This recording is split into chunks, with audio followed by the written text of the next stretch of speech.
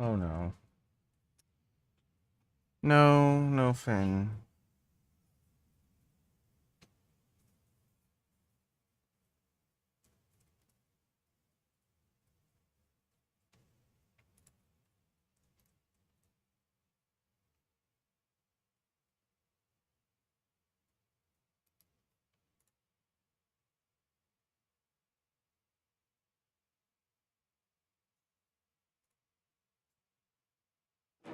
Exit Wounds is the Steven Seagal mega blockbuster hit movie where he...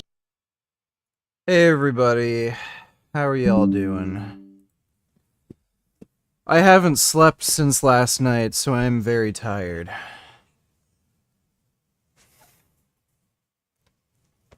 No, Finn, just relax. You're too much. Just go relax, Finn.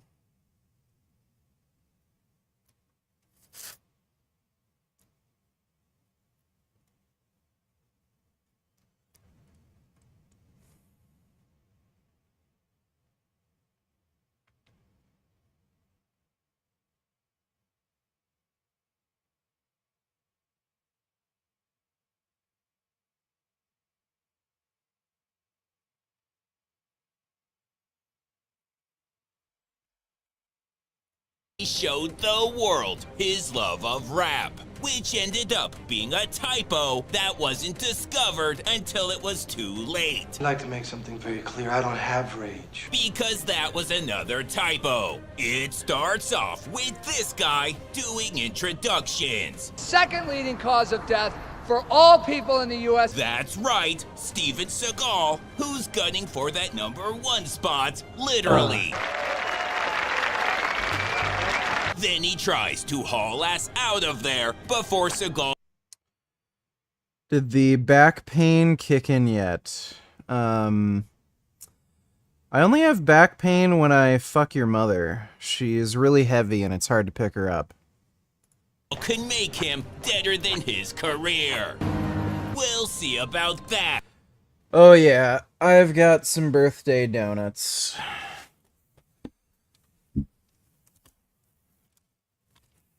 Those are some nice, fresh-ass fucking donuts, man.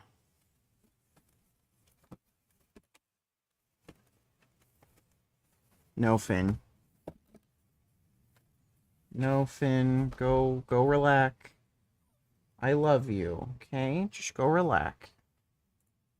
So now Seagal's doing some sit-down rampaging and chasing that euphoria that only destroying families can give him.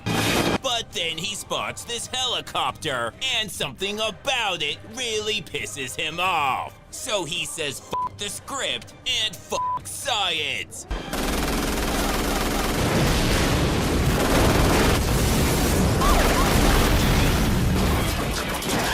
What the fuck? Now for some unfinished business. Shit!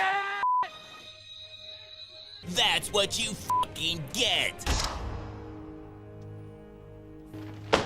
You were lucky. Extremely lucky. That it was just a vice president who everyone always hates, and that nobody would ever believe whatever the fuck this is. So he goes What into the work fuck? in a truck they claim they were taking on a test drive because it's free that way. And his boss wants to see him to tell him how smart she is. Water never really hurt anybody. Outside of drownings, plane crashes, tsunamis, and numerous other things. This year alone, 3 complaints filed against you for excessive force. But that's bullshit, because they can't complain when they're dead, or he'd be deep into triple figures.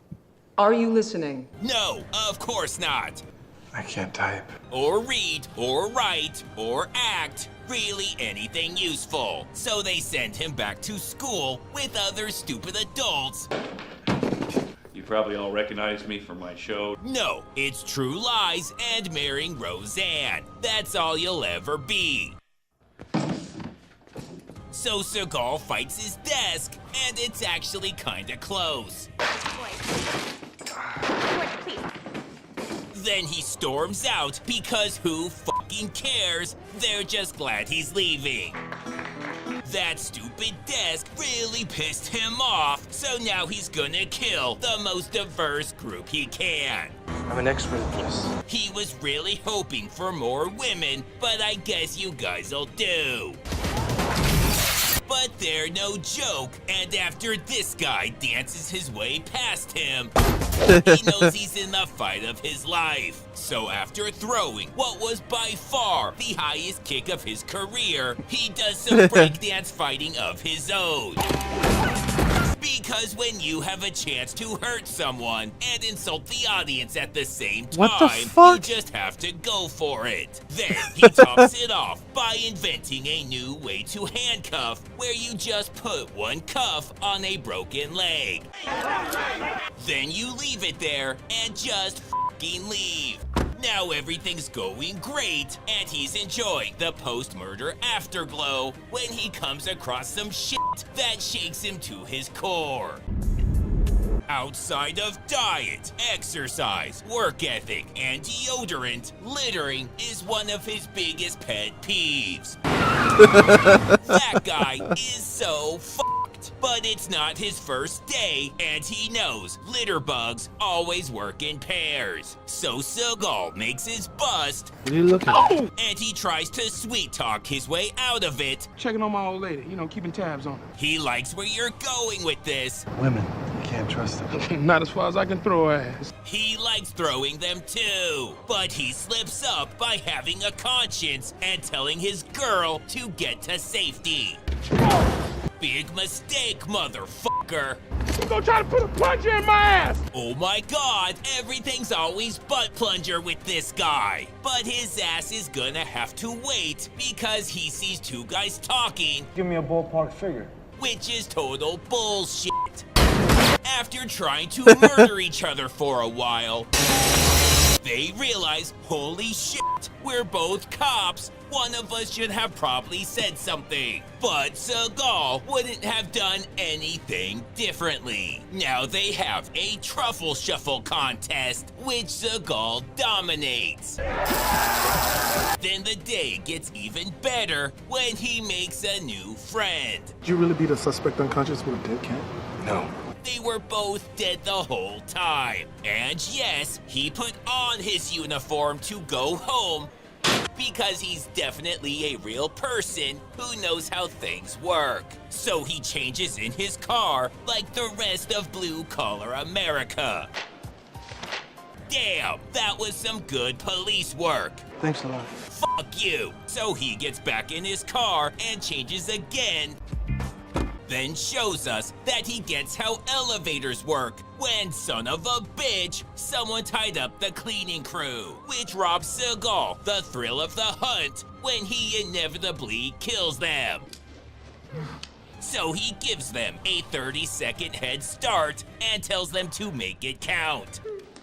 After counting to 2 and then blasting them, he checks out this office when, holy shit, it must be Christmas. Now he's trying to escape with his hostage when they send in a rescue team, but Seagal's still the top no-look and flick shot on the department, which doesn't mean he's not terrible. Oh god. He's just the only one that does that.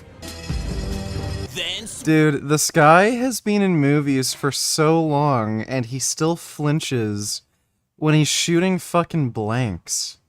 How is that possible?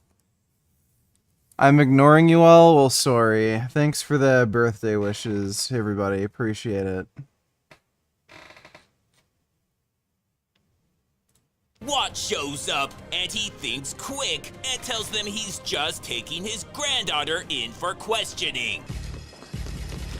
That poor girl was never seen again. He then makes a quick stop to tell Sergeant Dokes Season 5 is when that shit started getting good and only got better from there. You fucking monster! When his boss gets word of that vile shit, she interrupts him, changing from police uniform to police uniform. Last time I checked, this was the men's locker room. Which is why she almost didn't check here. His punishment is he has to partner with the vending machine tech, which will never work because they're so different. Whatever.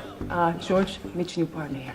Now we see DMX at a dealership where they don't take him seriously because it's not like rappers to spend frivolously or promote themselves. So when they play one of his songs, the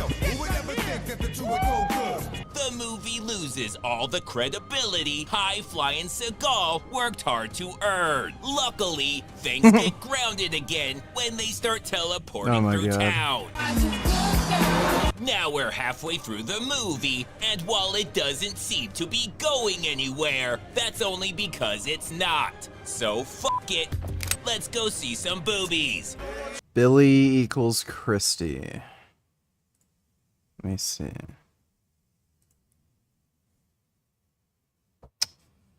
June 3rd. I mean, it kind of checks out. The date makes sense, sort of. Whoa. What the fuck, dude? Don't touch me. Dude, what the fuck? What are you fucking here, man? You're so old. Where's your wife? Go home to your family, dude. Jasmine's upstairs, but thanks for the donation, non-wib. Bitched birthday, birthday, bitched, bitched birthday, birthday, bitched, bitched birthday, birthday, bitched, bitched birthday, birthday, bitched, bitched birthday, birthday, bitched, bitched birthday, birthday, bitched, bitched birthday, birthday, bitched. It is indeed my birthday. Thanks for the donation, Dreamzation. And if he can randomly attack someone who hasn't committed any crimes, then all the better. So now he's just minding his own business, choking the life out of some guy, when these assholes have to get all nosy. So Seagal puts on his scariest pouty face, which causes this guy to laugh so hard he forgets he has a second arm, which allows Seagal to do some more of his signature acrobatics before launching him into a chain, killing him instantly. And if Seagal can do side aerials, then anything's possible, and now he's fighting a Jedi. What? He defeats him with an arm lock so devastating that the fight just fucking ends, and now they're in an office. We're gonna call backup, or we're gonna get out of here, right? What backup? We ain't here. Because this was being sneaky. Welcome to Seagal. It never gets any better, somehow always worse. What are we doing? What are we fucking doing, man? Dumpster diving, fucking obviously. Now that he's done at the strip club, he needs to unwind. Sitting next to a guy getting a... Grey Knight donated $2. Trump says happy birthday to you, lol. Happy birthday, tremendous and bold. Celebrations worth a ton of gold. Tremendous wishes just for you. Like Trump's ties, strong and true. Everyone says it, they all agree. You're incredible, just like me. You're a winner in every way. Fantastic wishes on your big day. Well, thank you for that, Grey Knight. Appreciate it. Thanks for the donation, dude. Lap dance and staring at him is such a real person thing to do. After hitting up 2 or 3 more strip clubs, he works up an appetite and crashes this dinner scene. Why don't you take a walk? So he eats all that guy's food with his bare hands, then tells a dirty joke. Bring me something solid. I have something solid. And leaves while she vomits. The next day, Mr. Roseanne's back to give some crucial info. The guy's a computer whiz. Yeah, no shit. He's basically Mr. Robot. Tell us something we don't know. I got IPO statements, tax returns, Oh, fuck off. Thanks, partner. Fuck you. What the guy who used to have a career, I mean this one, didn't mention was that he parks like a total dick. Party up got me through some rough times, but this shit's unforgivable. Meanwhile, Seagal's doing his patented who farted move before plowing into a bulldozer. And then, through a wacky chain of events, he and his chins are in an upside-down van that seems to be gaining speed. And the movie pretends like he caught this. Then he probably shoots a bystander or some shit. It's hard to care about anything when I know this shit's out there. And of course, Seagal's in cahoots with this maniac. This is my operation. These crazy fucks have a whole criminal hideout for their illegal parking operation. This is all our stuff. We have cameras hidden in everything. I don't see how that helps, but you also don't need help when you have Carl motherfucking Winslow, who says, "Fuck your rules, I'll stare at the camera all I want." Now Seagal has a loose end to tie up, so he meets his boss. I always said women are bad drivers. And I can't believe someone would say some shit like that. And yeah, I get it, but it was how he said it. Which is when he realizes that wasn't a loose end at all, but whatever, so he steals this poor Ducati.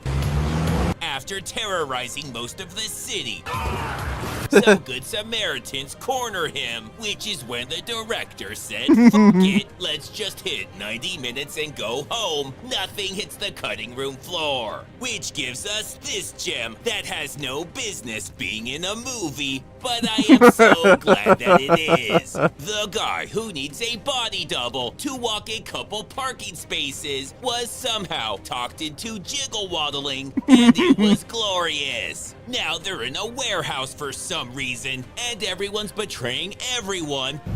Like anyone fucking cares. Then the chief of police shows up, which is the most unrealistic thing in the entire movie, until he ADs into the ceiling.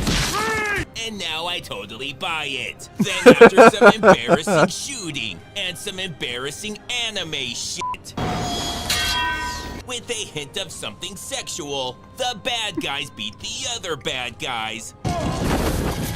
Seagal agrees to go back to school if they'll stop picking on him, so they all get together and tell him to go fuck himself.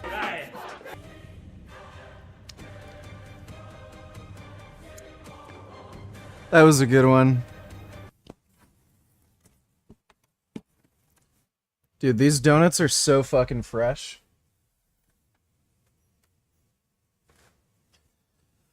Oh, those are some good donuts. What?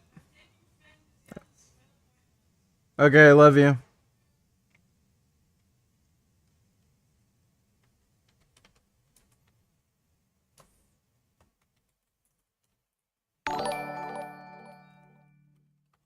Speaking of Trump, he made a tweet demanding Biden to drug test before the debate. Lol. It's funny because he's probably on drugs himself.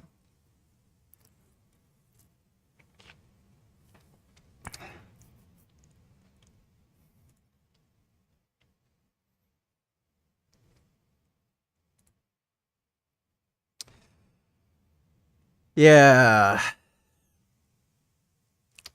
Joe Biden should probably call his bluff, because he's probably on some upper drugs like cocaine or something. Thanks for the donation though, Grey Knight.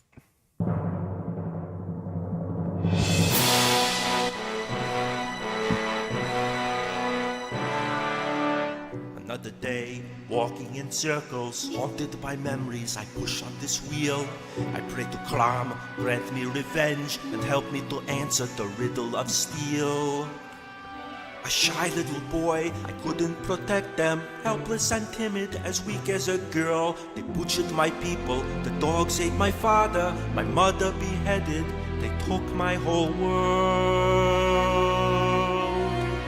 Klam, where is the wizard who killed my mother? Still, I can recall his terrible gaze. Klam, where are the two snakes facing each other? Come, if you're my God, then show me the way. I'm on the path, chopping up bodies, hacking and slicing, and look at me now. With loyal friends joining my party, each step I take, I'm fulfilling my vow. Crush your enemies, see them driven before you, and hear the lamentation of the women. Hear the lamentation of the women. Crush your enemies, see them driven before you, and hear the lamentation of the women. Hear the lamentation of the women. Come, show me the wizard who killed my mother. True, I've never prayed to you before. Still, what would I give if you could help me see this through? And if you do not listen, then the hell with you. Come, where are the two snakes racing each other? Come, if you're my God, then show me the way.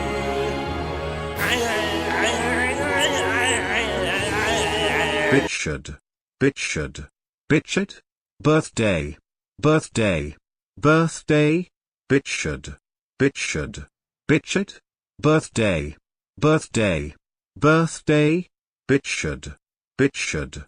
Bitchard? Birthday. Birthday. Birthday. Bitchard. Bitchard. Bitchard? Birthday. Birthday. Birthday. Yes, it is my birthday. Thanks for the donation, non-wib.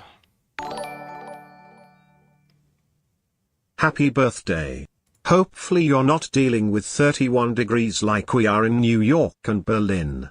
The two senile warhawk rapists are surely both on speed. That said, Biden doesn't confabulate anywhere near as wildly as Trump and is far more grammatically correct. We're also having a heat wave here too, so I think it's getting up to 28 today, but yesterday it was really fucking hot. Our AC also blew, so that's great. It's just constantly fucking hot in here.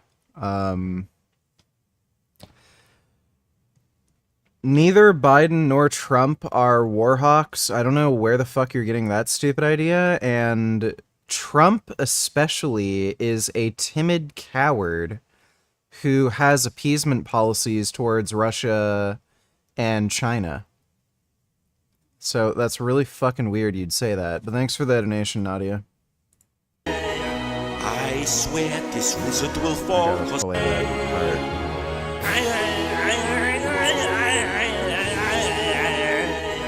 I swear this wizard will fall, cause this has begun, they murdered them all.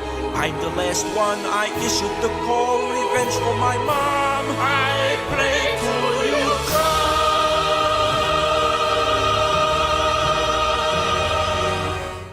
Crush your enemies, see them driven before you, and hear the lamentation of the women. Conan the Barbarian was a fantastic movie.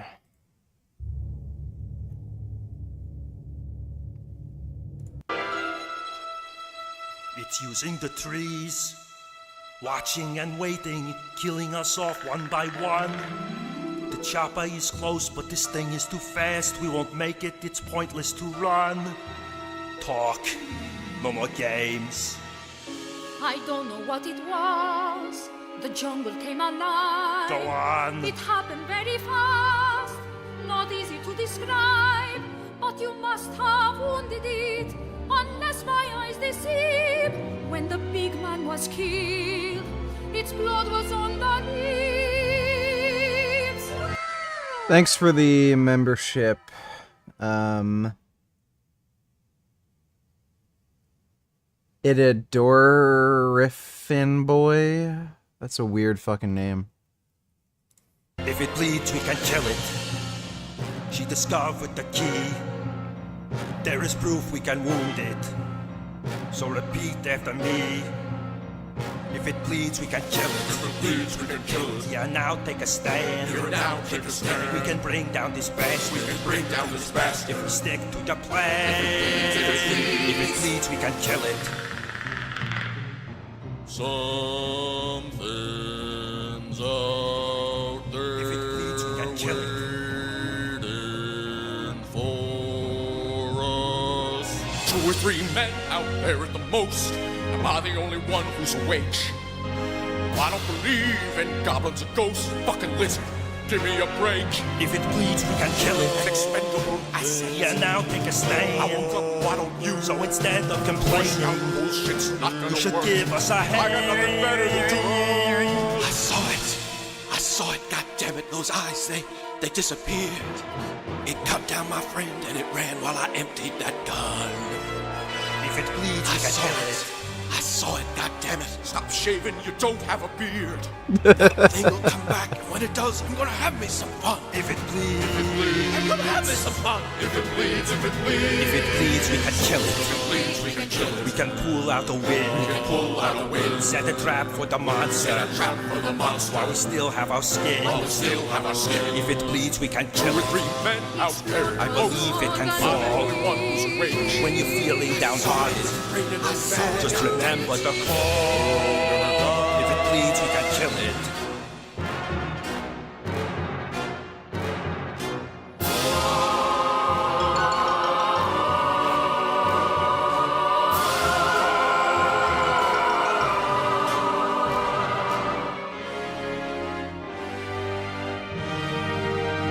If it bleeds, I can kill it.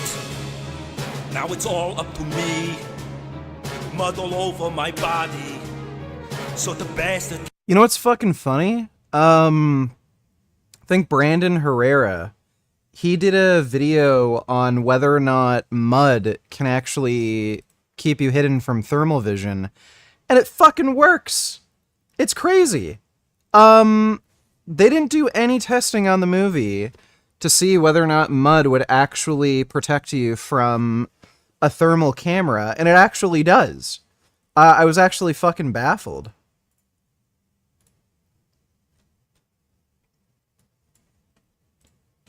Can't see. It's a solo campaign now.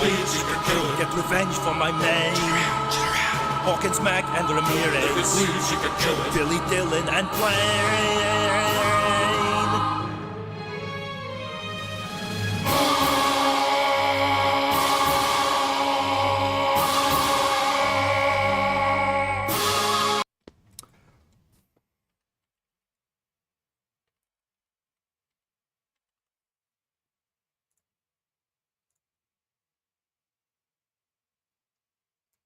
Yeah, maybe it wasn't on his channel. I can't remember what channel.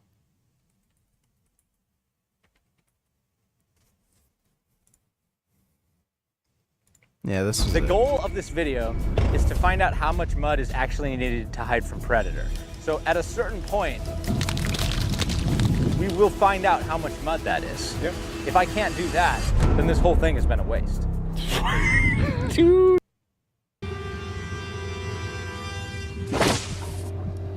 Would have stopped. The black Predator vision, as far as like the actual color heat on this, he's actually pretty good. I don't think I would have stopped. The black heat, you can see him a bit. His eyes and mouth are glowing. He looks like the I Like Totals kid. This is crazy. I think all of us went in thinking, oh, it'll be janky, but we'll be able to tell really quickly what's going on. When he lays back in those sticks. Dude, what the heck?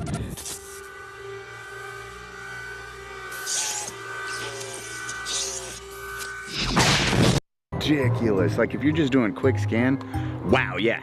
Yeah. I see. Yeah, it's crazy how much mud actually hides you from thermal. So if the cops are tracking you down and they're using a thermal camera from a helicopter to try and find you, get yourself muddy. They'll probably miss you.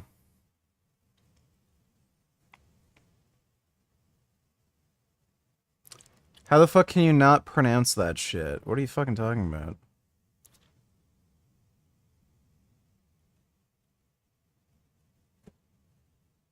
Itador. Itadorphin boy? What the fuck does that mean? Like, what are you fucking talking about? How am I supposed to pronounce that?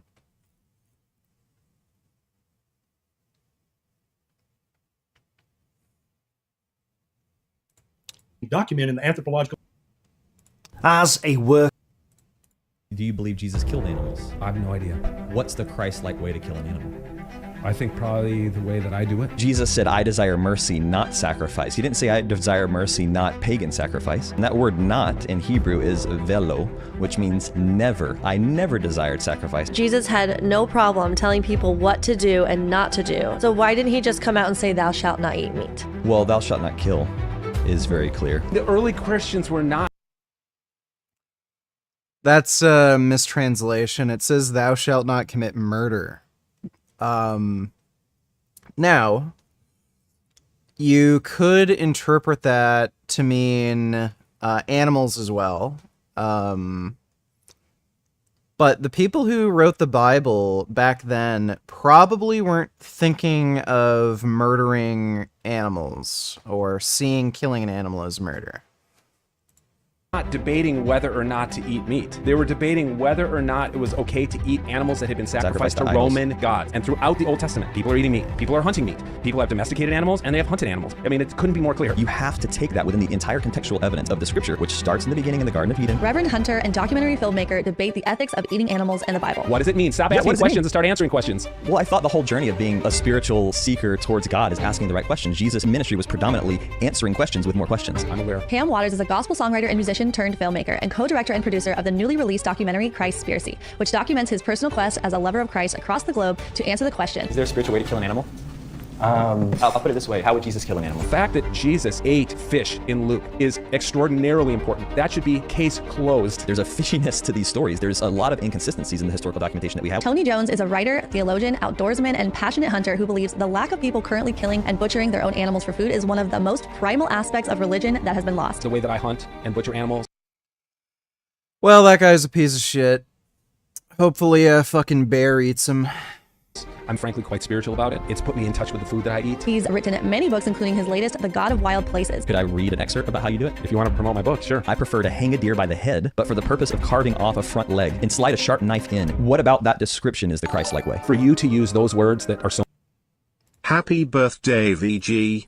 How big is your gaming monitor? Would you go for bigger/smaller if you could go customize it? I think my TV might be a bit too big.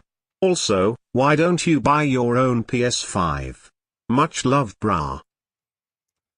I think my monitor's either 30 or 32 inches. I think it's 30. I think this is pretty much the perfect size. If I go any bigger, I'd have issues with space on my desk, especially with my camera. I probably wouldn't be able to use a camera that's over top of my monitor pointing down. It would just be too much of an angle. Why don't I buy my own PS5? They're pretty expensive. They're like $600 or $700, and it's hard for me to justify that kind of price when I barely ever use like a PlayStation. The only time I ever play PlayStation games is when there's an exclusive. So I'd rather just not waste $600. Thanks for the donation though, Nadia.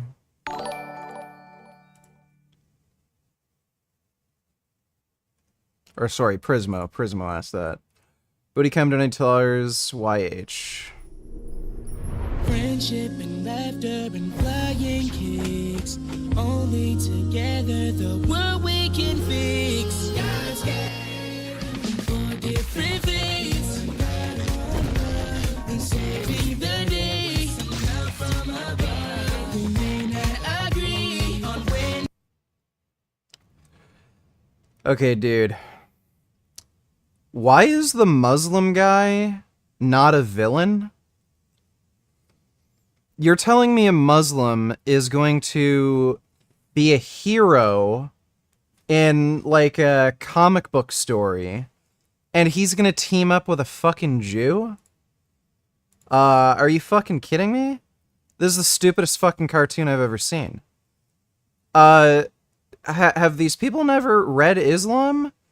This guy wants to, like, have sex with children and fucking strap a bomb to his chest and kill Jews. Why is the Muslim guy a fucking, like, good guy?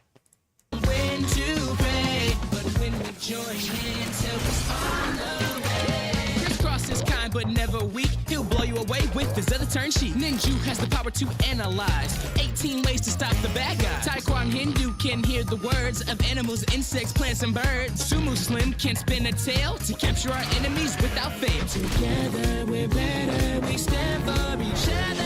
We're fighting for others, for now and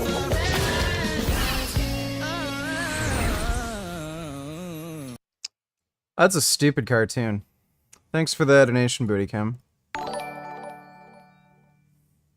React to this. At 12 weeks, she Let me learned see. that one of the twins she was carrying had trisomy 18, a rare chromosomal condition making survival highly unlikely. You never think that your pregnancy journal is just going to turn into a horror novel. Because her fetus still had a heartbeat, she couldn't get an abortion under the law in Texas, and she's not alone. How many of you were told you could not receive an abortion because the baby still had a heartbeat? All of you. Well, there are huge consequences to being denied an abortion, even. Yep.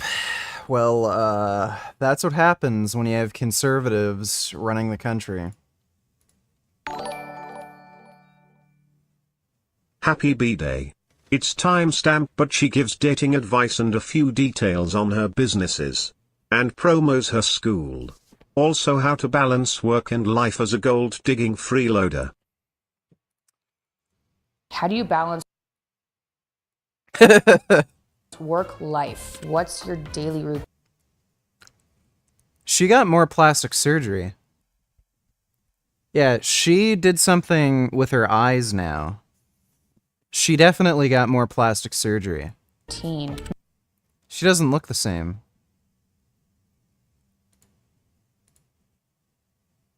Yeah, look at her eyes here.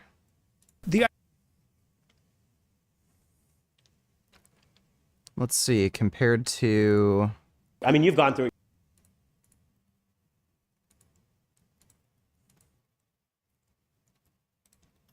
Yeah, she did something with her eyes. Yeah, it's like her sides of her eyes are like doing this or something. They're like pulled. Like you can even see there's like tension on the outside of her eyes. Like they're getting pulled apart here. What a fucking idiot. Did she get... Were her boobs always this big? Like, is this just from pregnancy, or did she get, like, fucking implants or something?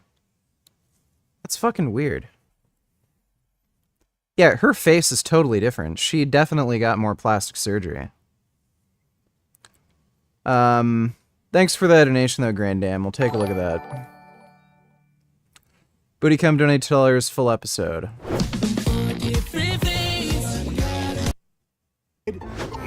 To the rescue! Huh?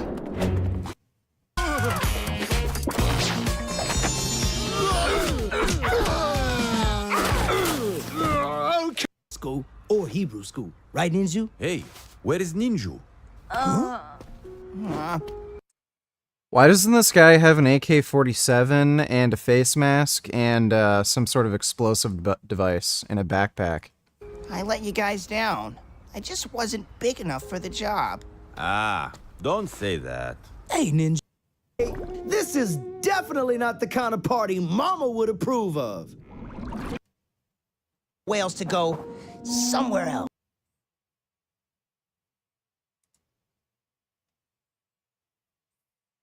Was small enough for that spout. Huh? Great work, gang. I still don't understand why this Muslim guy isn't trying to kill the Jew and then, like, make the Christian and the Hindu pay some sort of jizya.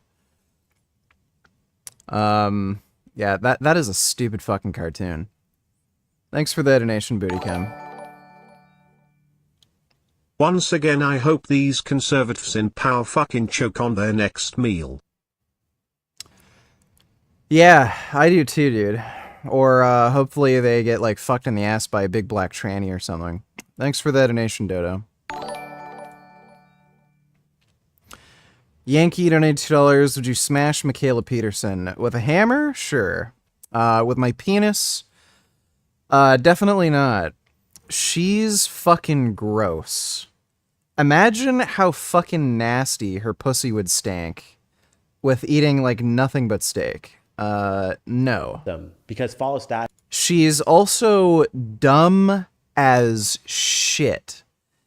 If there is one thing that is just a major, major turnoff for me, it's eating a ton of meat and being dumb as fuck.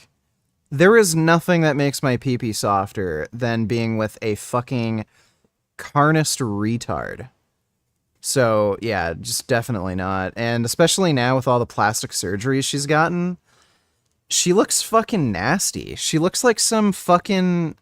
She looks like the fucking chicks that you see who are professional prostitutes. You know, the escorts? She looks like one of these chicks who is like still trying to do escorting in their mid-30s. So they end up getting all this plastic surgery so that they still look young. Because like obviously all the girls who are in their early 20s are going to get all the work. So she looks like one of those chicks who's like 35, who's getting all these stupid fucking plastic surgeries, so she still looks young, so that like dudes will fucking pay to fuck her. She just like it just looks gross now. Thanks for the donation, Yankee. Elias donated $2. Happy birthday. Well, thank you, sir. What the fuck is this? When I opened this, I saw like two black dudes with their shirt off. I thought it was porn. Thanks for the donation, though, Elias. Oh yeah, I got one of these. Oh yeah, this guy.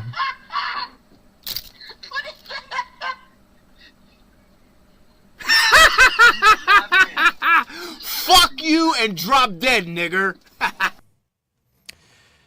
Yeah, this guy is a massive, massive piece of shit.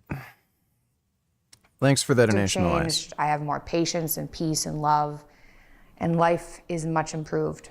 I converted to Christianity in 2021, but I was kind of missing the Jesus component, which is the main component, without even knowing I was missing it. I wonder if anybody's mentioning her plastic surgery.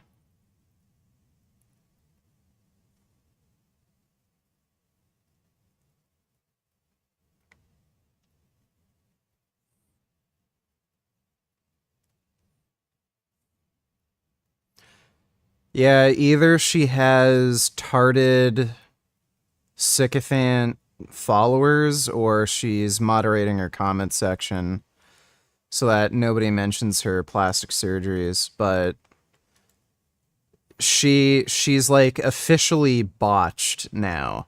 Like the whole goal with plastic surgery is to have a natural look that looks really good. She, like, now at this point, she just looks like she has plastic surgery. Like, the plastic surgery she's gotten has made her look worse, and it looks like she just had surgery. Until about 4 months ago. I don't think people who aren't saved can understand what that component is.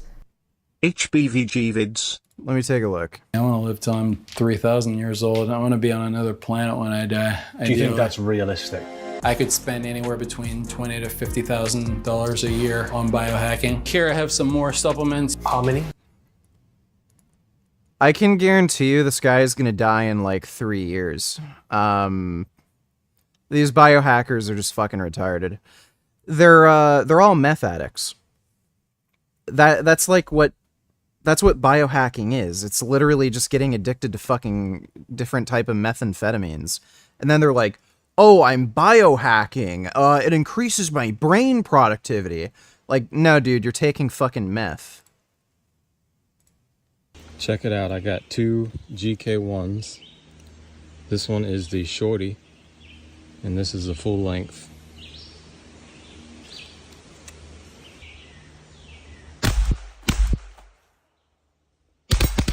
Yeah, dude, those air guns are so fucking cool. I'll see if I can get something like this in Canada. I don't know if they've regulated any air guns. I don't think they did.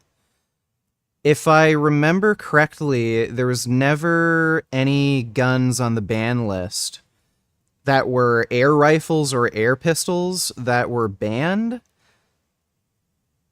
I don't know if Canada's gun laws banned air pistols that are, like, lethal.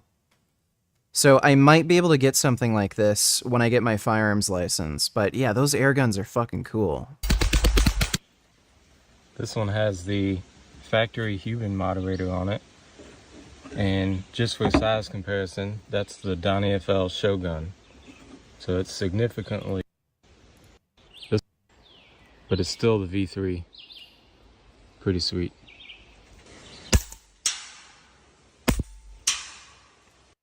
Yeah, dude. I know for sure I wouldn't be able to get a suppressor with one of these, but that's fucking cool.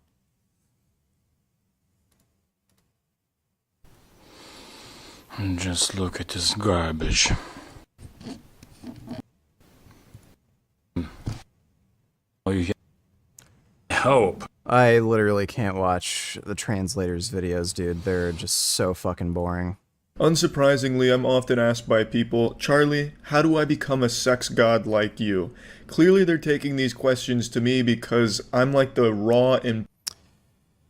Yeah, Charlie goes on dating shows and every single fucking woman rejects him because he's a fucking 5-foot-tall, twink, fucking lying douchebag that nobody wants to fucking be around. So, whatever. I don't want to watch stupid ass. This is Chris Ashenden, a convicted criminal and the founder of the billion-dollar supplement company AG1. AG1 hired... Okay, might watch that later. Thanks for the donation, Mark Sisson. Happy birthday, VG. I wish you all the best and thank you for all the great streams and videos through the years. Well, thank you, Adios. Appreciate it. Thanks for the donation, man. I would imagine Trudeau banned them. Probably not.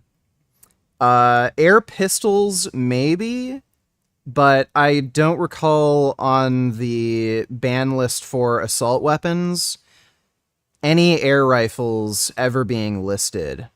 That assault weapon ban was extraordinarily arbitrary, and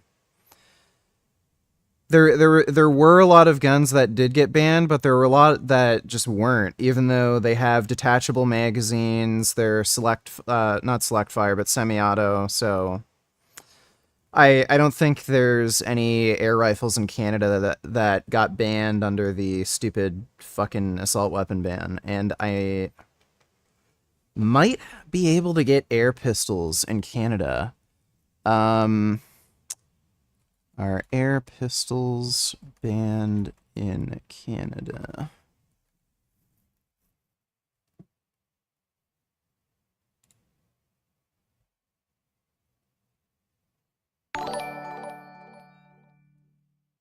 I mean, I don't usually wish death on other people, but in the case of these right-wing lowers in office, they deserve. They're a waste of space, they're a waste of breath, they're a waste of breath, they're a waste of food.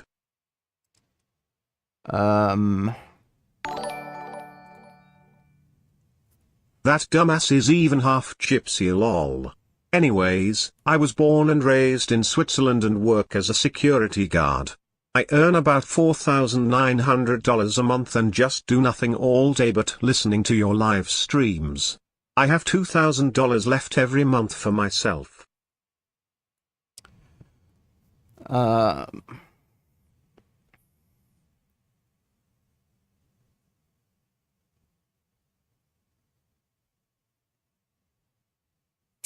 That's pretty good, dude. Good for you. That's pretty good earning for security work. I've heard Switzerland's a nice place. I was actually considering maybe down the road possibly trying to move to Switzerland. I'm not so sure though. The biggest issue is the tax code in Canada really fucking favors me. If I were to move to the States or go to a lot of countries in Europe, I'd lose a lot of fucking money through taxes. That's really the biggest thing that's kind of preventing me from seriously considering moving. But yeah, the culture and everything in Switzerland seems pretty fucking dope. Thanks for the donation though, Elias. So Dodo, I don't usually wish death on other people, but in the case of these right-wing losers in office, they deserve... a waste of space. Okay, well, yeah. I'd have to agree with you there, Dodo.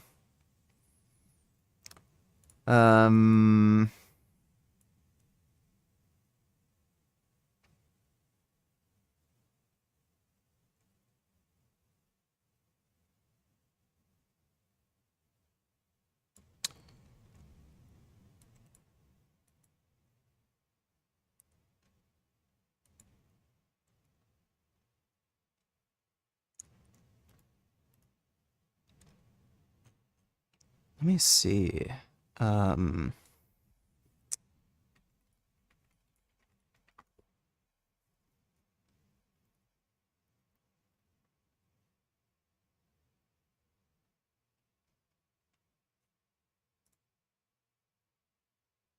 Yeah, these are...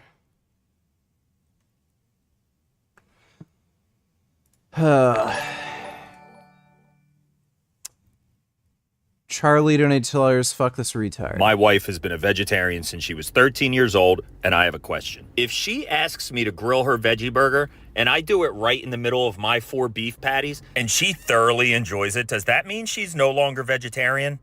Stay tuned for more. Yeah, those people make me sick. Average North American city. I don't know why I'm killing myself. You know, why am I killing myself? Why am I sabotaging my own life? I don't know. I don't know why. You know, I just in the cycle of destitution and death and now hope. You know. Yep, Charlie thinks he's yoked. Thanks, SB. Why was Exorcist trash? I made a whole video about why Exorcist was trash. I don't know, it's not hard to read German. Filming themselves with, like, baseline understanding. Like, look some stuff up if you want, Cobra.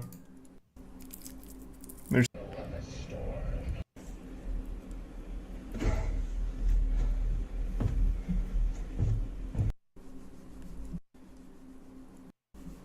Yeah, I've seen the anime monster, down like this. What the fuck am I gonna do with a universe of koalas and South? It's kicked out of a restaurant.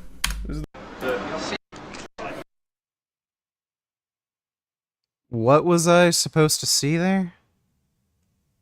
Alright, thanks for the donation, Charlie.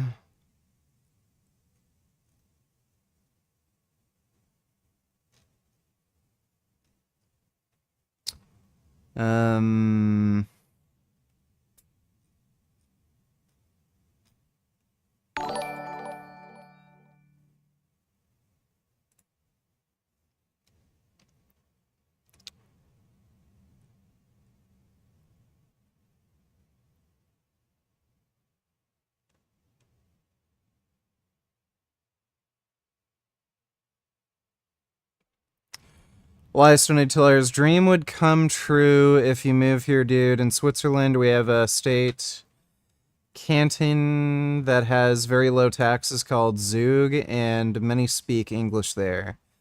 Here you can get a weapon without problems, and we banned the burqa and the buildings of minarets. Come. Yeah, I'm really tempted. The gun culture in Switzerland is fucking dope. Like, it's fucking sick. Switzerland is definitely a lot less fucking cucked than Canada, for sure. Thanks for the donation, though, Elias. More importantly, though, are there hot bitches in Switzerland?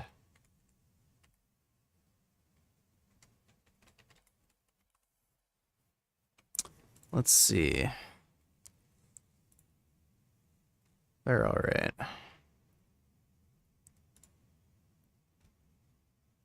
She's okay. It's a soccer player. Let me see.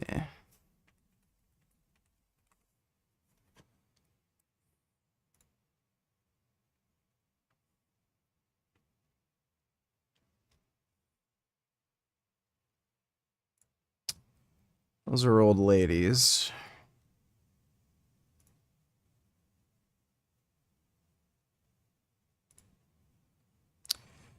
It looks like there might be some cute girls in Switzerland.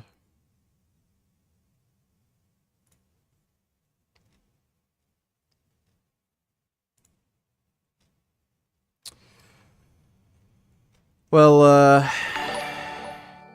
Swiss Tellers, I am Swiss. We would love to have you here. Watch this vid, by the way. Tennessee had recently outlawed trans surgery on minors, and so the hot takes after the Nashville shootings were running along the lines of straight Tennessee had it coming. This is not politics anymore. This is something else entirely. This is not a misguided political vision. It is a warped spasm of wickedness.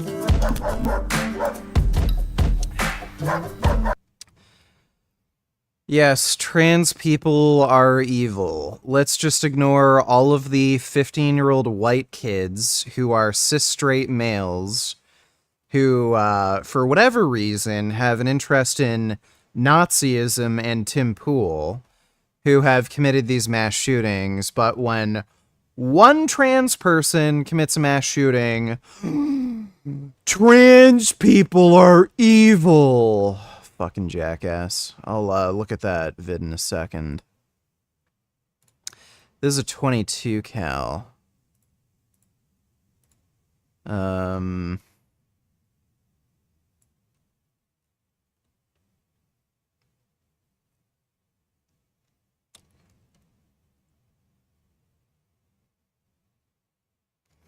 Apparently it comes in different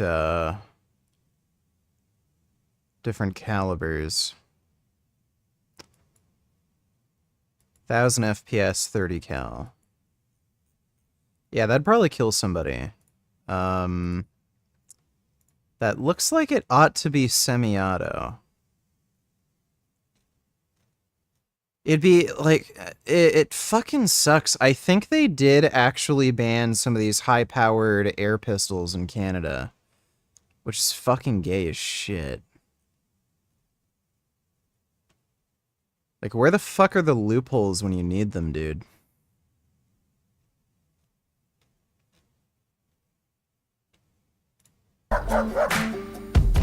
There was a time, back in the olden times, when the aftermath of a horrific event like a school shooting was crowded with politicians making dubious policy pronouncements about things like gun control. Always in poor taste, they were usually on the case within hours, and yet, however bad they were, it was nothing compared to what we do now. Back then, when terrible murders happened, the instantaneous debates about murder weapons were in bad taste, but at least most people could see a connection. That is why the camera hogs could usually get away with it. But we are way beyond that. Speaking out in terrible taste now seems like the good old days to us. Tennessee had recently outlawed trans surgery on minors, and so the hot takes after the Nashville shootings were running along the lines of straight Tennessee had it coming. Oh my god, at King the United Trans community simply because one trans individual kills some kids. How low can transphobes be? Ugh. Yep, Dodo, they're fucking jackasses. Thanks for the donation, dude. This is not politics anymore. This is something else entirely. This is not a misguided political vision. It is a warped spasm of wickedness. America's inchoate and Canada muzzle energy limit, not sure with license. Welcome back to the channel. Today, we're going to... There's technically no muzzle energy limit when it comes to air guns because there aren't any air guns that are powerful enough. They have banned large bore rifles, like 50 caliber BMG rifles, because they do surpass this arbitrary muzzle energy limit. But like you can still get 30 caliber rifles in Canada, so like there's nothing there's no air gun that's going to match like a 308. Try and answer a question I've gotten, I don't know, maybe 1,000 times in the comments. Is an air gun like this one, the Airgun Leshy 2 and 9mm, lethal? To answer this question, we're going to need to shift gears and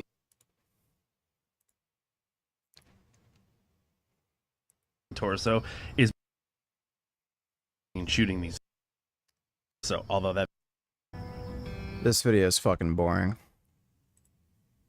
Okay. Got it.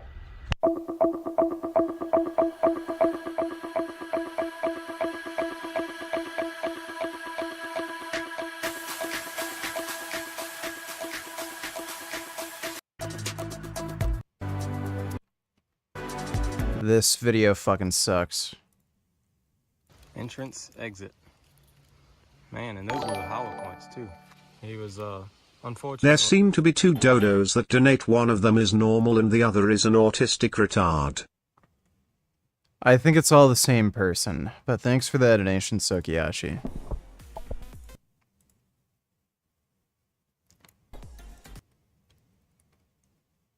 See how heck. That video is also boring as shit. Hey guys, it's the Pellet Shop, and we are at IWA 2024 at the AEA Airguns booth. Behind me, you see some of the old 68. This is made for Germany, but for the U.S. market, we're gonna get the 72 caliber. As you can see, there's quite a few changes on this gun. We have an open side lever, a lot easier to cock than the previous model. The trigger has been greatly improved from the previous 7. This is something that you haven't seen before. And this is the upgraded model with the 95 caliber. And this is the upgraded model with the dual tanks. Each tank is about 700 cc. Dude, what the fuck do you even use that for? So in total, you have.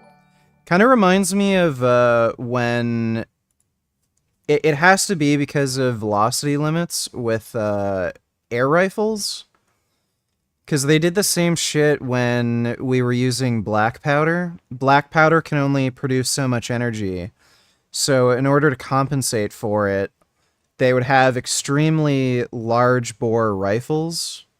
So I'm guessing that's why they have like 95 caliber air guns, to compensate for the like lack of propellant energy.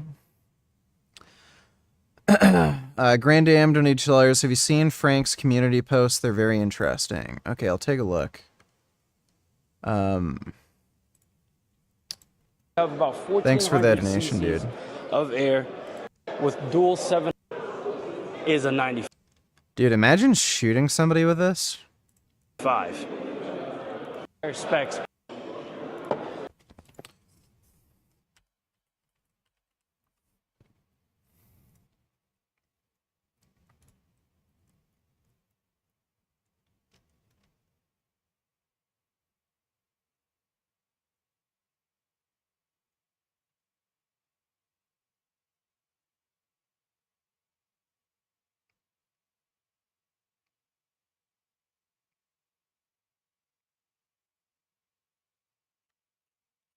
None of his community posts are interesting. Evidence Elon is autistic, donated $3. He's not autistic, he's just stupid.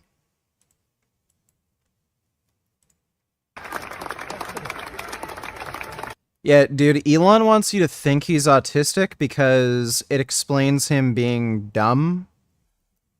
And, like, a lot of autistic people are very smart, but they'll do weird shit. Elon Musk is just stupid. He just uses autism to cover up for his, like, fucking stupidity. Jump again. Jump again. There we go. Jump very high. It was good. Thanks. Yeah, dude, Mark Zuckerberg would kick this guy's fucking ass.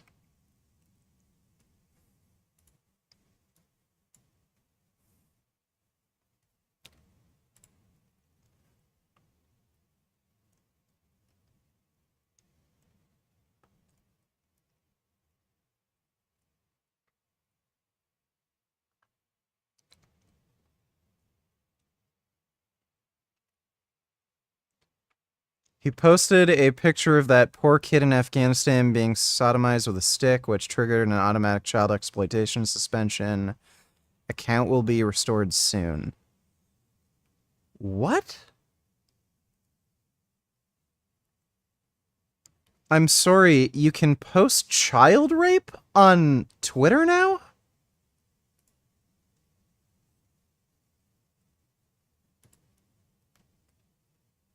Do you guys see this? He posted a picture of that poor kid in Afghanistan being sodomized with a stick, which triggered an automatic child exploitation suspension. Account will be restored soon. Elon Musk is going to restore an account that shared child porn.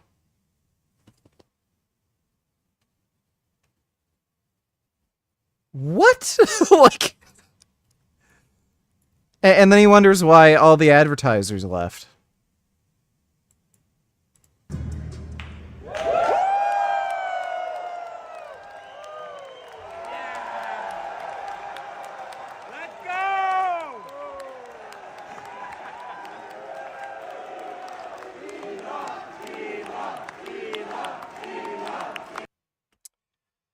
Yeah, that is a very stupid man. Integrating soul. This is what damnation tastes like. It is not the full damnation itself, but rather just one drop from the bottle applied to the tip of the tongue. That acrid taste seems like it could never go away, and yet there's a full bottle of it left. There will always be a full bottle left. It tastes like spitting loss, biting regret, venomous hatred, curdled resentment, dishonest blame shifting, and devouring lust, and all of it curved back on itself. To use Augustine's phrase, incurvatus in se, it is like a snake biting its tail. Actually, it is not like a snake biting its tail. It is a snake biting its tail. Instead of the soul turned outward toward God, the twisted soul bends back in upon itself. The idea is to believe in oneself, to reach deep down into one's own heart, and there to discover a treasury of infinite riches. So goes the lie. But what we have discovered instead is that we have become a vacuous people with hollow souls, empty minds, and grasping hands. Thinking ourselves to be urbane sophisticates, cosmopolitan, savvy in the ways of the world, we have discovered instead that the human souls that we once had are coming apart in our hands. They are in tatters and pieces are all over the floor. When we try to pick up one piece, we drop other pieces, and all of them continue to tear and come apart. Boring. Yeah, I heard McDougal died. Here I have some more supplements. How many? 40 to 60 pills. We have signed up for cryonics. So when you die, when you freeze yourself. Yeah, the government want you sick so that you can be controllable. This is anti-organ rejection. The government does not want you sick. I don't know where people got this fucking idea. There is a huge incentive for the government to want to keep people healthy. Healthy people who live longer pay taxes. Crippled, obese, cancer-ridden people can't work, and they can't pay taxes. They also can't fight in war. It is a huge national security threat, the rates of obesity in America.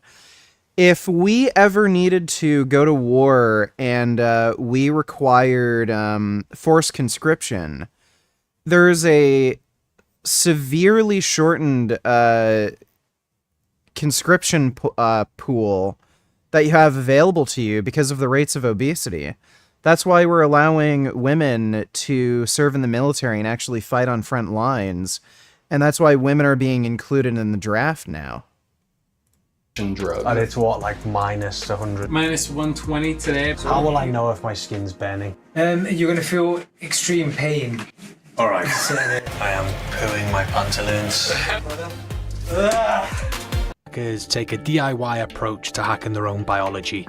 Yeah, good. Nice to meet you. How you doing? meet you as well. Forever. It's not 180. I want to live till I'm 3,000 years old. I want to be on another planet.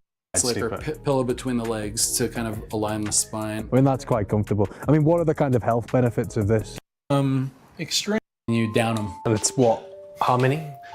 Between 40 to 60. And that doesn't. Smells like a pharmacy. Yeah.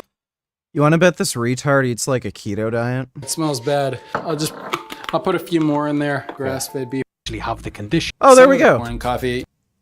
Shit, I skipped it. I love it. Isn't there an argument that your body can only take X amount of vitamins and it'll just basically excrete the rest of it? Yeah, exactly. But I'm fine with that happening. If part of it is wasted, you do and put some. Is it not? Is it? So you're dead. And it is. Come from. Do so. Is that legal? He had a grass-fed beef supplement somewhere in here. You know, I'll go the entire day. I'll come home. Questions, isn't it? I guess is like.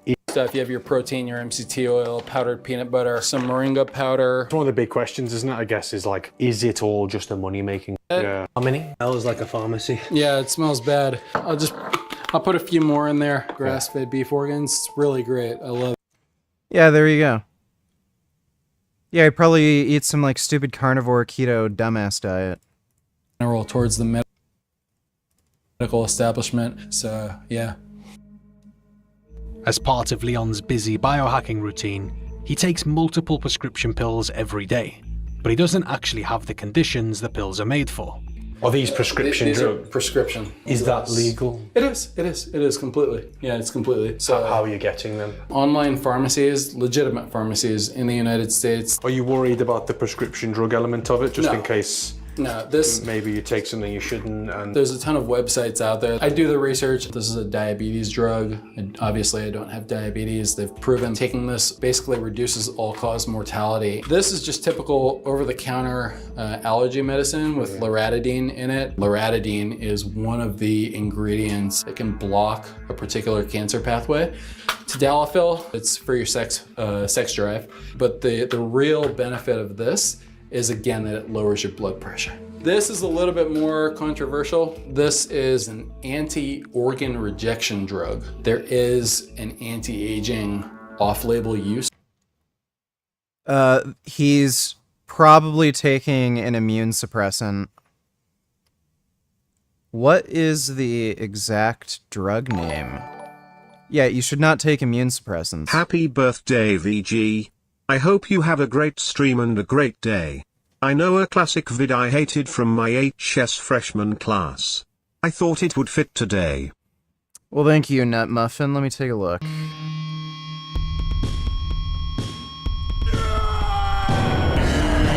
It's your birthday today, Richard!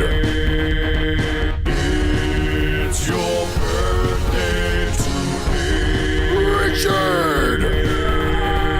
Rock and roll and celebrate! Celebrate, we will! Lose control and you cut the cake! The night is yours! Destiny awaits! Oh, wait with me! So share toast with your closest mates!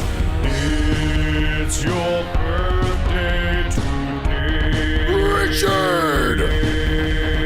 It's your birthday today, Richard! Grab your goodie bags! Open your gifts! Blow out your candles!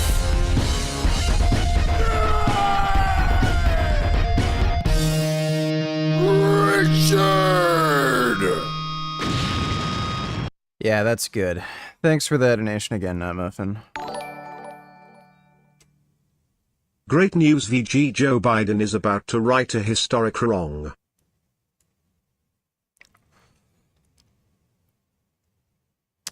Biden will pardon around 2,000 veterans convicted under former military law banning gay sex.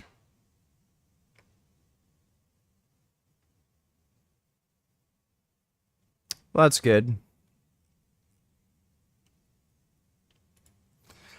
Dude, I remember seeing an interview somewhere on YouTube where there was this trans girl. She said before she was trans, she was gay, and she was in the military. She said, like, her whole fucking platoon or something, like, there was like 50 dudes would have these like gay sex orgies together. So it wouldn't surprise me if there's a lot of fucking gay dudes in the military. Like, I mean, the army is just a big sausage party. There has to be a lot of gay dudes who go into the military because there's like a lot of dudes there. Thanks for the donation though, Dodo. Blood pressure. This is a little bit more controversial. Yeah, what is that? This is an anti-organ rejection drug. There is an anti-aging off-label use for this. So I take 6 tablets of this on Sunday evenings. It's some pretty hardcore stuff, isn't it? Yeah, an anti-organ rejection, diabetes. Are you sure that like the amalgamation of all of them together isn't having kind of so there's problematic? I'm open with my GP about it. I tell her and she advises me. Why aren't the drug companies themselves saying, look, you can, reduce your chance of cancer by taking this? Or why is Big Pharma not saying we can make millions from this? Because they can't make billions. If you can make millions, you want to make billions. That makes absolutely no sense.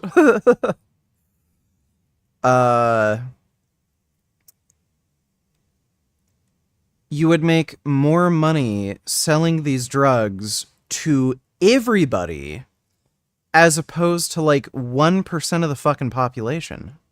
They want to make trillions. Big Pharma is not here to help you. So I've just stepped outside of This guy is just a fucking idiot whack job.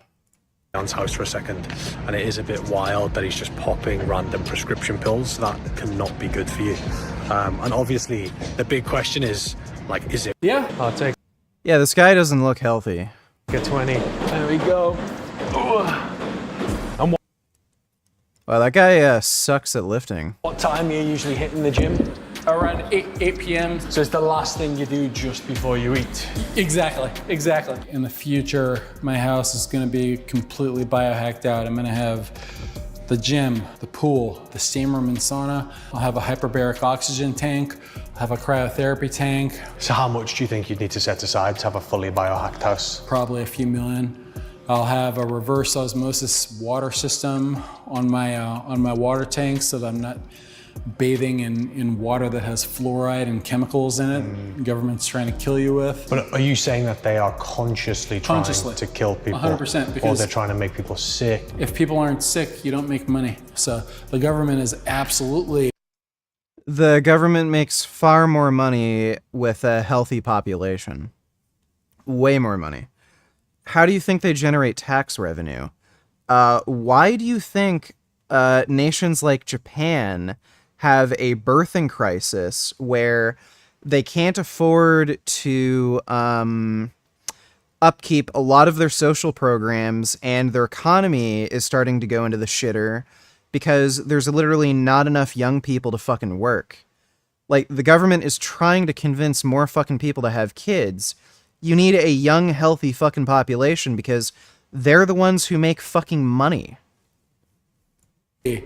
Not happy about people being healthy. They want you sick so that you can be controllable. Who is it who's calling these shots? The cabal, the Medicis, the Rockefellers, the Rothschilds. What, as like a coordinated effort? 100%.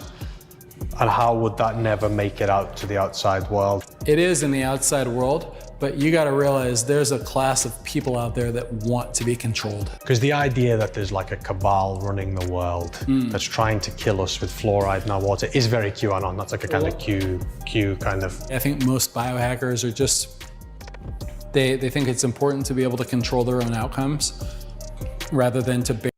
Like, by the way, I mentioned biohacking is code for being a meth addict. Meth makes you fucking paranoid.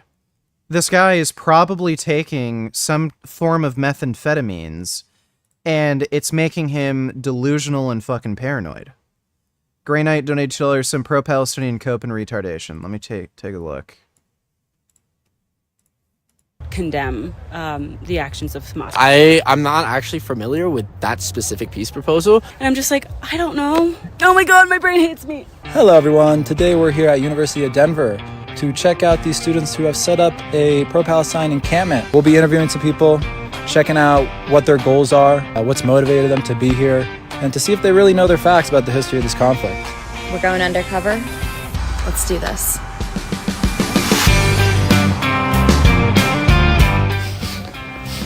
Do you smell that? I'm not gonna bother watching that. Shit video.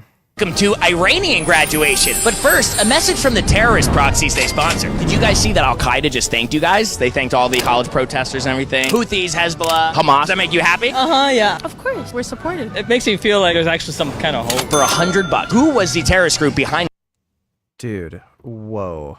9/11? No proof. ISIS. Al-Qaeda. So you think that 9/11 had some justification? Good in some ways. Wow. Can you guys find Gaza on There are American college students who support 9/11.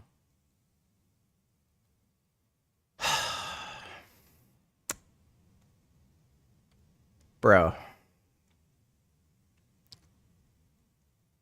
Deport them. I don't care if they're an American citizen. Fucking deport them. a map? I think we need a better map. Can't find it. No. Who is the #1 sponsor of global terrorism? America. I think the U.S. New York? Well, New York's a state. Starbucks. What? Wait. The answer was Iran. Oh. They give $1 billion a year to all of their terrorist proxies. Really? And there's Not good. Where is slavery legal in the Middle East? Israel, you know. In Yemen, the Houthis brought it back. Oh my God. Wow. What's a Houthi? Where is the only country where it's legal to be gay in the Middle East? I would say Asia, I don't know. Do you know it's Israel? I don't consider it a country. I would go to Palestine. If you went to Palestine, you'd be thrown off of a building. Tel Aviv's like the gayest city on earth. I doubt it's the gayest city on earth. It's really gay. You know what the #1 slogan the Iranian government chants is? Death to America. Honestly, like, I kind of don't blame them. Really? Do you think Iran trying to spread Islamic jihad, is that the same as America trying to spread democracy? Arguably, yeah. Women won't be able to show their hair. Gay people get thrown off buildings in these places. We have to respect that and also be supportive. Once again, students don't see.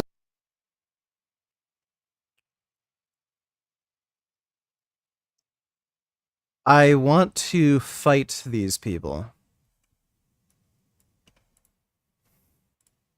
Release the hostages? Everyone has to get their freedom, and hostages is not the only problem in Palestine. I'm asking you, do you think they should release the hostages? Well, everyone in Palestine has to get their freedom. What do you think about the leaders of Hamas being worth $5 billion? Do you think they should give more of the money to the people of Gaza?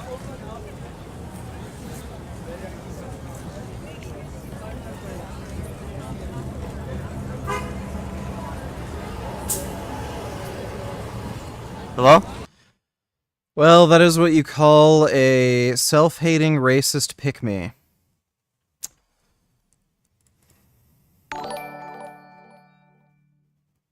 I'm broke as shit ATM, but I'm donating this to you anyways because it's your birthday.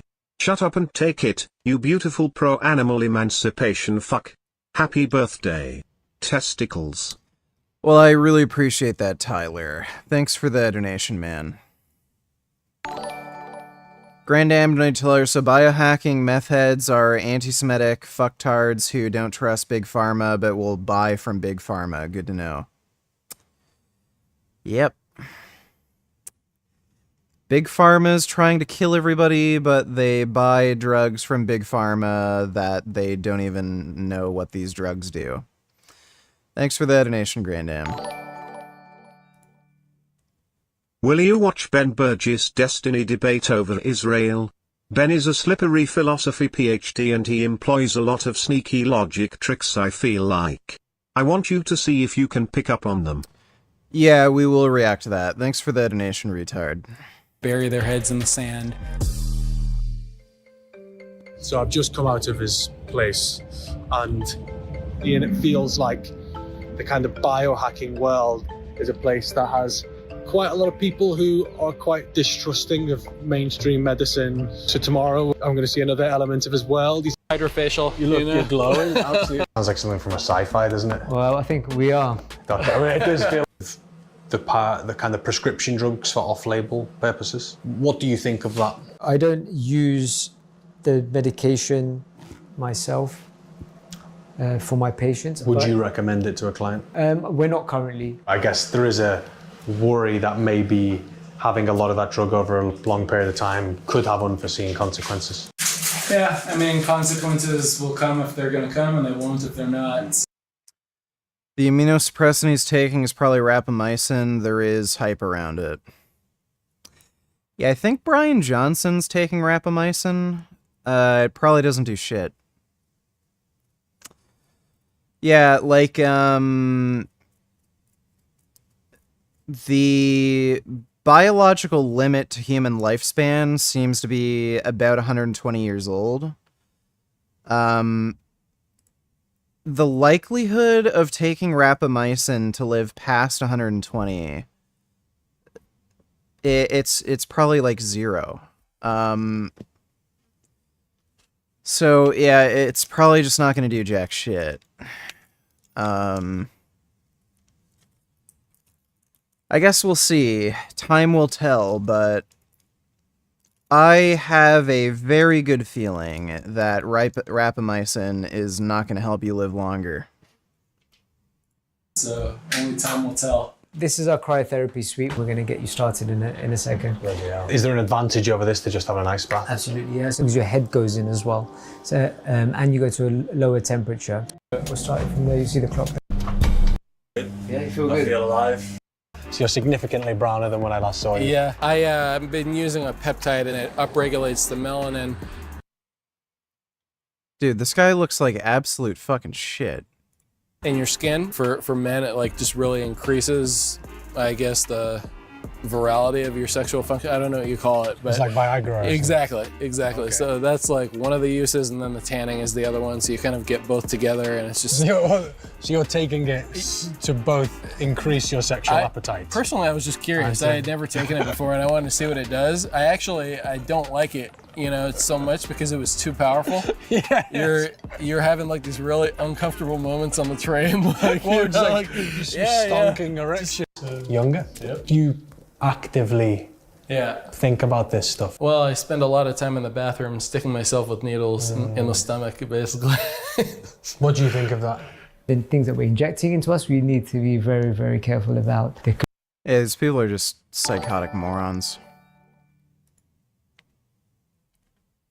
DHDHDBN donated $2. When is the genetic beast debate happening? Doesn't seem like it is. I emailed him, and he hasn't responded back, so he's clearly not interested. Thanks for the donation, though, dude.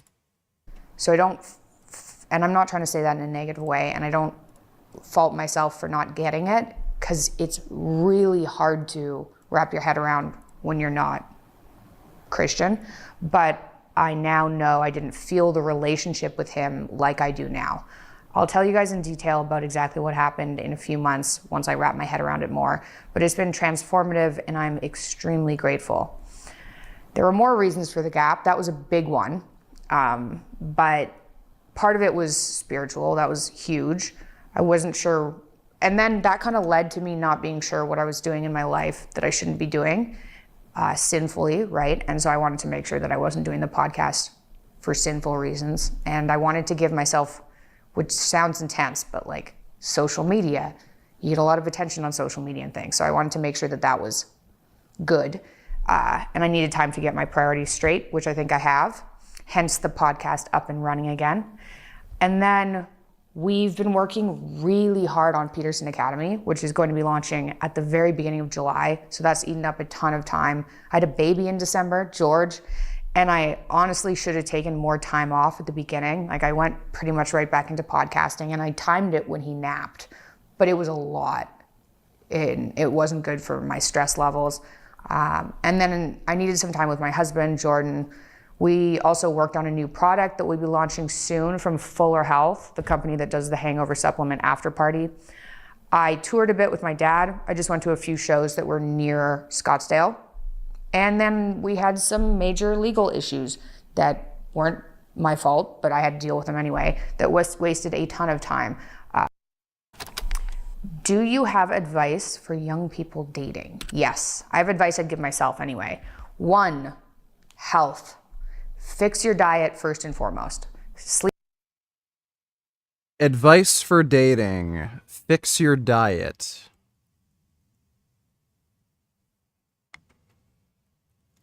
So, this is a woman who doesn't know fucking anything about dating. Sleep properly, but diet is key. Cut out processed foods, stop eating junk, stop drinking junk. That matters so much. It'll change everything in your life, plus make you hotter. I wish someone had told me that when I was younger. I didn't realize eating healthily will make you hotter. Yeah, dude, did she get fucking breast implants? I'm starting to think this is breast implants and not just getting, like, milkers from having kids. Wait. Back up a little bit here. Let's see what clothes she's wearing. For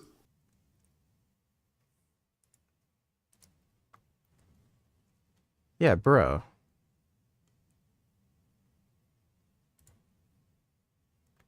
She got implants. Yeah, dude, these are implants. Like, she's got big boinky boinkers here. And she's just got some, like, itty-bitty titties here. Like, these are implants. That was 4 months ago.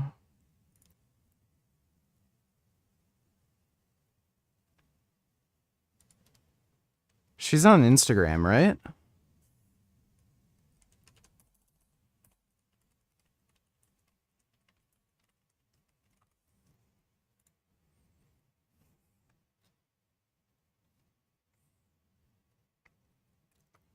There's a... Oh my god.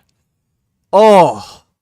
Oh, that's sick. Her kid is fucking ugly as shit. What the fuck? Jesus Christ, that's a hideous baby. Like, dude, I don't like babies, but, like, my god, that's one of the ugliest fucking kids I've ever seen. I don't know, maybe her boobs were always big? Maybe it's just the clothes, I don't know. She's definitely gotten plastic surgery on her face. Yeah, I don't know, dude. Like... Look at her titties here, and then look at her titties here. There's no fucking way. There's just no way having kids would make your tits that much fucking bigger. I'm kind of leaning towards her, having, like, breast implants. That would have been great. 2, money. Get good at something and figure out how to support yourself. I'd spend until you're 23 or 24 setting up your life so you have some money. As a woman, that's important too, so you don't end up accidentally reliant on a psychopath. Number 3, education. Read. Part of the reason we're launching Peterson Academy is to give people a place to go where they can learn from the best, but also talk to other people interested in those ideas on the social media platform built into the app, which I'm so excited. Okay, yeah, look at this. So with breast implants, there's usually like a very defined line where your boobs are, like in the middle. Number 3, Yeah, I think she actually got implants. education. Read. Part of the reason we're launching Peterson Academy is to give people a place to go where they can learn from the best, but also talk to other people interested in those ideas on the social media platform built into the app. Yeah, I think I can see the shape of the implant. I'm pretty confident she has breast implants. Which I'm so excited about. So educate yourself. Number 4, practice boundaries. This was particularly important for me to learn. And I've just gotten better at it the older I've got. But learn to say no when you don't want to do something. Stop letting people push you around. The more you practice, the easier it is to figure out what you want and don't like, and the more seriously. The only path to tell her is you get some snacks for your birthday. Yeah, I got a dozen donuts. Let me see these links. Oh my god. That's a pretty handsome Chad cat. That's a very special kitty. Oh my god.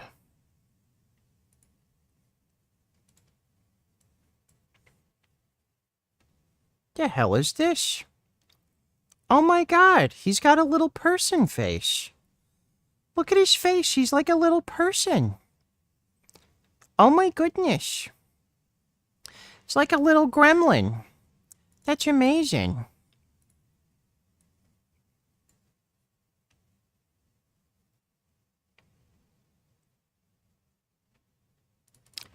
The fuck is this? I think this third link you gave me is broken. And I think these other links might also be broken. Yeah, none of them are loading. Yeah, these other ones are. Yeah, the other links you gave me are broken. Thanks for the donation, though, the only path. You're taken, and the easier it is to negotiate in a relationship and stay truthful. So practice boundaries. That's huge. Number 5, I've got a bunch, I think. Write down what type of person you want so you... Remember me? Well, I wanted to adopt a kid and it's not working out for me. Our failed adoption. Dog sitter. Oh my god, Brittany Dawn. Oh, Jesus Christ. There's bags packed, planning to stay at the hospital. I remember getting outside and just you looking at me and I just broke down because it felt like we were so close to the promise. I think we can both say that this is a video that we never thought we would have to make. As you guys know by the title of this video, our adoption fell through. I debated, like I said, on even sharing this because we are still moving forward with adoption. But I just feel like it's my job as someone with a platform to share that it's not all sunshine and rainbows and it's not a cakewalk. The truth is, in adoption, you're the second best option and the birth mom has her right to change her mind at any point. Everything was going as planned. It's really weird. She kind of looks like a dude with a wig. And the baby girl actually arrived and we got the call and went to the hospital with our diaper bag packed and everything that we were supposed to bring. Made it all the way to the waiting.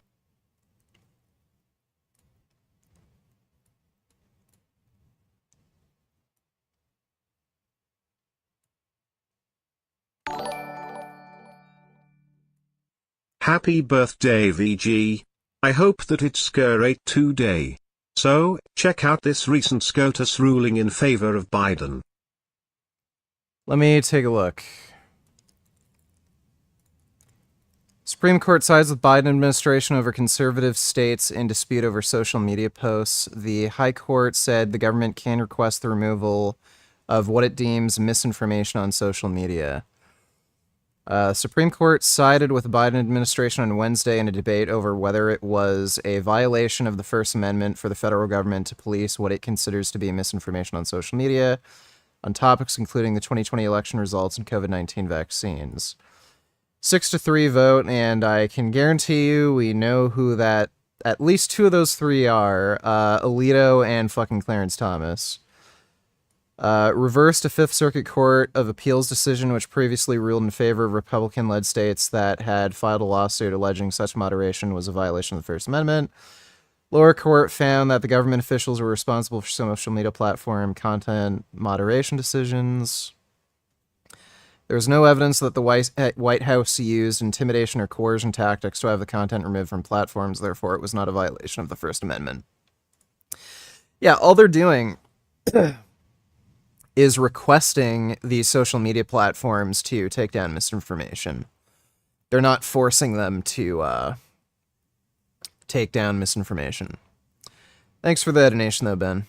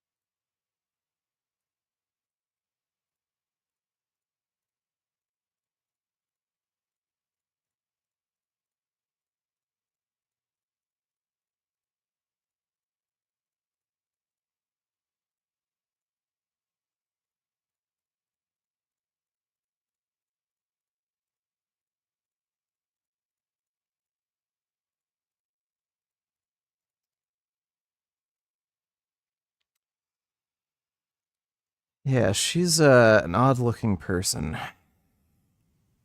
Room of labor and delivery, and we waited for several hours actually. Best way to say it is like in the 11th hour she changed her mind, which she has every right to do. And honestly, like, you are emotionally invested and financially invested and your whole life is invested. I mean, for us it would have been a complete lifestyle change, and we were willing to take that risk. And So they found some type of surrogate mother or some shit, or some crazy crack addict bitch who was thinking of giving her kids away, and at the last minute, this person decided not to let them adopt their kid. Probably because they realized these people are fucking crazy lunatics. Know what you're looking for. Dad taught me that, actually. Dare to dream, write what you want down. Personality, humor, is money important, or looks important, is health important, etc. Write all that down. Not worth it. Number 8, if you're trying to figure out where to look for people, I'd look in church. If you have nowhere else to look, that's a good start. Yeah, dude, women who try to find a romantic partner at church are literally fucking retarded. You're preferentially selecting men who are dumb, gay, and, like, absolute pussy-ass cuck retards. Like, if you're an alpha male Chad, you have better things to do than to waste your time at fucking church. You're gonna be working on your motorcycle or your car on Sunday. You're gonna be, doing your side hustle thing. You're going to be, cruising around for bitches or something. If you find a dude in church on Sunday, that guy is a combination of gay, retarded, and a bitch. Even if you're not a Christian, go scope out those churches, and then maybe you'll find someone who can help you become a Christian anyway. Christian men are like, they've got good morals. I would go there. And women too. Go there. Christian men are all fucking gay. They literally are. They're just pushover fucking pussies. 9. I don't know if I have 10. I think I have 9 though. Improve what you look like. Diet and being healthy plays a huge role. Yeah, not to mention cosmetic surgery, buccal fat reduction, brow lift, breast implants. Yeah, right. A huge role. Exercise, figure out how to do your hair and wear makeup if you're a girl, clean your nails, get them done, wear nice fitting clothes, give yourself a makeover and do that every day. For a guy, hit the gym.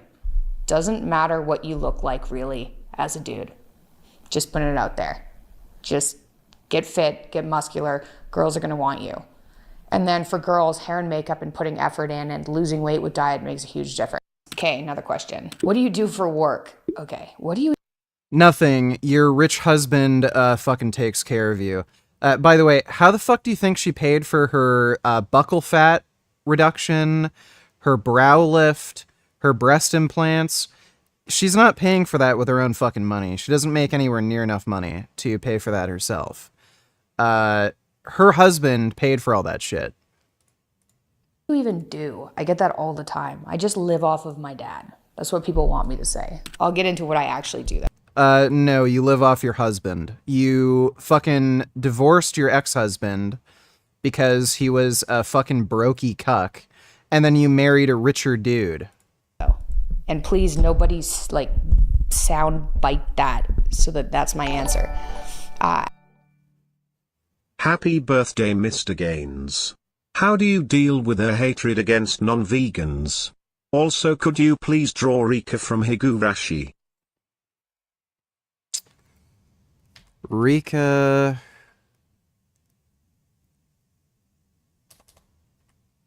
Higurashi. Ugh.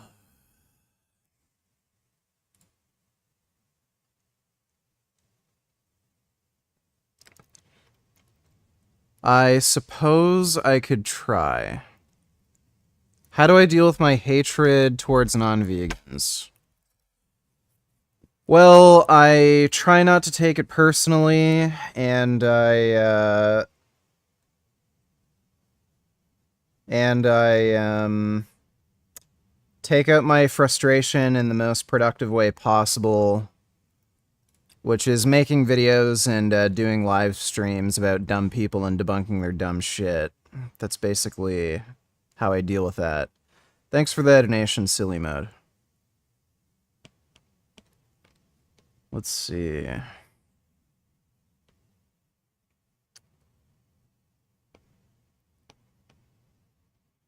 Yeah, that's the one.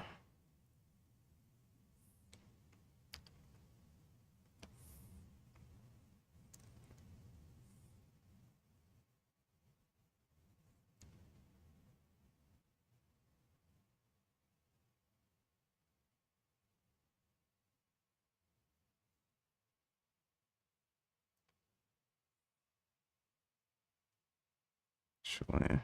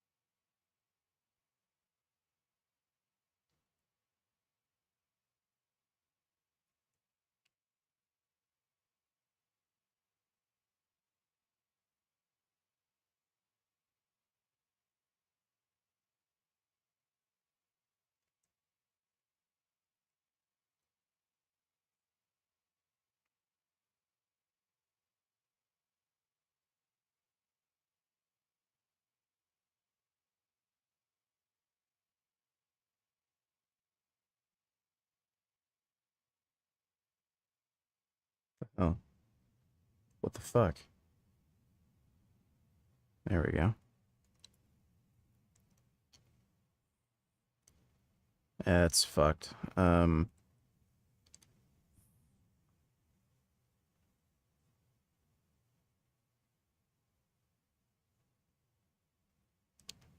damn it.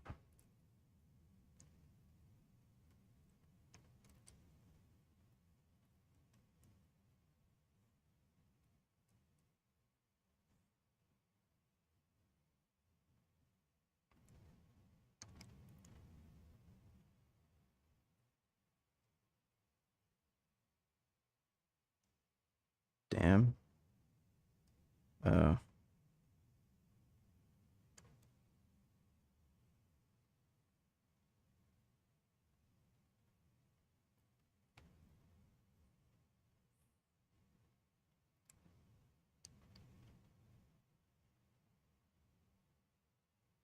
I think the eye proportions are a little off, but whatever. Hate how wide apart this fucking character's eyes are. This is gonna look fucking retarded. A non-white AR activist, he's speaking for all white people apparently about Palestine. Cringe. I'll take a look at that in a second, just give me a minute.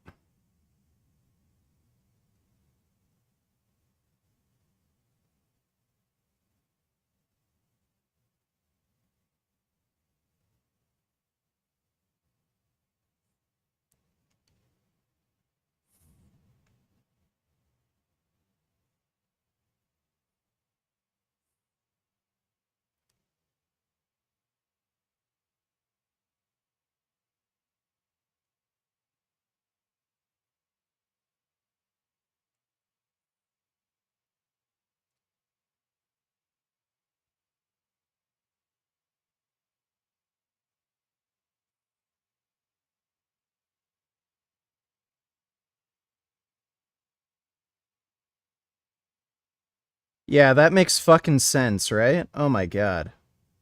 That's so fucking annoying.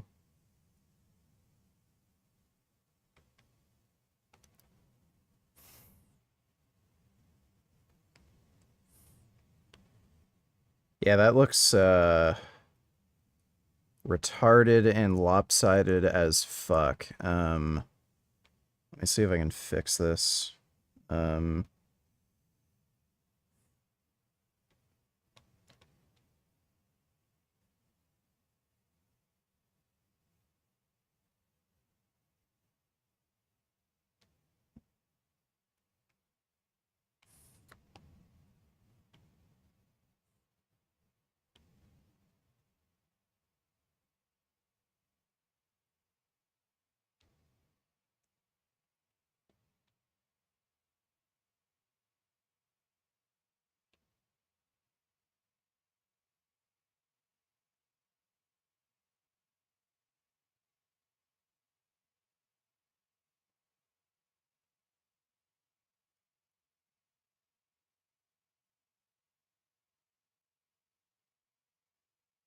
Yeah, whatever. I guess that's...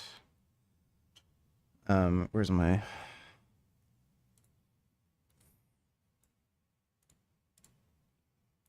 No more glaring example of unabashed white supremacy in the animal rights movement than its silence on the genocide of Palestine.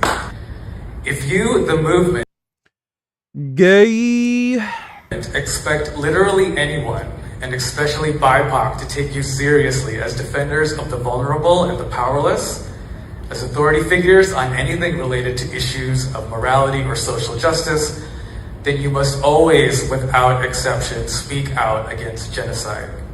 I'm going to say it again for the people in the back. You must always, without exception, speak out against genocide. There is no excuse not to. If you do not, you will fail in your stated objective to make animal rights a racially inclusive space because one, BIPOC will look at you and rightly say, well, they literally don't care if we're killed, so why do we want to engage with them? And then two, when you do bring in the tokenized BIPOC folk who are willing to take a seat at the white supremacy... By the way, Palestinians are fucking Muslim. They slaughter fucking animals, and they don't give two fucking shits about animal rights. Why, as animal rights activists, would we be particularly concerned if that group of people gets genocided? There isn't even a genocide, but, like, please tell me, why, as animal rights advocates, would we give a fuck if a nation of fucking Muslim animal sacrifice dipshits get fucking genocided? At least Jews have an animal rights movement in their fucking, you know, within their country. Where are the fucking animal rights leaders in Palestine? Fucking nowhere. They're throwing gay people off fucking rooftops. Supremacist table, you are ultimately asking them to participate in their own annihilation. Neither scenario ends well for BIPOC, and it certainly doesn't end well for the animals either. The chosen slogan by the Palestinians in their fight for liberation in Arabic is Min al-Nahr ila al-Bahr, from the river to the sea. I will amend this slightly to say that for collective liberation and animal liberation to become real, we must fight oppression min kal nahr ila kal bahr, from every river to every sea.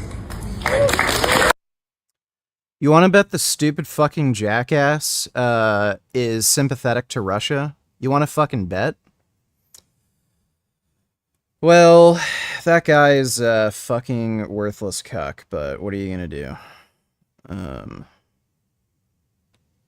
There we go. I think that's a little better. I think there's supposed to be a bit more of a curve on the eye, but whatever.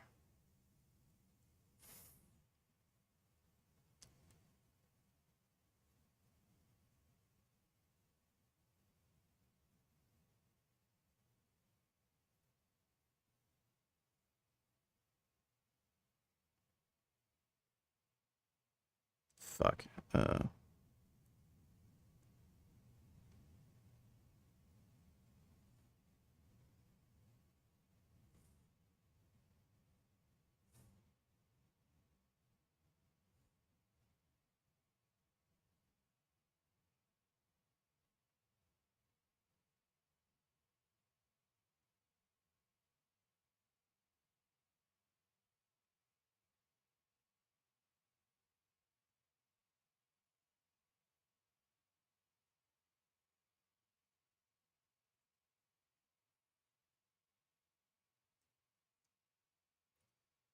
Drawing this fucking weird, awkwardly shaped head is really fucking hard.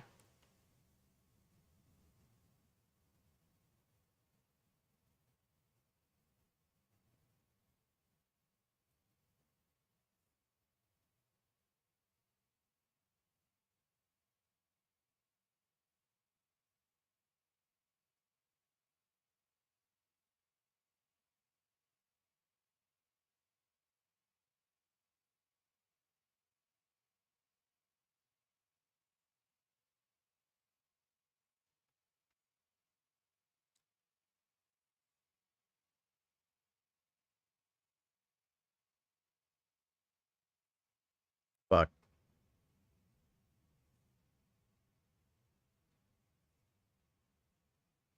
God damn it.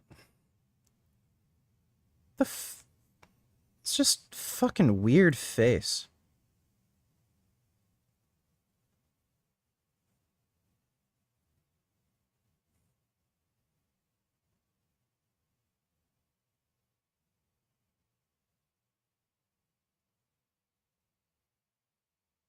Yeah, that looks kind of stupid, but whatever.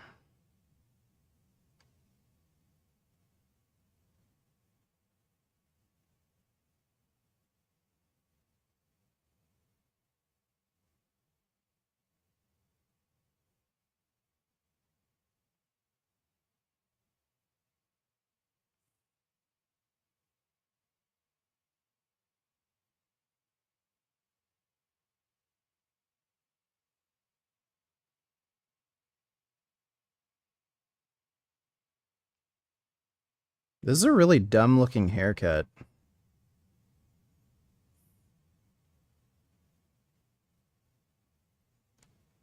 Yeah, Jesus. This is seriously a stupid looking fucking haircut.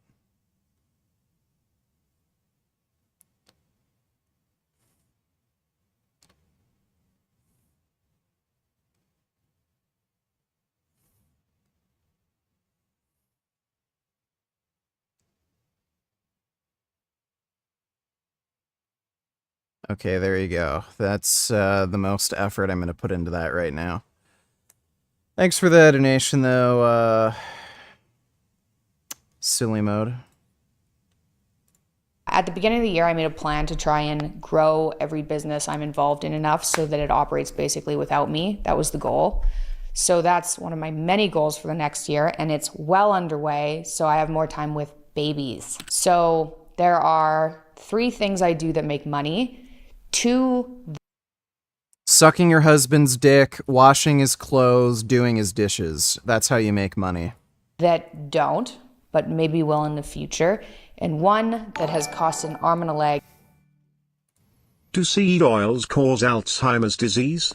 Someone sent this to me during a debate and I couldn't respond. It seems like compelling research from what I gathered. Happy birthday. No, they don't cause Alzheimer's disease. Implications of the cooking oil peroxidation product. Droxinomol for Alzheimer's disease, blah, blah, blah, blah, blah. Although its toxicity for human health is widely accepted, underlying mechanism long remains unknown. Blah, blah, blah, blah, blah.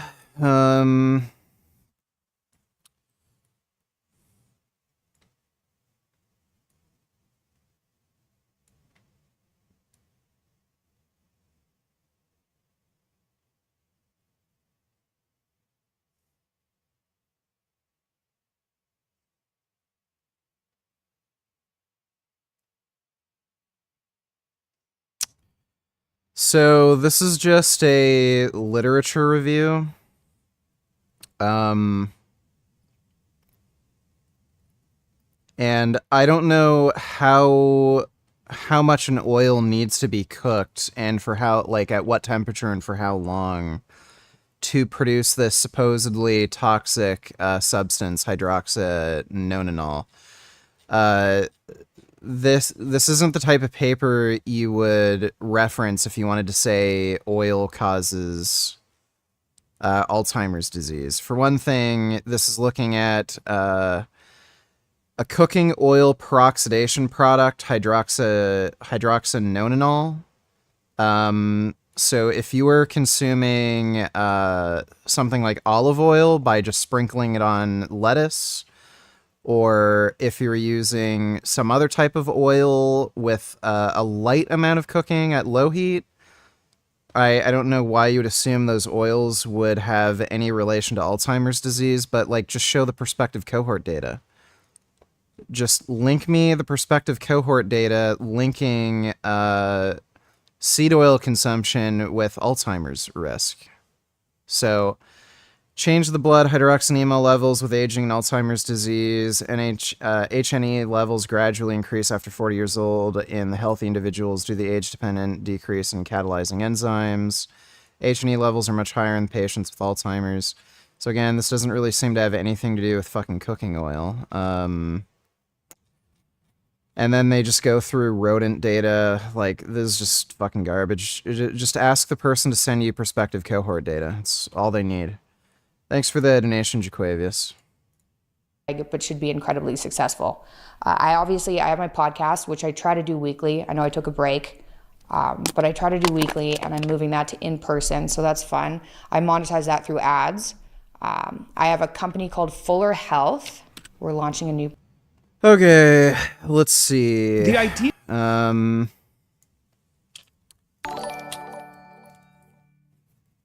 Happy birthday, Richard. Do you feel like Russia-Ukraine war is coming to an end possibly within a year? Seems like Russia is running out of options. Also nice you drawing Rika, finally got around to drawing a loli. I was gonna request it but never did.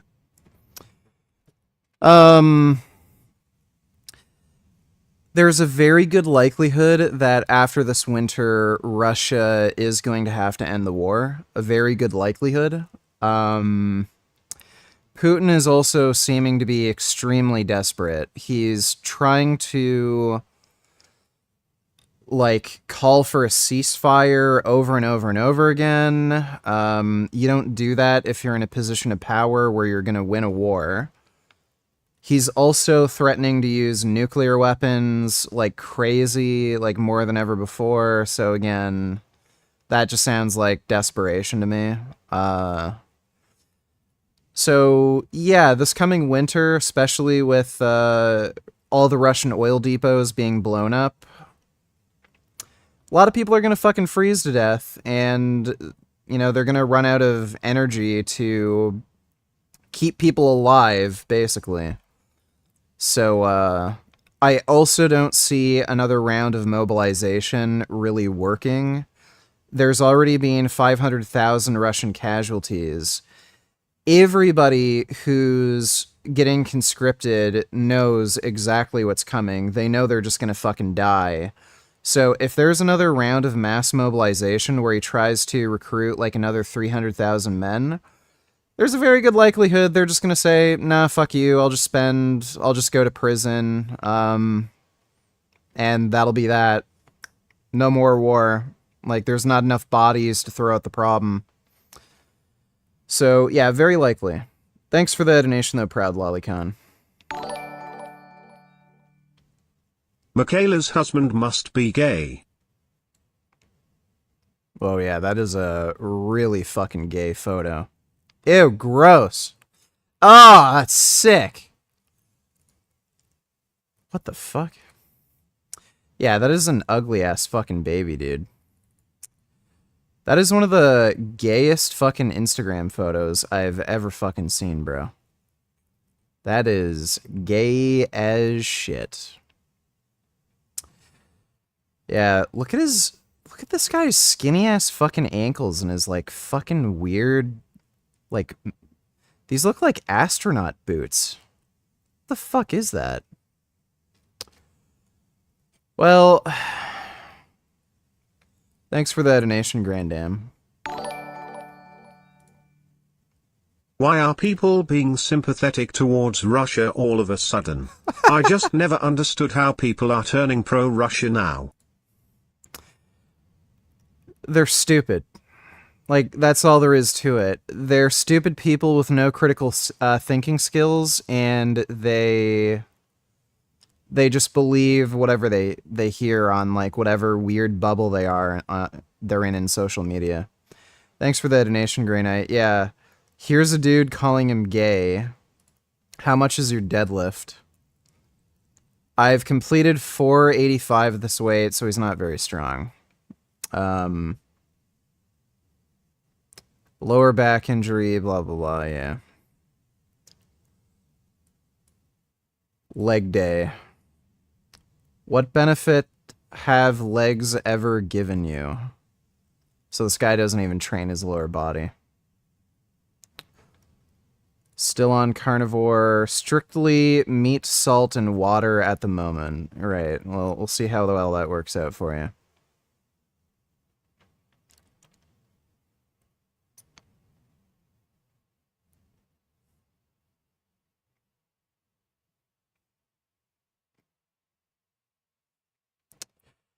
Yeah, that's a gay-ass fucking photo.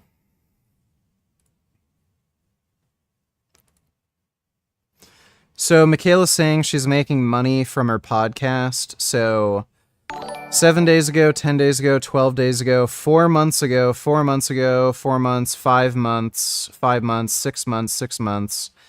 And each of these videos only gets like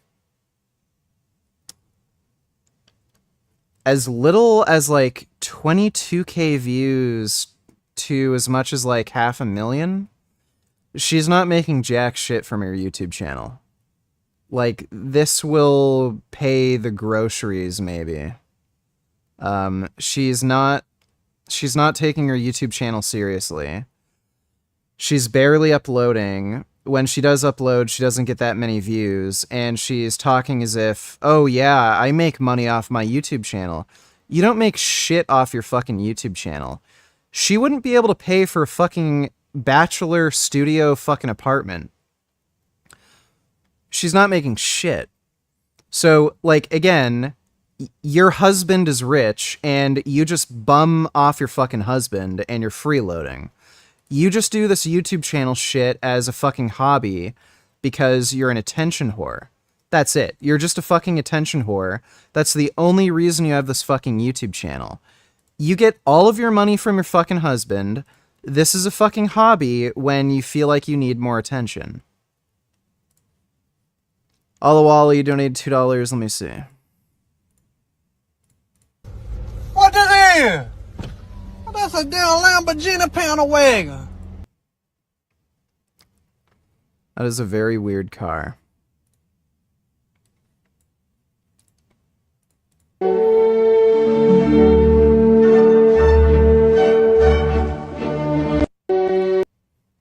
Okay.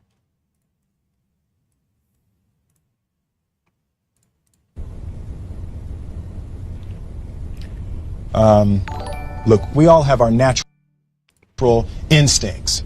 You know, if if a left hook is coming, some people want to duck, you know, and some people naturally want to put their glove up. That's my natural reaction is this.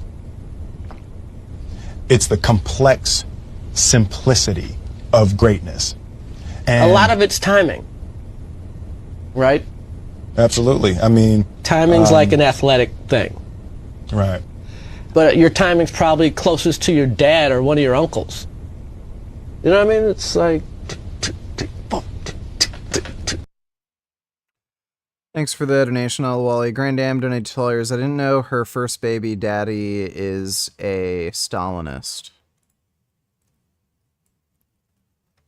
I'll never forget that time Jordan Peterson's daughter got impregnated by a Stalin-loving Slav. When Andre and I met, we argued about Stalin all night. I think he's being brainwashed. He disagrees and accuses me of the same. He told me he had to immigrate after the wall fell and his family had to start again in Canada. Told me he'd been shot as a kid. He has black belts. He practices sword work. He scared me. He told me he had a demon in him named Igor. It didn't seem like a joke. He wasn't like anyone I had met, and I didn't know what to make of it. I got pregnant with Scarlett after 8 months of dating this strange... Is this fucking real?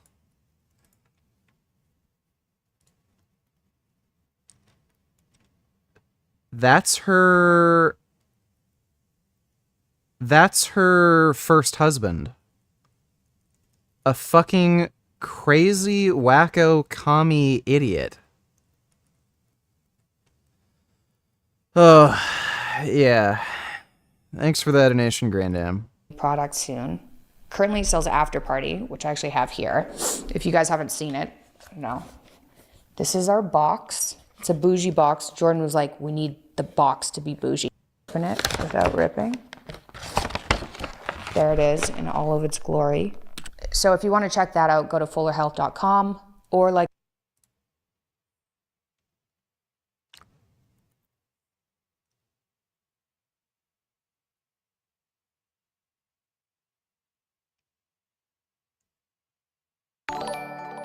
The fuck?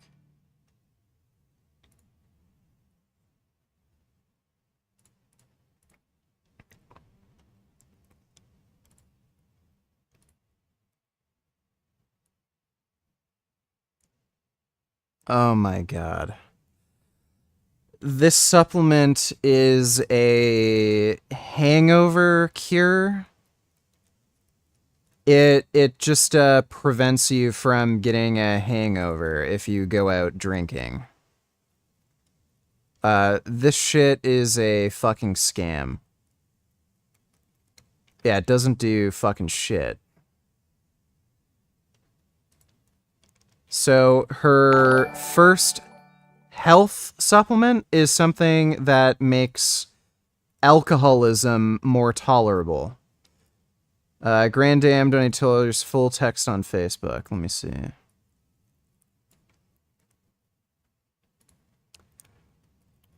Scared me. Got pregnant with Scarlett after 8 months of dating the strange Russian man who was terrifying. We decided to have her. I couldn't bear any other thought, and we got married despite intense pressure from his family.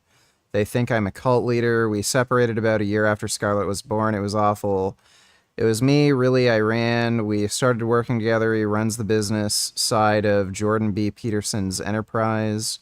He's a business consultant, and we negotiated a separated family. We argued daily for a year, intense arguments. Took us a year and a half to sort through our issues, many, if not most of them, mine. He never left once, though. Even when we were separated, he was the only person I could rely on. I didn't understand it. Once I trusted him enough, once I'd run him through the mill, once he showed me I could rely on him, I suppose, we got back together. Happened in a day, then instead of a desperately needed family life, he helped save my dad instead. After 1 week, we went to Russia to get medical help. This is why fucking Jordan Peterson went to Russia? Because she had a fucking ex-husband who is Russian and said, "Oh, I know a good doctor in Russia. Why don't you go there? You can go get the medicine at clinic without any approval, and they give you all the good medicine." Hey! Really? He can negotiate better than anyone I've met. Everyone likes him as a dad. He's incredible, endless patience, blah, blah, blah. I don't know anyone else who would choose to put up with me for my entire life. Thanks for choosing me and sticking through it. I can't believe you have. It's been a wild ride. Here's to our first or third anniversary. When was this made? 2020. She's with a new dude now, right? Yeah, she is. What a fucking weirdo. Just what a fucking clown of a person, dude. The Petersons are just fucked-hearted. Son Goku donated $2. Would you say the title Certified Personal Trainer is completely useless and meaningless when looking at someone's social media profile? I only ask because I've met so many certified personal trainers that have the worst training advice imaginable. Yeah, training certifications are a racket. Basically, they were created so that gyms could just have their employees insured. So that, like, if somebody gets hurt at the gym and they sue for, like, you know, $2 million or something, an insurance company will just cover that cost. They don't actually teach you anything about training. And again, it's a racket. A lot of these big commercial gyms actually run these personal trainer certification programs. And it's a way of making sure they recoup losses from having to hire on more staff. There's a really high turnover rate with trainers at commercial gyms. If you ever go to any commercial gym, you'll notice like every few months you'll see new trainers working there. So yeah, it's just a fucking racket. Thanks for the donation, Son Goku. Like I said, we're on Amazon finally. Shipping super fast. And please leave reviews. I love them. So I think with Fuller Health, I'm just going to make products that I want. And it's just going to be this hodgepodge of like weird. Academy has been a lot of work, like a ton of work. I had this idea, this naive idea at the beginning that I was like, yeah, online university. How hard is that? That was incorrect. It is hard. It's not hard like getting healthy is hard, but it's fun, so it doesn't really you know. This is not an online university. It's just a stupid fucking course you make. It's not like it bothers me or anything, but wow, is it a lot more work than I initially envisioned. So Jordan and I work closely on this. He has a COO position at Peterson Academy and has dealt with setting up the company and hiring it to run really well. So thank God for him. I've been focused on like determining what Peterson Academy is, vetting professors, choosing courses, UI on the site, design of everything to thumbnails to what features. Yeah, so this is a scam. It's basically like Trump University. You'll basically learn nothing and it's not accredited. So it's not like you can go to an employer and say, hey, I got this degree, so hire me. It's not like that. It's just a stupid online course. So this is a fucking scam. It's like Trump University.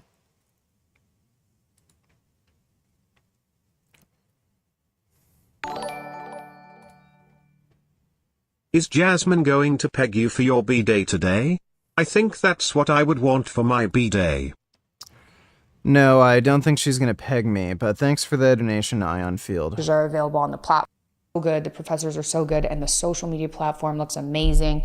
So if you want to be notified of launch, you can sign up to work so much. How do you manage to work so much with a baby and a 6-year-old? Well, that's the trick. You don't work so much. She does absolutely jack shit. With a baby and a 6-year-old. So I work from home, but I have a rota nanny that lives with me. A rota nanny means a rotational nanny. So I have 2 ladies that swap out every 2 weeks, so nobody gets exhausted. Yeah, gee, I wonder how she affords that. Oh yeah, it's your rich husband. So I have 24/7 baby care if I need it. This is not at all to say I don't see George. Okay, I do work from home. Not everybody who has a nanny doesn't see their kid. That's just a misconception. Plus, moms want to see their baby. So I see George way more than someone with a full-time job who has to go somewhere else to work. And I take care of him and I work from home because I want to be able to do that. But I also wanted to set up my life so that I can have more kids and work and do these projects. You don't work. This is a fucking hobby.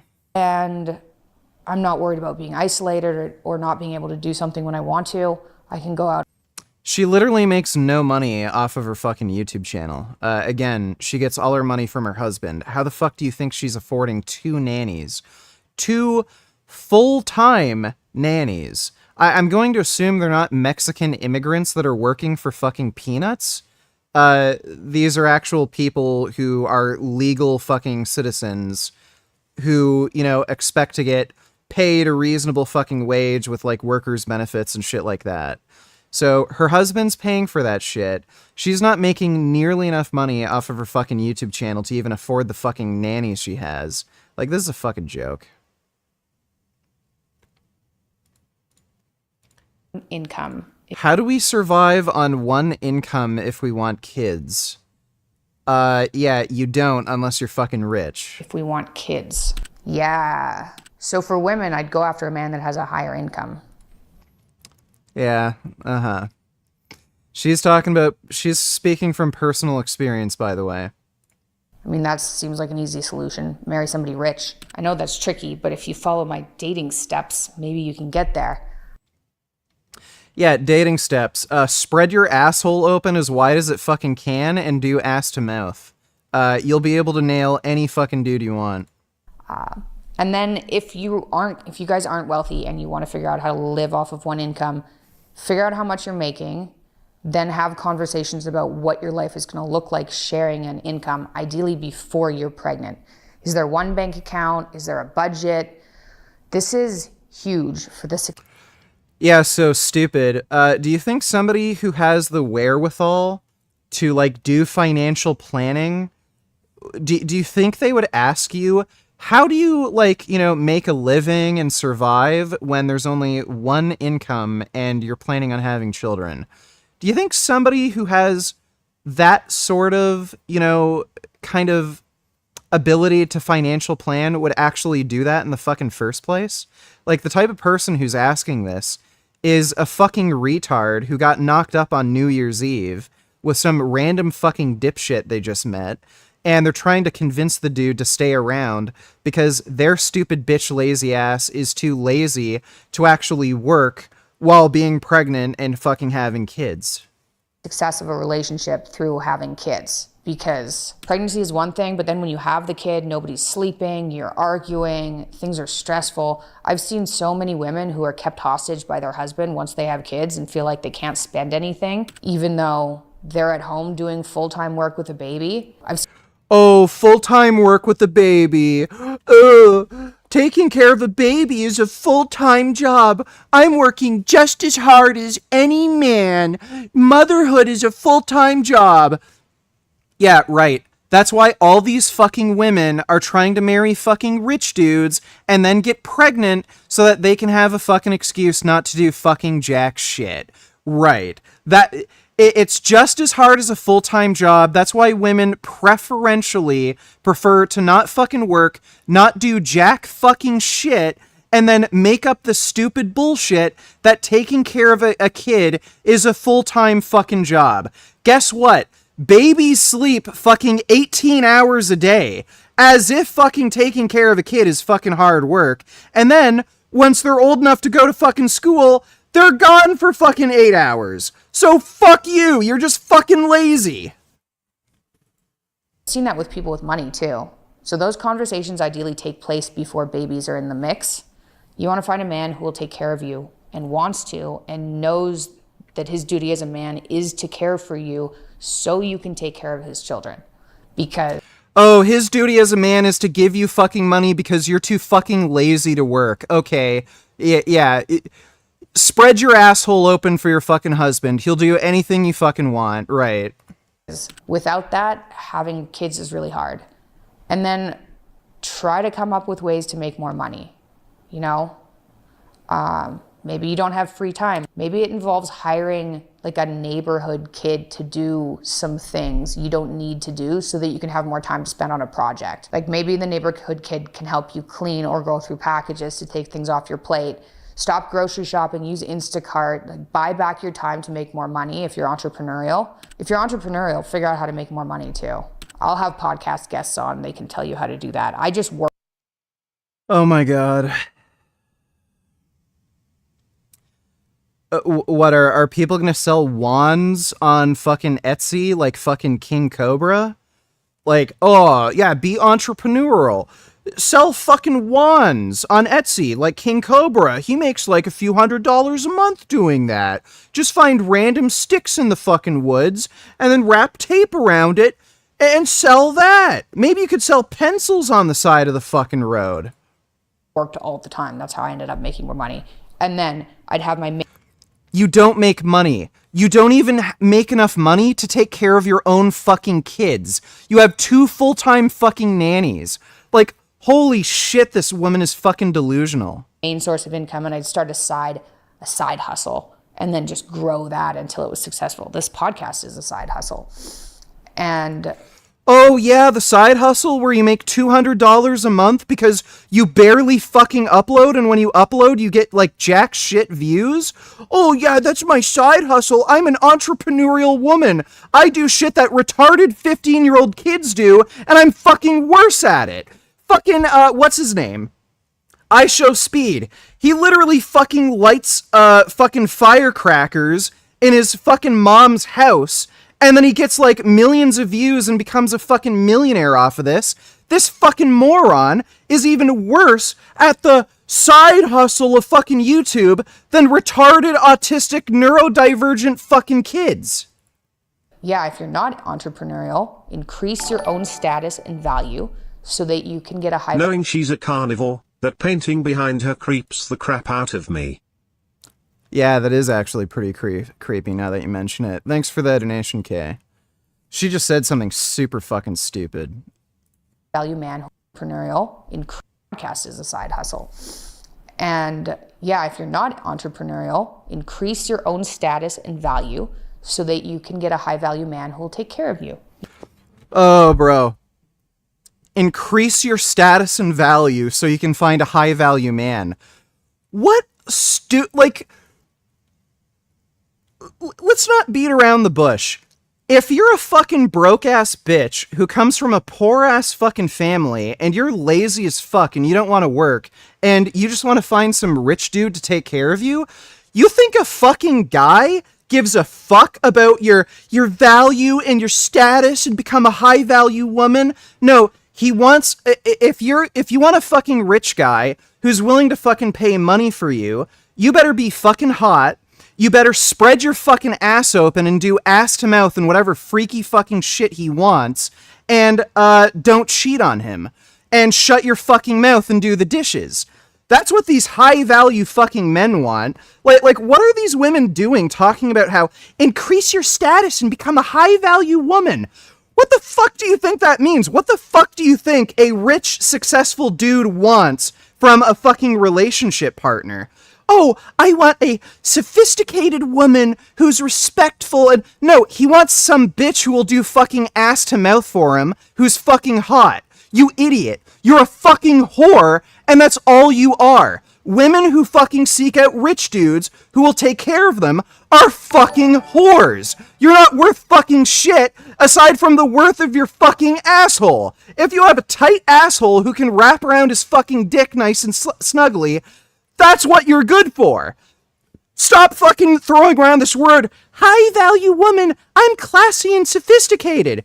You're a fucking whore. A guy is paying for you to whore yourself out. That's all it is. What an idiot. That was me with the comment about the painting. Lol, don't know who K is. Maybe I mistyped my name. Yeah, it said K, but thanks for the donation, Mola. Yeah, it's just retarded, okay? Women who try to snag rich dudes are fucking whores. That's what you are. If you are trying to get into a relationship with a rich dude who will take care of you, you are a fucking whore. That's the exchange that's being made. You whore out your fucking pussy and asshole, and then he'll give you money. I don't know why that's considered fucking high value. Yes, so that was directed at women. Okay, next question. How do you balance work life? What's your daily routine? Okay, I wake up, grab George. If Scarlett's with me, she's with me half the time, unfortunately. I get her ready for school or camp in the summer. She's got a good camp she goes to. And then I hang out with George and read the Bible. If I wake up earlier, I'll read the Bible earlier. But I've been tired lately from so much going on and a bad sleep schedule. So I haven't been waking up as early as I'd like. So this is my current schedule, but it certainly isn't my ideal schedule. Then George goes down for a nap and I'll get ready for the day with like makeup and making myself look better so Jordan still loves me. Kidding, but also not kidding. Then I get to work on emails. She's a whore. She even admits this. She literally has to put makeup on for her husband, even if she's not planning to go outside. You are a fucking whore. There is nothing high value about that. Rich dudes who are seeking a partner where a woman will just stay at home, do the dishes, do these household chores, they're looking for an obedient whore. Or work on projects, Peterson Academy, deal with lawyers, whatever my high priority items are for the day. Then I hang out with George more and clean a bit usually and eat. I eat twice a day now. If I only eat once a day, I get pretty hungry. Especially if I'm working, I get hungry. I usually eat burger or ground beef for lunch. I don't just survive off of strip loins anymore. That was a brief period of time. Brief, like a year and a half. But now I have burger for lunch. Sometimes I'll nap. I hate napping. I had chronic fatigue. Oh, wow. She's a busy entrepreneurial woman. She gets up, reads the Bible, puts on makeup, whores herself out for her husband, takes a nap, eats a burger, plays with her kids. Wow, you're an entrepreneur. You go, girl. Oh, you're a lady boss, and you're making money on that side hustle. Oh, wow. This is just fucking clown mode. For so long that I'm like traumatized by napping. Just throwing around the word trauma pretty casually there. I'm not traumatized by napping, but I hate napping. I feel like I'm like losing out on life napping. But I've been tired from too much going on, so I nap sometimes. Then I do more work, then I hang out with Scarlett, put her to bed, put George to bed, and then Jordan and I will usually go out for dinner and come home and watch something. Happy birthday, VG. What did you ask for your birthday? Well, I'm hoping I win the lottery. I got a lottery ticket and the draws tonight, so hopefully tomorrow morning I am $14 million richer. Thanks for the donation, Ali G. Thing and sleep. Just watched Dune. I thought Dune was terrible. I posted about it on Instagram. Yeah, Dune was super mid. It wasn't very good. And people were like, "Oh, San Gaib, runner," and you know what? It was really disappointing at the end. They're all from home, and then every day there's usually a call. Yeah, Mikhaila is just a fucking absolute clown. I can't take anything she says seriously.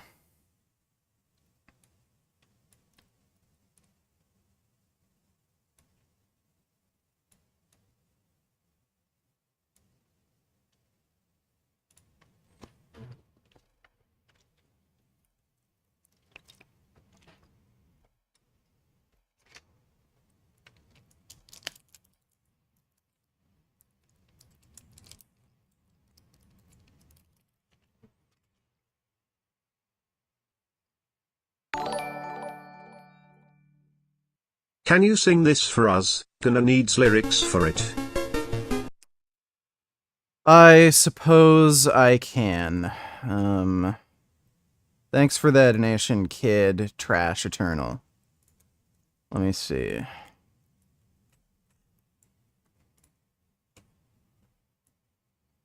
Yeah.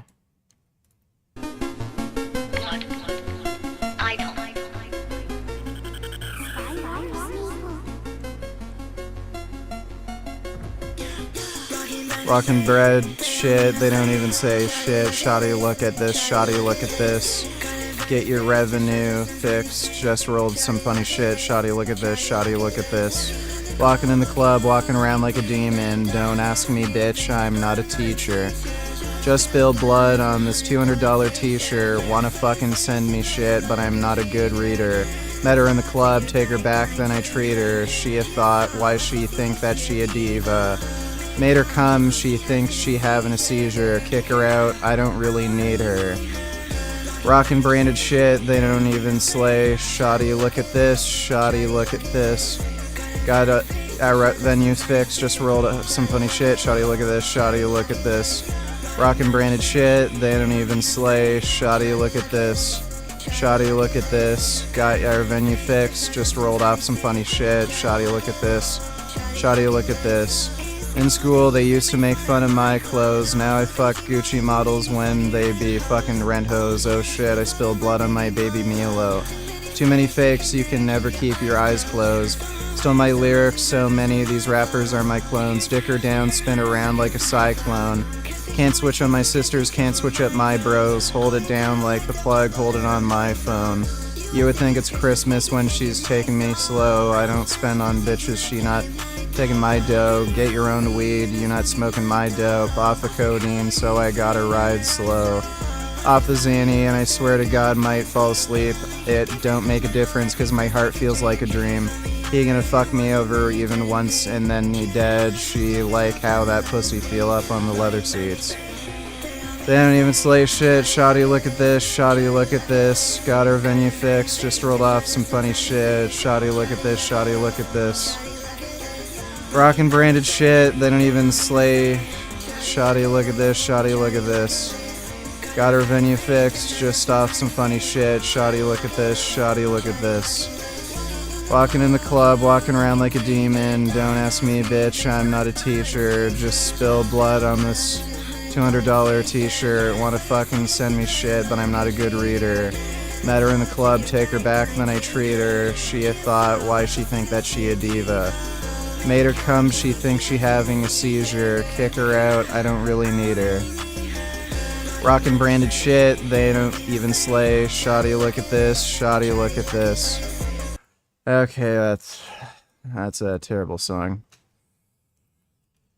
Thanks for the donation, Kid Trash Eternal.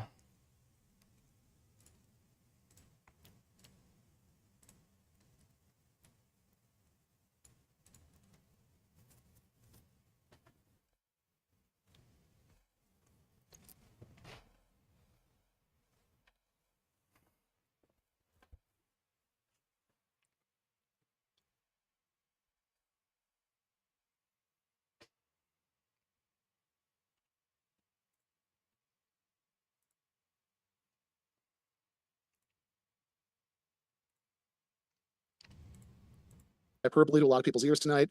Silly radical leftist stuff. It's probably an exaggeration. But I think it's a simple fact. Israel has ruled over millions of West Bank and Gaza Palestinians for 57 years, since Lyndon Johnson was president of this country, without giving them citizenship. During some parts of that 57-year period, there's been some level of pretense that this was a temporary military occupation, not a long-term absorption of the territory. But now that pretense is long gone. Israel's current prime minister, Benjamin Netanyahu, has said over and over again that there will never, under any circumstances, be a Palestinian state. In other words, we're never ever going to leave, and we're never ever going to give you Being guys... a stay-at-home mom without taking care of the kid while pretending to work, taking naps, shitting carnist retard shits while being rich must be stressful. Poor woman. Yeah, it's just remarkably fucking idiotic. Like I said, dude, she's a fucking whore.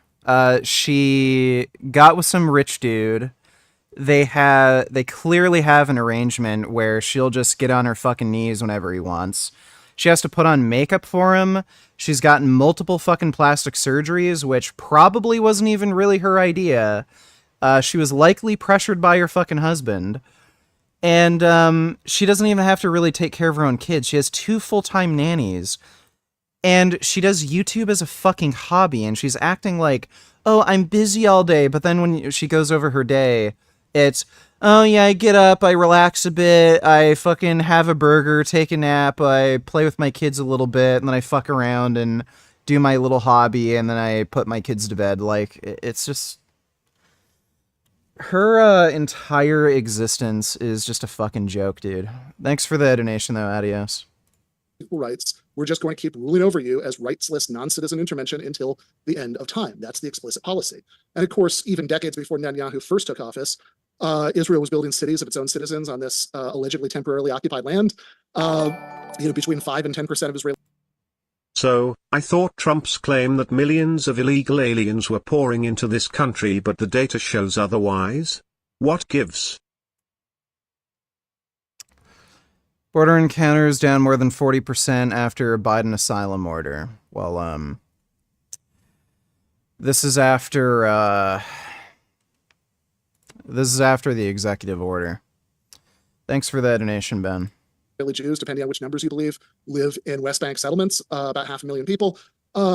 And what there's been since 1967 has, in essence, been a single apartheid state from the river to the sea. Israeli settlers in the West Bank are considered for every legal purpose to live in Israel rather than living abroad. They vote in Israeli elections when they're accused of crimes. They're tried in real civilian courts, not military courts. Their Palestinian neighbors lack all of these rights. And that's the West Bank, where the form the occupation takes is positively soft compared to Gaza. Nobody is dropping 2,000-pound bombs on tent cities full of terrified refugees in the West Bank. Ruling over a huge non-citizen population for decades inevitably leads to a dynamic of dehumanization, where the inevitable resistance, some of which, to be sure, takes forms I find morally indefensible, is met with increasingly brutal forms of collective punishment of the entire population. So after the most extreme right-wing government in Israel's history took office a couple of years ago, 2023 was the worst year on record for settler pogroms against the non-citizen population of the West Bank. And at the same time, the US and Israel were pushing a strategy of regional normalization at the expense of the Palestinians, which would have taken away the last card Palestinians still had in their hands, which was the nominal solidarity. Joe donated $2. This guy is an anti-trans bigot and anti-vegan. Please tell him you want to debate. Different things that have taken place. They're phenomena. It's a phenomena. What's going on? Nobody's ever seen anything like it, and it has to be stopped. I've already debated him on stream. It wasn't particularly interesting, so I'm not really going to bother debating him again. Thanks for that donation, Joe. Solidarity of surrounding Arab states. And unsurprisingly, as the pogroms against West Bank Palestinians were happening and these diplomatic moves were playing out, eventually the more militant of the two main Palestinian factions responded with some atrocities of their own on October 7th. And since then, Israel has responded with atrocities against the entire population of Gaza, the part of Palestine where that faction is concentrated, on an absolutely brain-melting scale. More children have died in Gaza in the last 9 months than in all the war zones in the world for years beforehand. Millions of people, that's 85% of the civilian population, have been displaced from their homes at gunpoint.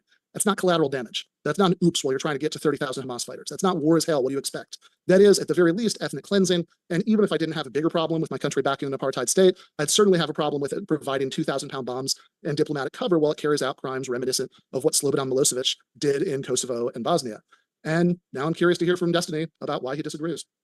Thank you very much for that opening. And we're going to kick it over to Stephen Indeed. Want to say, folks, if it's your first time here, I'm Dr. James Coons. I'm your host. We appreciate you being with to Stephen. Thanks for being facts that matters about any of the claims that are usually levied towards Israel or Israel's treatment of Palestinians inside or outside of Israel. In terms of why the United States should support Israel, I think there are a host of good reasons. I think that Israel is a good trading partner for the United States. I think that Israel is, for all of its faults, of which there are a number to point out, I think that Israel is a beacon of democracy in the Middle East compared to every single surrounding country, very easily. I think that the standards of living that people in Israel, including the Palestinian citizens of Israel, enjoy, and Israel's adherence to things like rule of law, I think make it a special country in the Middle East. And I think that these are ideas and things that are worth championing for the United States. I think that Israel as an ally in the Middle East provides like a level of stability to that region, and it provides a good military entry point to the United States. It's good access from the Mediterranean to host ships, host I guess whatever else we would need to from that country. Hopefully nothing major in the future, but I think that Israel is also a key strategic ally in terms of intelligence that they collect on U.S. enemies, especially Iran. And I think that Israel probably serves as a good partner for countries like the United States in conjunction with Saudi Arabia against the Iranian axis of Iran and Syria and kind of Iraq. I think that if you care about rights of Palestinians that exist in Israel, I think that it's even more important for the United States to be seen as an ally for Israel, because I think that the United States has been an important partner historically for Israel to push them towards peaceful settlements of issues. Without the United States as a partner, I don't know if Israel would have the same motivations to even consider moving in those directions. I think that the United States also provides an important restriction on Israeli military actions. For some reason, people seem to repeat the rumor that they feel like Israel's army is not conducting itself in a way that's adherent to any rules of law. If you think that, you only have to look to the north, to the east, or to the south to see that there are far, far, far worse ways to conduct war that is probably standard for the region. And Israel very clearly operates far above and beyond any of the norms set by any of its neighbors, including the ones that are fighting right now. And I think that without any kind of alliance with the United States, I think that I think that Israel would conduct itself probably in a far harsher manner. I think it would be worse towards everybody in the region, anybody that you want to protect. So, yeah. Awesome. Thanks very much for that opening as well. We're going to jump into the open dialogue. Folks, if you happen to have a question, you can submit it if you at me in the Modern Day Debate live chat. If you do a super chat, that pushes your question to the top of the list. And for this gentleman, shooting for roughly equal time. So if you can do me a favor, keep in mind that the other person will want to speak approximately the same amount as you. And with that, we're going to let you guys kick it off. The floor is all yours for open dialogue. Yeah, so I basically heard three kinds of reasons there. One is broadly pragmatic reasons that trading partner, intelligence, and one is frankly what sounded to me like a lot of whataboutism, that Israel, as bad as it might be, is better than other countries in the region or in other places. And then the third was in between, which was the leverage argument that if the United States weren't providing financial and military assistance and diplomatic cover to Israel, then it would act even worse. And I think that last one gets us to why I actually don't know that I agree that the disagreement is going to boil down to sort of fine-grained questions about the fact of the matter rather than inferences and underlying principles. Because it seemed to me that if I don't know, China were sending massive amounts of military hardware to Russia for the war in Ukraine, and sometimes half-heartedly pushed Russia toward moderating some of their crimes or accepting temporary ceasefire details with Ukrainians, as a Chinese dissident, I don't think you would say that, yep, they should keep sending Russia giant bombs to drop on Ukrainian cities because they lose leverage with Russia if they didn't do that, right? And it also seems, next thing I'd say before throwing it back, that that on that on that general topic, even on a pragmatic level,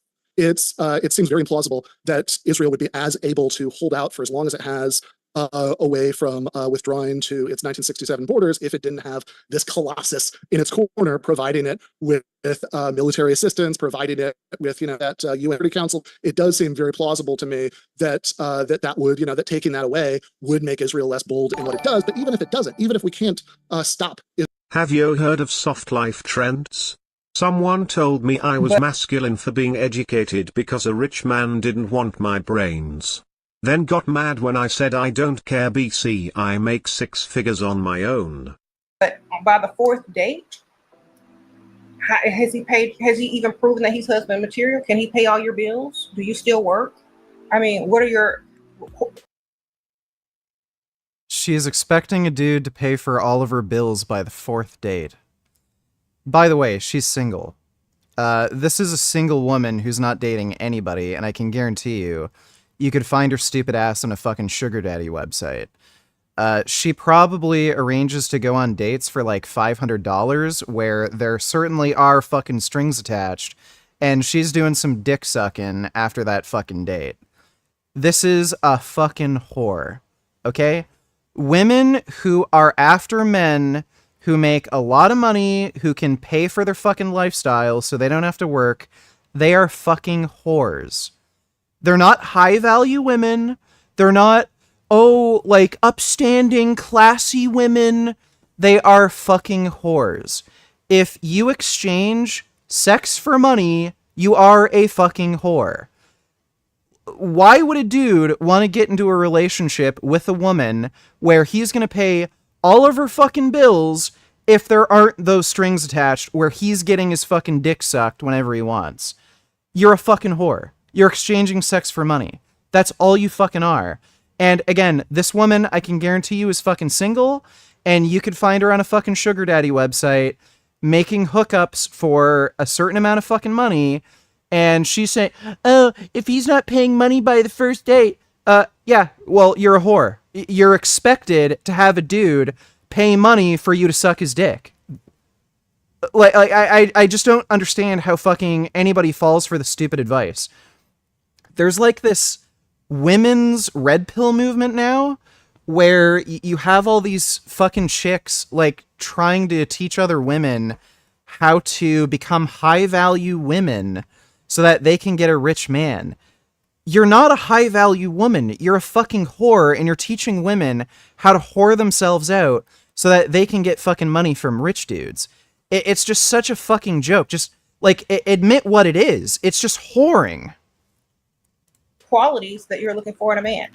Does he have them? Should you even give him sex? You know, does he even want marriage with you? Y'all are asking the wrong questions. Dude, it's not sexist, okay? I fucking love women, and I'm in a great relationship with fucking Jasmine and everything. Even if my relationship with Jasmine works out, the next relationship I would be in, it would, like, I'm only going to have a loving relationship where there's, like, mutual respect. But, like, again, this idea that you're going to get with a rich dude to get his money, what strings do you think are attached in that sort of, relationship dynamic? You're whoring yourself out. That's what it is. It's just whoring. If you're a woman looking for a rich dude with money who will just pay for all your bills, you are a whore. Sparkle, sparkle. On the fourth date, no man ain't thinking about no marriage, ma'am. You need to be thinking about your bills and if he can provide for you. That's the only way you need to be thinking about marriage, because sex has nothing to do with marriage. Can he pay them bills? Can he support you and a family? Oh, I can guarantee you, if you're trying to bag a rich dude, sex has a lot to do with fucking marriage. Maybe not after the marriage, once you sunk your claws into him, but sex sure as fuck has a lot to do with marriage before that fucking marriage contract is signed. All right. But by the fourth date? Yeah, someone told me I was masculine for being educated because rich men don't want my brain. Yeah, like, I mean, look, women who aren't fucking whores aren't thinking about, like, oh, am I, like, this desperate, helpless, brain-dead fucking woman who will just bend to some dude's knee, and, like, women who are fucking telling you the shit that you're too masculine and, oh, men don't want women with a brain, they're whores, okay? They have nothing to offer anybody but being a whore. Why would any dude who's rich, makes good money, spend so much of their own money paying for somebody else's, life, like freeloading? There has to be some kind of exchange there, and obviously there's there's sex involved. No dude is going to spend all their fucking money, well, not all of it, they're rich, but no dude's gonna spend a large chunk of their fucking money just paying for somebody to freeload without strings attached. So they're whores. Like, these women and these dudes who are fucking pressuring women to not get an education, not get a job, not work for themselves. They're just promoting whoring. Thanks for the donation, though. Oh my god, good for you, making 6 figures.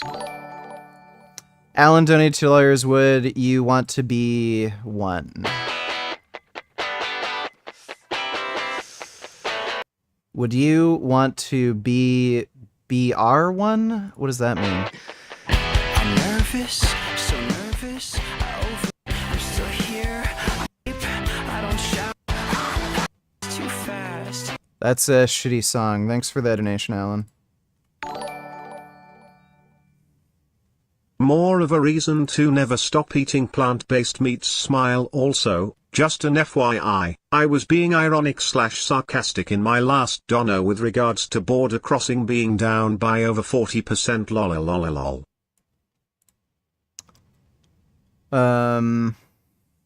Okay. I got you, Ben. Plant-based meats stack up against their animal-based counterparts for heart health? Well, a new review was just published in the Canadian Journal of Cardiology, authored by me and a few of my esteemed colleagues. And just to get it out of the way, we were not paid to write this review. We scoured the scientific literature for studies relevant to the topic of plant-based meat alternatives and cardiovascular disease that were published between 1970 and August 2023. And regarding studies on the nutritional composition of plant-based meat alternatives, we focused on nutrients known to impact heart health like fiber and saturated fat. And based on studies on products sold in various markets across the globe, including in North America, Europe, and Brazil, plant-based meat alternatives tended to contain less saturated fat, less cholesterol, and more fiber and carbohydrates on average, with some studies reporting less calories, more polyunsaturated fats, and less monounsaturated fats per serving compared to meat. And these differences are consistent with a more heart-healthy pattern. As for protein and sodium, the results were quite mixed, highlighting one of our take-home messages that plant-based meat alternatives can be highly variable in their nutritional content. And this is partially due to the different types of protein and fat sources that are used in the products. We also looked at randomized controlled trials, one of which dated back to 1990, which I found quite surprising, that pitted meat against plant-based alternatives, and there were some common themes amongst the results. The plant-based products tended to lower total and LDL cholesterol levels, with some studies reporting reductions in ApoB, waist circumference, and body weight, although only a few studies looked at those last few outcomes. Interestingly, there were no significant differences in blood pressure despite some of the trials using plant-based products that were high in salt content. So where does this leave us? It supports that swapping out meat for plant-based meat alternatives is likely a more heart-healthy choice, but next I would like to see long-term prospective studies evaluating hard outcomes like heart attacks and stroke to help support stronger conclusions. Yeah, not surprising. Thanks for the donation, Ben. Alan donated to ours, wrong link before. Let me see. My day in the life of a 20-year-old stay-at-home boyfriend. Stay up till around 3 a.m. playing the game, and then I go to bed. My girlfriend wakes up around 5 a.m., and then she leaves for work around 6 a.m. She comes back to work around 10 a.m. for her lunch, and she usually makes me breakfast on her lunch, but today she brought me McDonald's, so I wasn't complaining. And then after this, she had to go back to work. What the fuck is going on here? This dude sounds like a bum.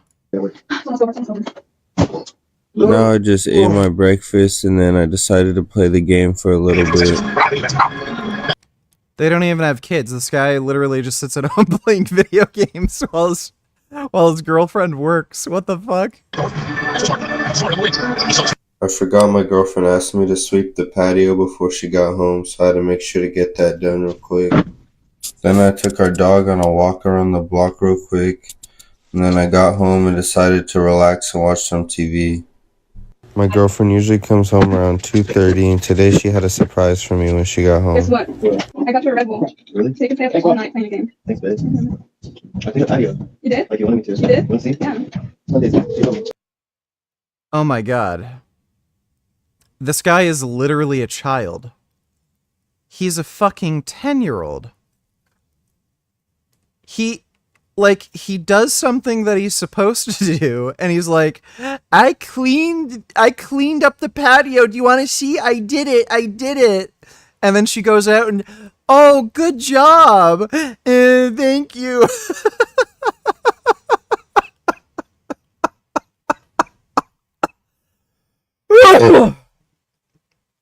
This guy has to have like a 10-inch dick, or this girl has like a weird mommy fetish where she just literally wants an adult child to stay around. This is fucking weird. Wow, it looks good. Really? Yeah, good job, man. I'm hungry. You're hungry? You order pizza? You want pizza? Okay. Domino? Domino's? What kind? Oh, the pizza's here. You go get it. Just cash in my purse. At this point, we just ate pizza and watched our show while my girlfriend unwinded from work. So I usually This guy is literally a 10-year-old. That is so fucking weird. You know, I actually had a stupid friend who was basically like this. He was this fucking unemployed stoner pothead who didn't do shit but play Call of Duty all day. And his girlfriend worked as a nurse and paid for everything. They even bought a house. She's the one paying the fucking mortgage, and he just sits around doing nothing but smoking pot and playing Call of Duty. I don't get it. Apparently, he had a huge dick. I think he said he had like a 9-inch dick or something. But why the fuck would a chick be with a dude like this? It's so weird. That is fucking hilarious. Thanks for the donation, Alan. Read the comments? Oh yeah, should probably do that.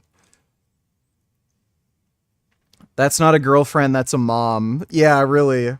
Even his voice sounds lazy. I cannot I cannot tell if this shit is satire. That man said he came back to relax after relaxing all day. Didn't even clean the house or nothing. Shit women do. Let the man live his life. Equality. The fact that none of those clips you decided to brush your teeth or shower is crazy. Bro made a mini vlog from CCTV camera. Oh my god. This is fucking hilarious. Not gonna lie, I think this is kind of sad, but all the people saying embarrassing, etc. is kind of crazy because, like, if the roles reverse, wouldn't say nothing. W or L take. Red Bull can't save this man, give him cocaine. You're trying to show the internet you're a deadbeat. I don't get it. Oh my god. This dude is literally a fucking 10-year-old just living at home and his girlfriend's his mom. It's fucking great. That's hilarious. That's one of the funniest things I've ever seen. Hey man, happy birthday. Hope you're having an amazing day. What do you think of Omni Pet Food? Just signed up for a monthly subscription. Travanti loves the blueberry potato sticks as well, haha. Omni Pet Food. I've never heard of them. So, I'm not sure. I wouldn't be able to tell you. But, yeah, dogs really like sweet potatoes and blueberries. Thanks for the donation, Red Hot Gamer. Appreciate it. One donated $2. Let me see.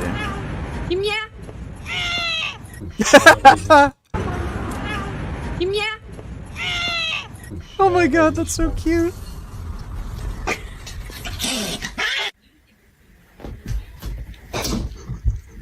Hello? No! Oh my god, that's an angry ass cat.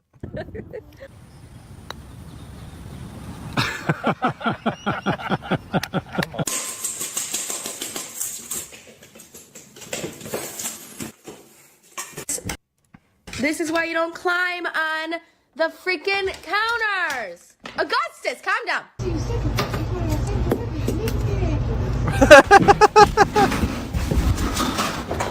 Don't do that. Don't do that.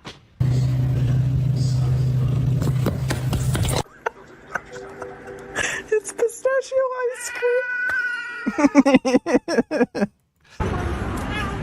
Yeah. I can't stop watching this. Yeah.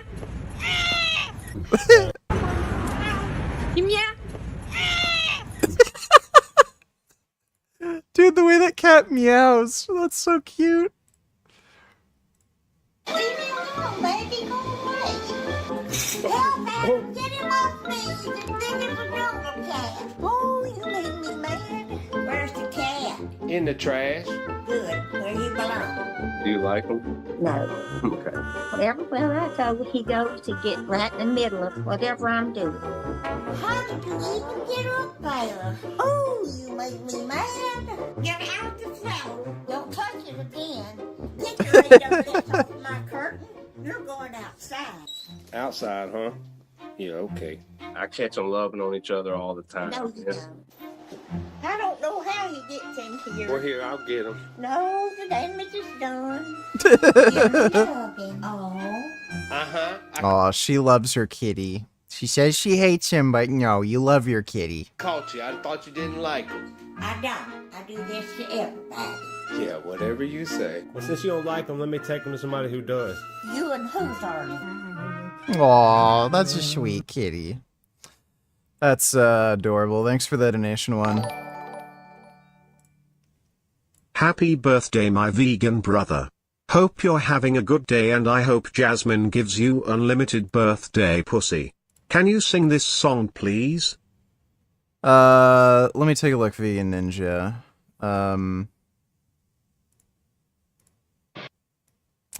And thanks for the donation, dude. Appreciate it.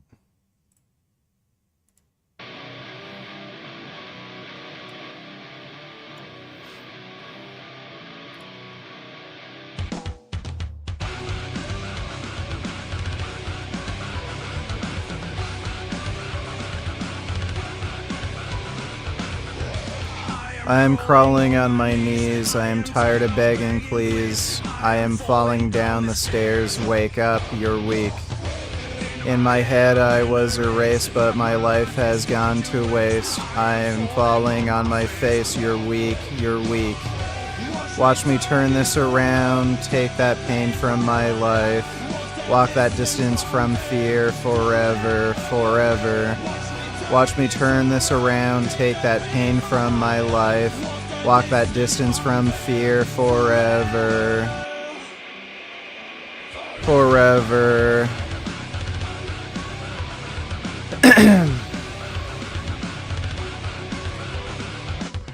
Wake, I am crawling on my knees, wake up, you're weak. I am falling on my face, wake up, you're weak. I am crawling on my knees, I am tired of begging, please. I am falling down the stairs, wake up, you're weak. Watch me turn this around, take that pain from my life, walk that distance from fear forever.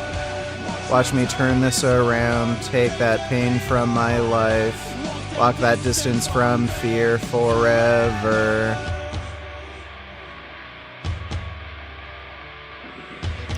I am falling on my face.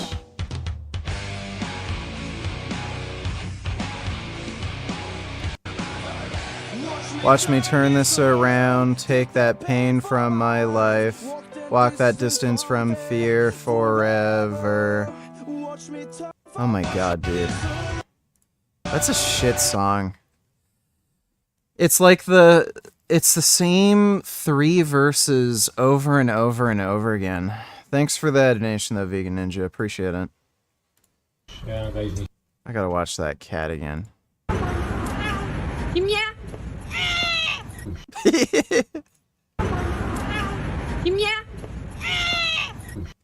That cat's adorable.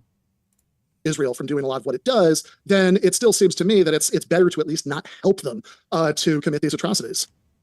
Okay, so I guess just 2 quick things. I really don't like comparisons for Israel-Palestine to other regions of the world because there are so many things that are disanalogous that it makes it difficult for any comparisons to hold any weight. So when we talk as a Chinese citizen for China supporting Russia, and then for Russia to, like, how would we feel as a Chinese person if we thought that China was holding Russia back, but they were still selling them weapons? It's hard to imagine that because Russia is the most aggressive player, like, in that entire region. So it's hard to compare them. Like, if Russia was surrounded by a bunch of far more terrible Russias, then maybe that argument would hold water. But the fact that Russia is, like, uniquely acting in a territorially aggressive way in Europe right now, it makes it a hard point of comparison to Israel and Palestine is the first thing. And then the second thing for without support, like, Israel would withdraw to the 67 borders, that military allies or whatever.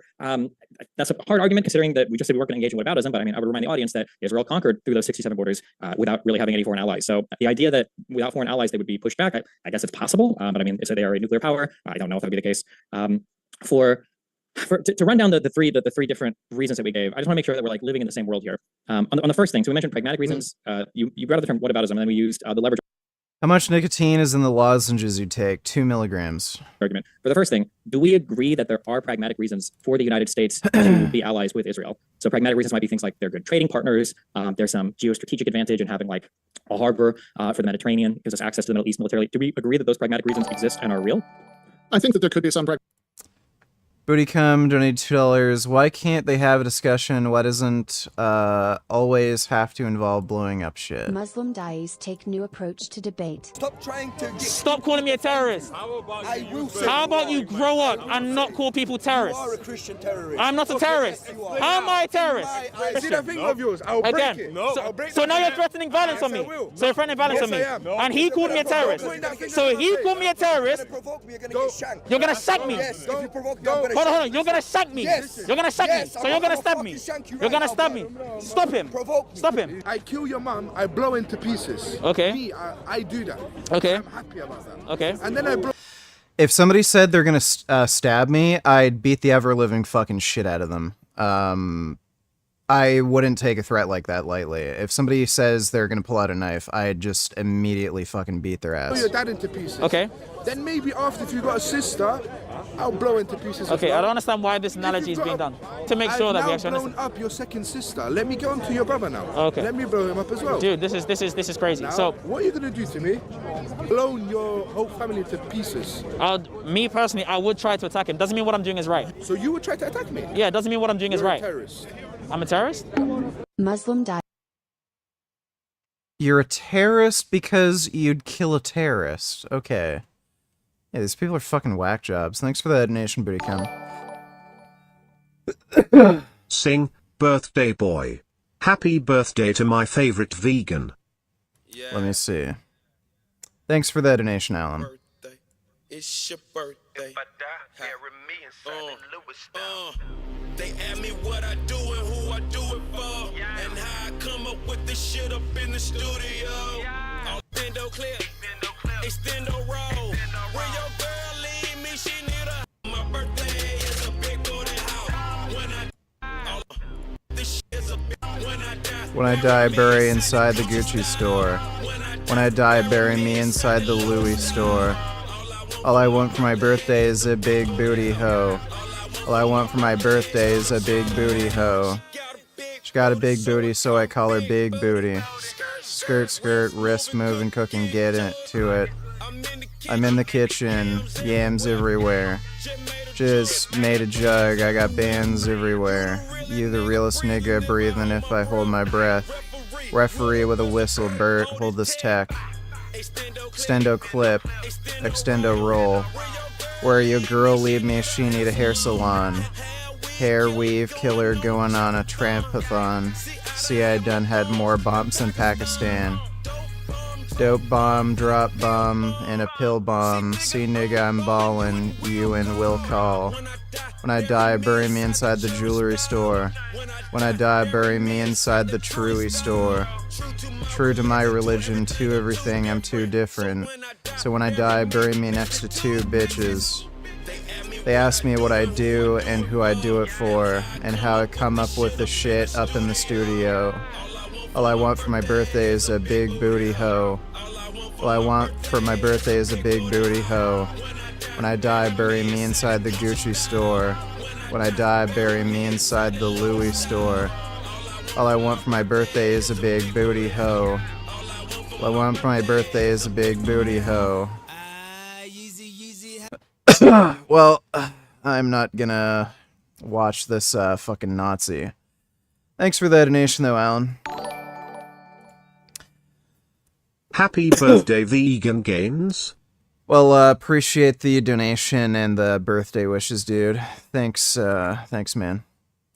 Pragmatic reasons like that are real, although I also think that the United States probably loses a lot from its deeply entrenched alliance with a country that outrages an awful lot of the world an awful lot of the time, particularly in the Middle East. But I'm honestly less interested in that one way or the other than I am in the general question of whether it's good to provide support to an apartheid state. And I know that you're going to disagree with that characterization, but I mean, I kind of laid out the case earlier for why the shoe fits. That B is engaged in absolutely massive destruction and displacement against its internal non-citizen population. I think that even if that turned out to be something that that had more pragmatic pluses or minuses from a pure national self-interest perspective, which I'm not actually sure that it does, but even if it did, that still seems like something that people of conscience should be against. Okay, so I'm just going to return to the first thing for the pragmatic reasons. Do we then agree? Not like there could be, but there are pragmatic. I think we either have to agree here, or we can argue this particular point. Do we agree, for instance? Do we trade with Israel? Do we get like military intelligence from Israel? Are these things that we factually agree on, or do we disagree here? Or I think that those are both true, but I also think continuing down that would be pretty unproductive, because remember that what I just said is that while I'm not sure if the pluses outweigh the minuses overall, that's not actually, I think, the ultimate source of the disagreement. Because if we win over all the pluses in excruciating detail, all the minuses pragmatically in excruciating. Pardon for the personal question, but I'm serious. I remember you two used to see tons of hentai porn. I think I suffer from porn desensitization. Do you know how to deal with it? I'm 30 and healthy. Yeah, stop watching porn and jerking off if you think you're getting sexual dysfunction from watching too much porn.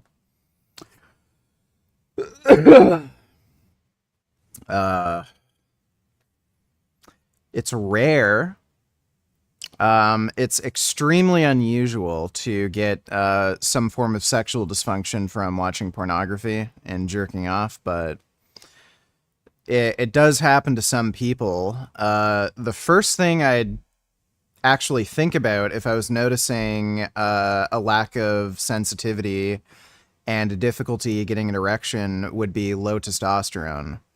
So you are 30, and as you age, some people are particularly sensitive to this. Their testosterone will go down, and there's a variety of genetic and environmental factors that might be influencing low testosterone, but the first thing I'd do is just look at your testosterone levels, and if they're quite low, that would probably be the most logical explanation for sexual dysfunction. Again, it's very rare to get sexual dysfunction from watching pornography. Thanks for that donation, though, Vegan Jim. Appreciate it. Hope that helps. Forget that debate. We prefer red pill content. ALS, have you heard of her? Apparently she's Mormon. Let me see.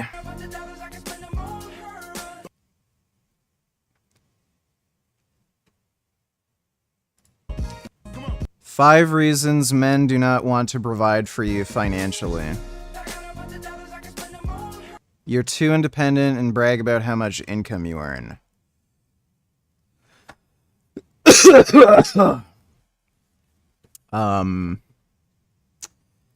Yeah, I mean, why would a dude be incentivized to give you money if you have a job and make your own money? He doesn't see a lifelong future with you. You're a placeholder for his dream girl. Sure, your appearance doesn't inspire him to make money for you. You don't maintain your looks, not feminine. Like, I mean, this is true. You can look at marital success in terms of who initiates a divorce. Women who gain weight are more likely to get divorced by their husbands by a significant margin compared to women who do not gain weight. So men care about how their sexual partner looks. You make excuses for him, which enables him to not have to provide. You split bills with him.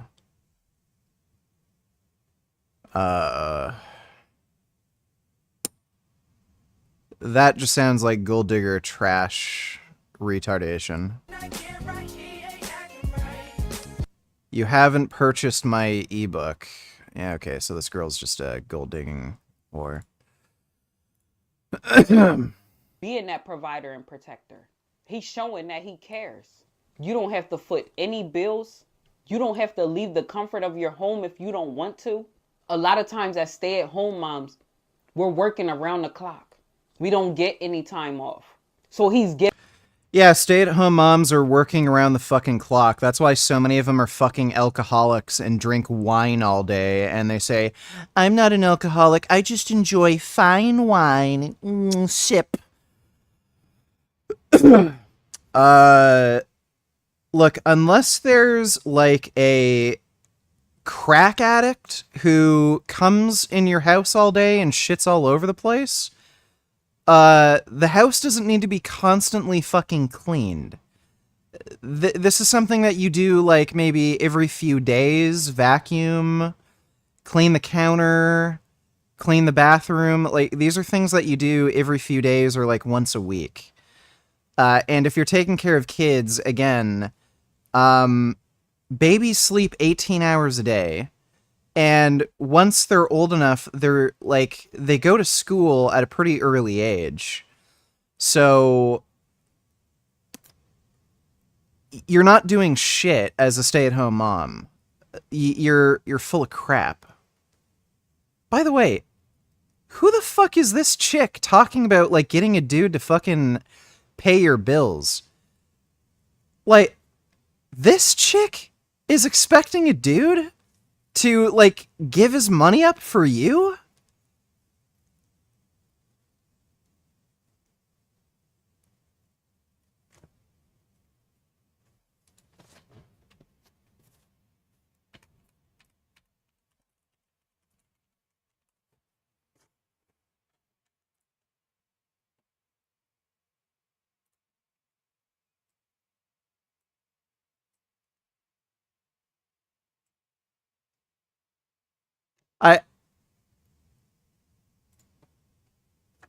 This is a LARP, okay?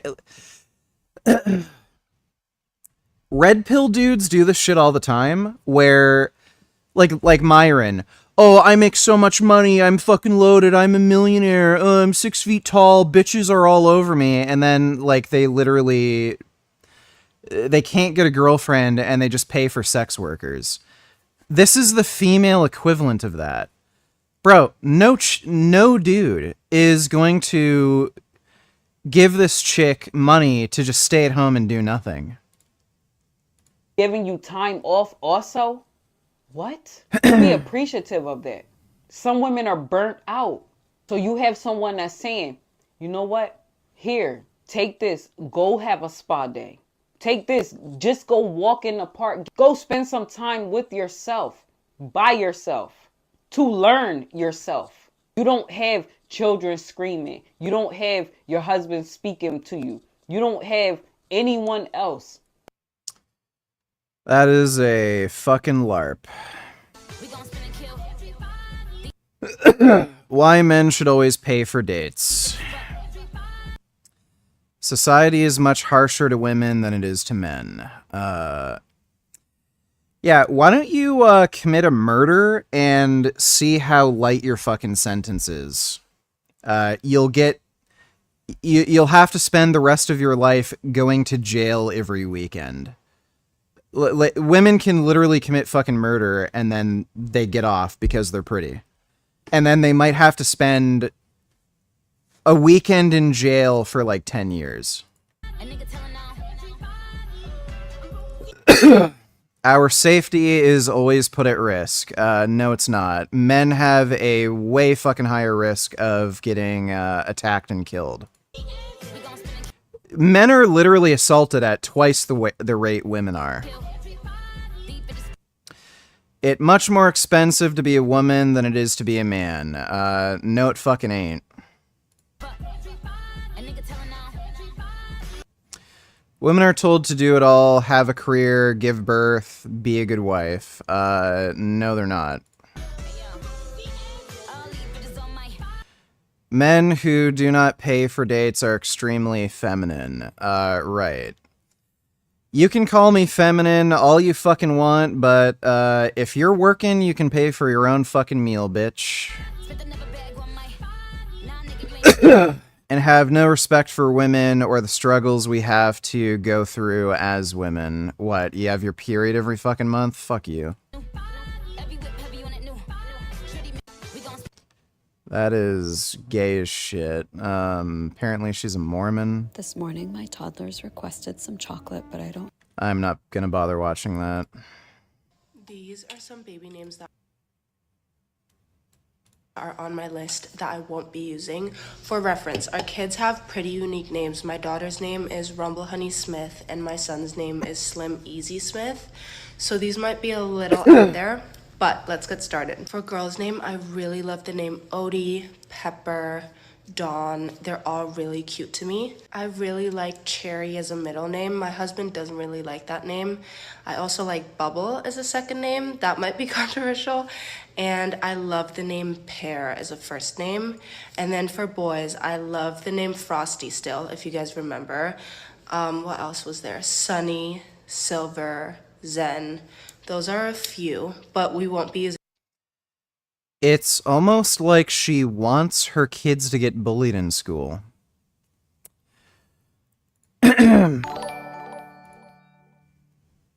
Happy birthday. Will you jerk off 33 times tonight to celebrate? Bally wally assy wassy butthole time.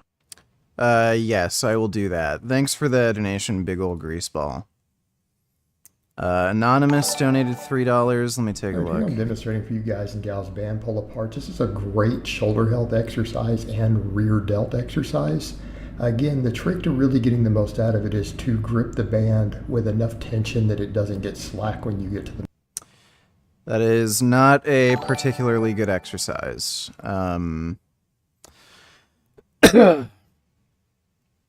The most benefit you're going to get from a hypertrophic standpoint is in the lengthened stretched position. The band gives you the most tension in the contracted shortened position, and when you're in the lengthened position, there's literally no tension, so this is a bad exercise. I don't know why you wouldn't just do bent over laterals instead. The middle, so that you maintain, a little bit of tension in that shortened position. So again, you've got to grip it in fairly close when you start. But again, fantastic exercise. Your shoulders will thank you for it. That is not a good exercise. Right here I'm demonstrating for you guys and gals an upright row. This is one of the best exercises you can do for just overall deltoid development. The trick to doing it safely is...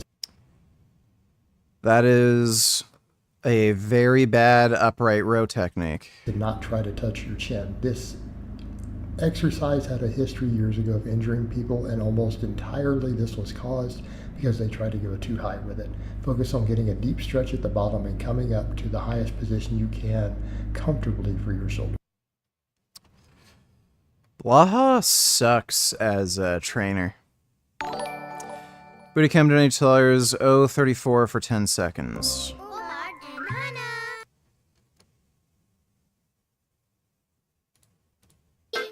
Love you too. Alhamdulillah.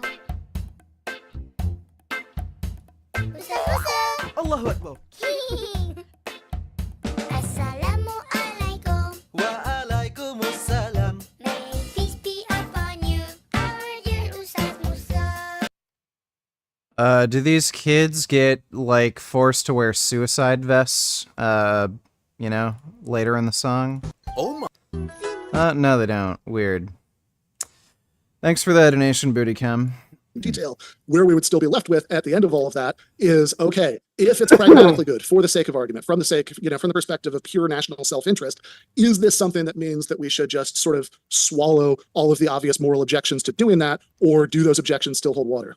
Sure. So Nazi Germany could have been a good trading partner for the United States. I'm not saying that just because we trade with them, it necessarily means that, well, now you have to accept my argument. You could accept for sake of argument that, yeah, there are pragmatic reasons to be allied with Israel, but there are other issues that we have with the country that far outweigh any pragmatic gain. And maybe even down the road, maybe those become unpragmatic because of how much those like moral crimes, I guess, weigh against us in our support for them. I'm just trying to make sure we're like in the same universe right now in terms of like what we agree on. Do we agree, for instance, that we do trade with Israel, that we export things to Israel and Israel buys them from us? Do we agree that there are like concrete military things that we get, like missile data or intelligence and around? Do we agree that these are things that we get from Israel. There are pragmatic reasons to be aligned with Israel. Do we agree? Just in that one arena. It doesn't mean that that's it. That's the whole argument. There's pragmatic reasons we have to do it. But do we just agree that these things exist? Again, I've got to say this is a really strange thing to press down on, because I didn't make the slightest objection to any of that earlier, and I think I explained why I don't think that would matter if the pluses outweigh the minuses. This guy is just a weasel. You can already tell this guy's a fucking weasel because he can't answer a simple yes or no question. And I also think that we're not probably in a great position to figure out if the pluses outweigh the minuses. To me, that's much less clear than the calculus about justice. But sure, do those particular pluses exist? Yes. Okay. Yes, they do. So to macro out a little bit, when I have conversations on this topic, there's a lot of whack-a-mole that goes on. There's a lot of hopping between a ton of different things, and it's hard for people to actually agree like on any actual substance of reality of like what has happened. I'm just trying to hammer down these points so that we have some foundation of agreement. We could agree. We could have an agreement on the next two questions that I have, which is about the three things you brought up. We could agree on all three of those things and still disagree on conclusions. I'm just trying to say that we're in the same world descriptively reality. That's all I'm trying to do right now. There's no setup for a gotcha. There's no like, well, since you agree with this, you have to do this. Just merely just saying that we like have the same factual foundation. So we do agree that there are pragmatic reasons to be aligned with Israel. There might be other reasons why we shouldn't be, but we agree that those pragmatic reasons exist, right? Yes, I agree that we Okay. trade with Israel. I'm sure that Okay. there's military intelligence Gotcha. with Israel. I've never heard anybody deny either of those things. Okay, that's good. Okay. Yeah, So the second point that you brought up, you called it whataboutism, but it has to do with Israel being better than other places. Do you disagree with the fact that Israel is generally better in almost every measurable way compared to basically every other country in the Middle East when it comes to freedom, equal rights, democratic representation of people, standards of living, LGBT stuff, whatever? Or do you disagree with that? Do you think that other countries in this region can make a stronger claim to those things when it comes to the rights that the people are afforded or the representation of those people?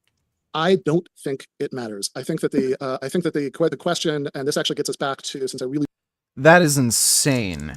That is absolutely fucking insane. This guy says it doesn't matter that Israel is democratic, has equal rights for all citizens.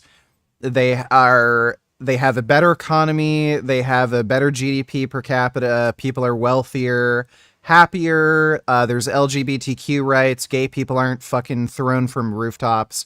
He literally says none of that matters. You are talking with a fucking sophist.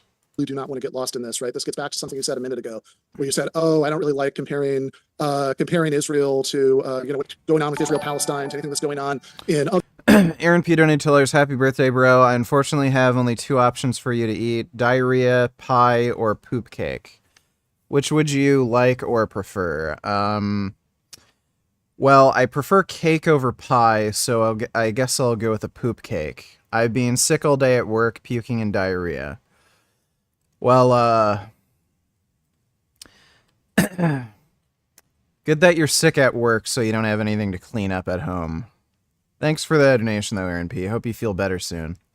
Other regions of the world, because of course there are lots of differences between regions. Like, yeah, of course, there are going to be lots of differences between regions, but I think if you're thinking about general principles and you want to make sure that you're being consistent, you absolutely have to be willing to do those comparisons. So, to directly answer your question, look, I think if you're an Israeli citizen, I think that they are, you all do have more democratic rights than citizens, of various completely non-democratic Middle Eastern countries. I think that if you are a Palestinian living under Israeli occupation, in many ways you probably have less rights than a lot of people do in some of those countries. But I also think that if that's the thing that we're arguing about, we're not actually arguing about what matters, because it could be true that literally every single person in Israel has more rights than every single person in some list of countries, which you think are the only countries that we should bring up when we're thinking about Israel-Palestine because they're close to it. And it could nevertheless be true that the treatment of millions of Palestinians for the last 57 years does fall under any reasonable definition of apartheid,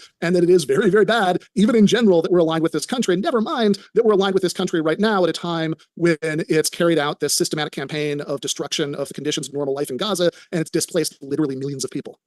Okay, I agree that these can all be problems. They can supersede any of the agreements that we have here. Again, to reiterate, I'm just trying to make sure that we live in the same world with the same reality. That's the only reason I'm trying to iron out these ground questions so that we don't hop back to them later and that we can build on whatever arguments we both have from here.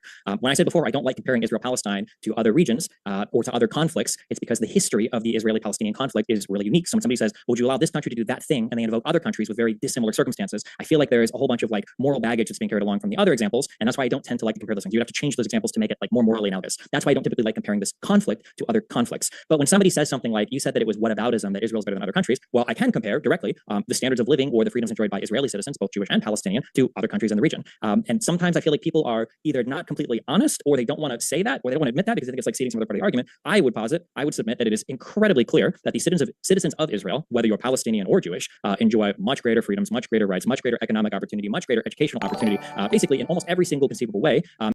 Happy birthday, VG. Smile, let's sing happy birthday, sing for you. Corn for all, VG, corn for all. Okay. Happy birthday to you, or happy birthday to me. Happy birthday to me. Happy birthday to me. Happy birthday to me. There you go. There's the happy birthday song for me. Thanks for the donation, Corn Man. Appreciate it.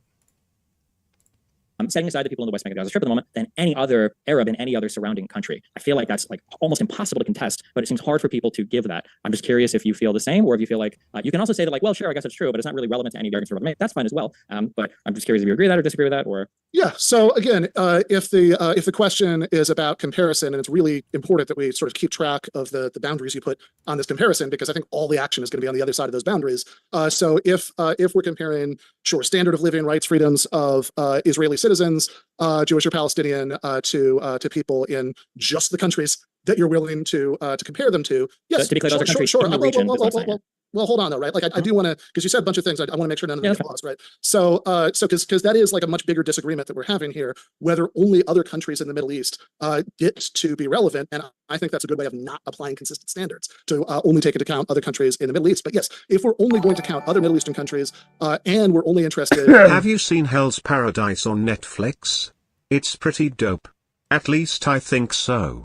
I'm sure you heard that Dr. McDougal died. I thought he would have lived longer, but I guess shit happens.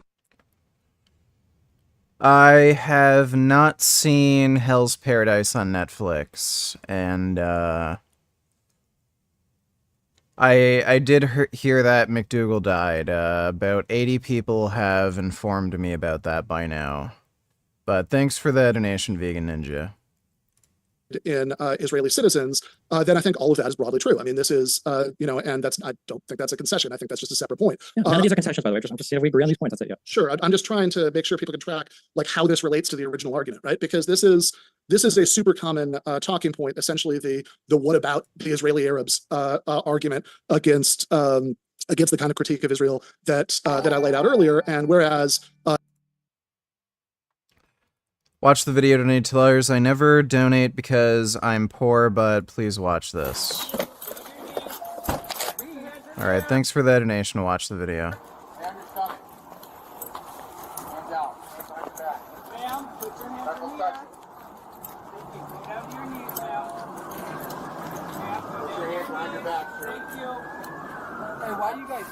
Hey, just listen to him.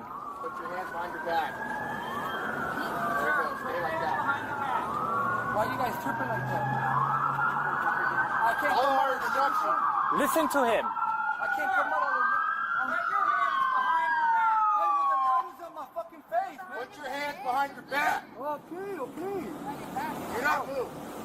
Just like that. Do not move.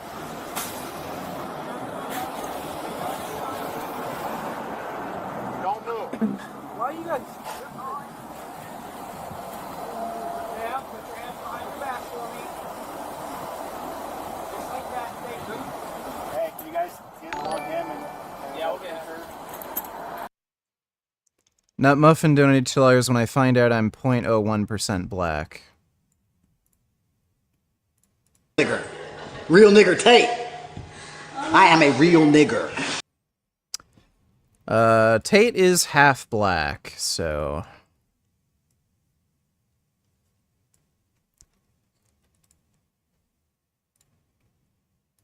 What if instead of Elon Musk, my name was Nig-on Musk? And instead of sending rocket ships to Mars, I'd tragically die in Africa, the land of the basketball people, because there's absolutely no water there. What if instead of... thanks for the donation, Nut Muffin.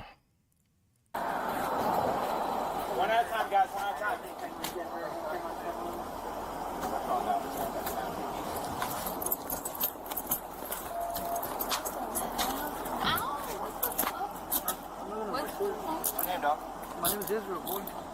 How you doing? Man, a little scared, what the fuck? I'll explain everything to you, man. I know you're gonna explain everything. Relax, alright? What's up? Roll to your side. Bend your knees. Ready? Take this one right here. You got that going?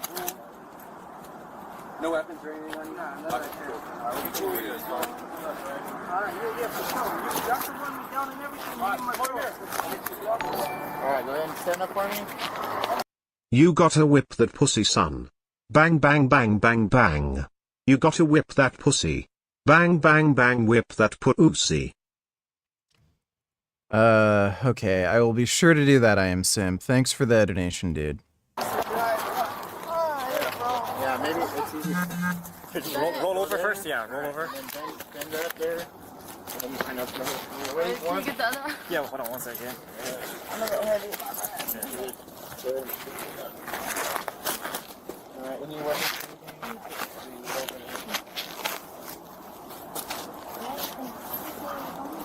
Okay, we're just gonna go to my car right here, okay? Follow me. Is this car right here? On the other side of my car.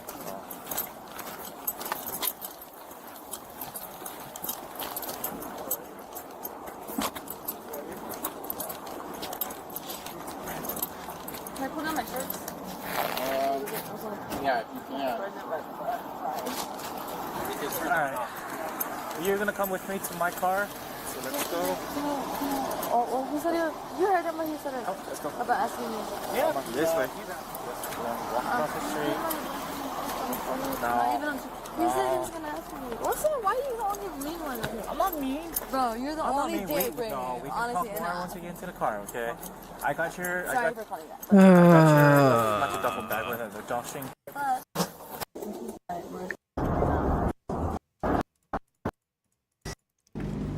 What was this, like a trolling attempt to make me watch a stupid fucking boring ass fucking video? If you stop just comparing the Palestinian citizens of Israel to only people who live in various dictatorships and Bootycam donate $2, let me see. So those girls are from Michigan. See how easy it is, huh? See how easy it is? You're gonna give me a heart attack. Look at it bulging, the meat wallet. What do you think about that, Dale? What a great gal. Thank you. What do you think about that, Dale? Meat wallet. So those girls are from Michigan. Big Lenny is really weird. He is a very, very strange guy. Thanks for the donation, Bootycam. monarchies nearby and start comparing them to people, to minority groups in Western democracies, I think in many ways you do see significantly more, discrimination in the Israeli case. And we can certainly talk about that, but I think that that's a little bit beside the main point because the two things that I said earlier, right, that I think that the reasons why I'm bothered by our country supporting Israel are the charge of apartheid and the charge of ethnic cleansing in the last 9 months in Gaza. And of course, neither of those are about the Israeli Arabs, right? Those are about Palestinians in the West Bank and Gaza for the first one, and most of the Palestinians in Gaza for the second one. And it's true, right, that there is this population of Palestinian families who ended up on the Israeli side of the line after 1948, who were eventually, granted most of the same rights as Israeli Jews. But it doesn't follow from that, and I know you're not saying it is, but I really just want this to be clear for the larger point, right? It doesn't follow from those people not having been denied these rights on the basis of their ethnicity, that there aren't millions of other people in Greater Israel, right? Israel's existed since 1967, who are denied basic legal rights on the basis of their ethnicity, quite openly on the grounds that even while Israel is building cities full of its own citizens in there, even while a significant percentage of the Israeli Jewish population is moving there, very explicitly on the grounds that if we granted all of these people citizenship, then that would take away the Jewish character of the state. So we can't do that. So to my mind, this is a little bit like saying, yeah, you could vote if you were a black person in New York State in 1940, therefore, no one in the United States in 1940 was denied the right to vote because they were black. I mean, there are people who have these rights in Israel despite being Arab, but there are also millions of people who are denied these rights because they're Arab. Okay, so to be clear, there is no such thing as denying their rights because of their race in Israel. We earlier said that there are some 2 million Palestinian, I think 20% of Israel's population in Israel proper are Palestinian Israeli citizens. Their ethnicity does not factor in here to their rights that are afforded to them. People that have rights in the West Bank or don't have rights in the West Bank, that is determined on citizenship lines. And if you are an Israeli citizen, you're granted more rights, obviously, because you're a citizen. If you are a resident or non-citizen, you are granted less rights.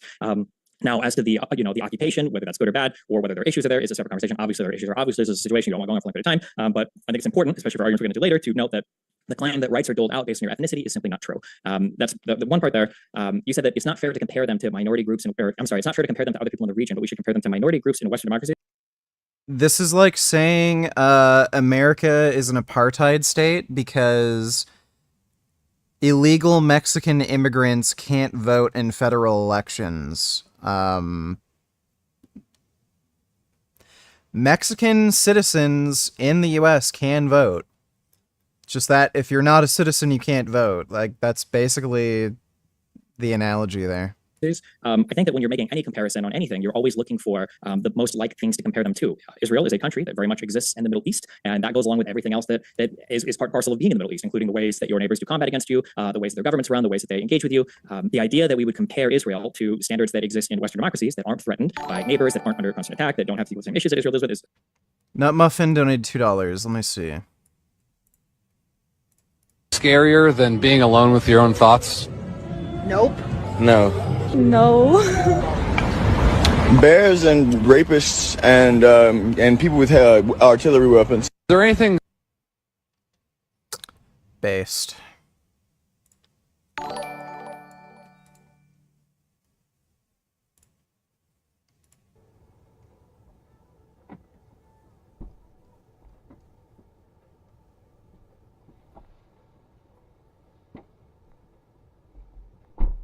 Diamond. Yeah. Go, go, go. You finna shoot up the car.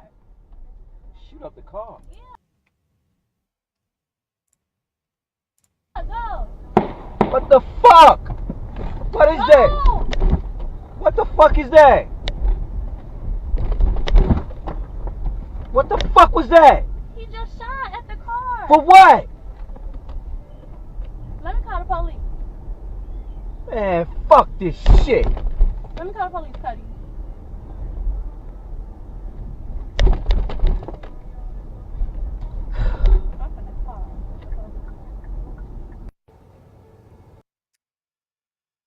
Well, you better watch out when you're doing Uber in the hood. That's pretty fucked. Thanks for that donation, Nutmuffin. Bootycum donated $2. It's close. You actually think you should be stepping on a bodybuilder? Oh, shut up. Oh my god. No muffin tops allowed. This is how not to be a bodybuilder. This is how to be a bodybuilder. Shut up! Was Big Lenny wearing a fucking diaper there? What the fuck is that? Yeah, what the fuck is that? That looks like an adult diaper. Let this fat disgrace come over here now. What are you doing? Keep your fucking underwear on. Look at you fucking morons. I just come out in underwear on. I forgot. The clothes get embarrassing. That look like the hamstrings, no waist. Your thighs look big. His thighs look bigger than his fucking waist. The look at the feet is already in your eyes, Leonard. Well, no, I'm just saying. All right, I gotta go to work. Thank you for the donation, Bootycam. Is a little bit naive. I think it's an unfair projection of a Western projection of how we think a country should look to analyze Israel in that way. I think it's a little silly. I can justify that later if we get into that. So going back to these. Wait, you're talking so much. We can do this simpler, but I'm just trying to. I feel like you're trying to head off like every potential argument. I'm not even on the road to making an argument. I'm just trying to agree. When I gave my opening argument, you said that you could group my arguments into three broad categories. So I'm just saying that we have a factual ground of broad categories. The first one was the pragmatic reasons. We seem to agree. The second one was that the Israeli citizens seem to enjoy more rights than other people in their region. Maybe not the Western countries. We seem to agree on that. And then the third argument you said was the leverage argument. Do you agree that the West has historically and currently provides leverage against actions that Israel might otherwise take if the West wasn't providing that leverage? Okay, so I want to start out with the first two things you said, because I think they're really important. So one, you said that I was saying it wasn't fair to compare Israel to other states in the Middle East. That's not true. That's not what I said. I said that we shouldn't artificially restrict the comparison to other states in the Middle East. I think everywhere is fair grounds for comparison, although I think there's also some irony to saying that it's not reasonable to compare Israel to Western countries, because you should compare it to what's most like, what of course Israel's self-conception and the conception of it that's pushed by its apologists in the West is very much that it should be thought of as the same sort of entity as normal Western democracies. But my view is that you should be willing to compare it to any other country. If you have the scale of how many, of what rights are denied to what people, for what reasons, how objectionable this is, I think just coming in ahead on that scale of various monarchies, military dictatorships is not good enough to make it not troubling that the United States is supporting this country if it is troublingly worse than normal Western democracies in some of these respects, right? So that's one point. The other point that you said right at the beginning when you started speaking just now is that you said that well, nobody is denied the right, nobody is denied rights in Israel because, well, you used the word race. I think I said ethnicity, but whatever, because they're demographics. Whether they're Jewish or they're part of some other group. And you used as evidence of that the fact that there are these 2 million Palestinian citizens of Israel who aren't denied that. But this is my point about how this is like saying that because Black people were allowed to vote in New York State in 1940, therefore it's not true that nobody in the United States in 1940 was denied the right to vote because they're Black. Like you say, oh, this is about citizenship, so it's not about ethnicity, it's about citizenship. But my point is precisely that even as the West Bank in particular, Gaza is more complicated, although I think actually much worse in some ways, but even as the West Bank in particular was more and more integrated into the state in lots of ways, that, again, 5 to 10% of the Israeli Jewish population lives there. This is treated for all sorts of purposes as being part of Israel. Nevertheless, millions of people there were not made citizens. And Israeli politicians and Western Zionists typically are not shy about explaining the reason they could not have been made citizens, which is, oh, if we had made those people citizens, then there would have been too many people with the wrong ethnic group who were citizens of Israel, and we'd lose the Jewish character of the state. By the way, every single country does this. Canada limits immigration. The United States limits immigration. Right now, the UK isn't limiting immigration. But just about every fucking country limits immigration largely on the basis of demographic control. We don't want people from foreign countries en masse coming over and disrupting the social order of the nation. We don't want Islamic jihadists from Iran, Pakistan, Afghanistan coming into the United States or Canada like en masse and creating, like trying to create some fucking jihadist utopia, overthrow the US government, and create an entirely new social order. So Israel is evil because they don't want Islamic jihadist retards taking over their country. Got it. Okay. This is the argument that that this is like I have yet to meet the Zionist who's not 100% transparent about making that argument. So saying it's about citizenship, not ethnicity, I think kind of elides the issue that people are denied citizenship even. It's their prerogative. They don't need to give citizenship to fucking anybody if they don't want to. As the land they lived in is for every other practical purpose absorbed into Israel precisely because of their ethnicity. On the three broad arguments you made for yes, real quickly, I know I've been talking for a while, I'll just say that on the pragmatic point, I don't know that we agree. I mean, my position was, yes, of course, if you say, does the U.S. trade with Israel? Does the U.S. get military intelligence from Israel? Again, I've never heard anybody deny either of those two things. But if the question is overall, does the alliance between the U.S. and Israel, sort of do more good than harm for the U.S.? I think that's much harder to know. Although, again, I'm much more interested in the questions of that alliance perpetuating fundamental injustices. And then finally, because you asked me a direct question on leverage, I think that, you can find individual instances, certainly, of the U.S. Using leverage to moderate Israeli behavior. There's the famous incident about Ronald Reagan during the war in Lebanon, for example. But overall, is Israel more emboldened than not by having the most powerful country in the world give it a blank check of assistance so that even questioning whether it's always going to provide that assistance is like a huge political third rail, and providing that sort of stable UN Security Council veto on its behalf? It does seem a bit implausible to me that having those things in place wouldn't make the Israelis bolder about picking fights with other people than they would if they did not have those things in their favor. Did they have the UN Security Council votes in their favor when they took all of the land of 67? Or did they have any security guarantees from the West when they took all the land of 67? Well, this is the, I think that the, whether there was, that is the time that relationship is. Oh, here's a good fucking dodge.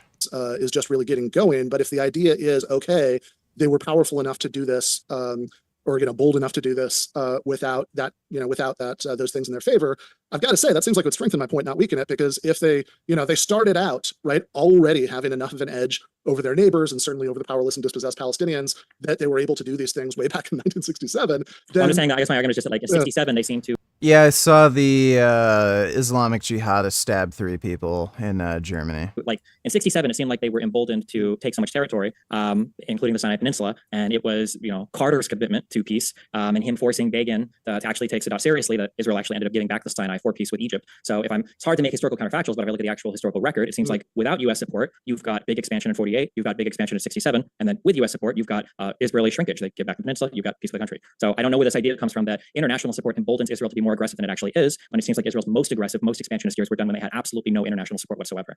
Yeah, I mean, I guess I do find that a little bit confusing because I would think that your claim here, right? Correct me if I'm wrong, is that you think that Israel was under such grave threat in 1967 that they had, that they had no choice but to do that, right? And I do think that. Do you disagree with that, or do you think that's not true? I think that it's. I'm not convinced that it is, but I also think that it's probably not worth litigating because I think that that whether or not that's true. Yeah, that's right. Dodge another yes or no question and obfuscate and make stupid fucking excuses like, oh, it doesn't matter anyway. True has very little to do with the objections that I was making earlier. I think that this is a sort of fundamental disagreement, right? You said earlier that one of your reasons for thinking that it's bad or it's misleading to compare the standards that would apply to Israel Palestine to the standards that would apply to any other situation around the world is that the history is different, and so that and that makes a moral difference. And I my sense of the way things often go is you get a lot of very in the weeds discussion of the history, but I guess the bigger question I would just ask is why does that make a moral difference? I think it makes a moral difference because we were arguing this third point about leverage, and you seem to make the argument that Israel, with U.S. backing, seems to be more reckless or more territorially aggressive than when Israel is without that support. That if we withhold that support, my counter argument is that if we withdraw support, well, then Israel has no reason whatsoever to acquiesce to any desires of the United States. And then when we consult the historical record, Israel's biggest years of expansion, which were 1947-8, and then it was 1947-8, and then 1967, seems to be when it had its back against the wall with absolutely no support internationally. But as support internationally grew, not only did they stop conquering territory, they seem to give back territory in the form of the Sinai Peninsula. So I'm curious how we can make the argument. What is the argument that Israel has more aggressive means just because they're backed by the United States? I can't find an example of that in history. So how am I to believe the argument there? Yeah. So I think that first that the example in history is the fact that Israel has been able to hold on to this territory from 1967 for the last 57 years, even as the vast majority of the world is opposed to it. It does actually seem pretty plausible that just as you say that the United States gets things out of trade or military intelligence from Israel, that Israel gets all sorts of benefits from not being completely internationally isolated, and that if that were a real danger, that would be a factor in the calculations. I also think that there's some tension and how you're talking about 1967, because on the one hand, for the purposes of this argument, you want to use it as an example of Israel being emboldened because there was no moderating force. And on the other hand, you want to say that they were under such grave threat that they had no choice but to do that. And it seems to me that if you take seriously the idea that they were under such grave threat that they had no choice but to do that, it's not actually very good evidence that they were, that they were emboldened, in a way that they wouldn't have been if they'd had moderating pressures. But that was the entire reason why they took the territory that they did, because they felt like they were under grave threat. The Golan Heights were captured because they felt that Syrian artillery could strike into Haifa and Tel Aviv too easily. The West Bank was captured because of Jordanian attacks from East Jerusalem into Jerusalem proper, and because they also had some 10 miles from their hills to fire into Tel Aviv. And the Sinai Peninsula was taken because once Nasser ejected all of the UN peacekeeping forces and started to deploy his military across the Sinai, Israel felt like they couldn't fight any attrition-based wars against countries that had 10x the population. So in all three examples of the territory captured in '67, they were done explicitly because Israel felt like they had their back to the wall. And I think this is further evidenced by the fact that Israel only gave back the Sinai when Egypt gave them a peace treaty. So I think that it perfectly backs my argument up. I don't see any reason, again, I'm returning to, you keep saying that Israel's held territory because of help from the rest of the world. I don't recall much help in the first or second Lebanon war. I don't recall much help in the 48 or 67 war. I know that the U.S. replaced a lot of armor in 73 for Yom Kippur. In 56, the United States was a moderating force during the Suez War. Basically, I think Eisenhower told Israel to fuck off and leave, which they did. So I don't see any part, returning once again, I just don't see any evidence or any examples. Can you think of moments where Israeli military acted in such a way where like, oh, well, the U.S. is helping us here, in Lebanon, either in 2006 or in the 80s, or the United States or somebody's helping us here fight. I just don't think that this really happens. I don't think it's much of a factor in any of the Israeli history. I think that if anything, Israel is generally fighting with the United States, and the United States is trying to push Israel towards more peaceful things, if for no other reason, because it hurts our other allies in the region, and it hurts our relationship with those allies, whether this is example or evidenced by Carter pushing Begin to peace with Sadat, or whether it's evidenced by Clinton trying so hard. It seems like his logic is sound, but it's because he's building the logic on presuppositions of history that he doesn't want to argue. Well, yeah, the problem is he's making claims that are unsupported by any kind of actual historical facts or modern day realities, and he's just pushing some stupid ideological narrative. when he has like there's no, he's not providing any reasonable justification for, you know, supporting this narrative. Thanks for the donation, though, retard. Bootycom donated $2. It's shocking. Britain's grooming gang shame is a lesson in what can happen when people are too afraid of being called racist to do something about a problem. The vulnerable working-class white girls of Newcastle, Rotherham, Rochdale, Keighley, Aylesbury, Oxford, Peterborough and Telford know only too well about how police and politicians sacrifice... I think this whole grooming gang thing was way overblown and there wasn't actually any evidence of it. There were a lot of Muslim migrants that were coming from Pakistan who were grooming children, but I looked into this a little bit. There wasn't really any evidence that there was like a widespread issue with Muslim grooming gangs. And if you look at grooming incidences, like where there's, you know, minors getting predated upon, you know, adults, Muslims as a minority are far less likely to actually groom children than just native people from the UK. them at the altar of political correctness. In the vast majority of cases, the perpetrators were overwhelmingly a combination of depraved monsters from Pakistan, Afghanistan and Bangladeshi origin. Numerous reports, like the one into the Telford scandal that saw more than 1,000 girls tortured, raped and abused, have said that fears of being labelled a racist prevented authorities from acting. But after coming under huge pressure from GB News and a few other voices as well, the government set up a grooming gang task force. And now the results are in.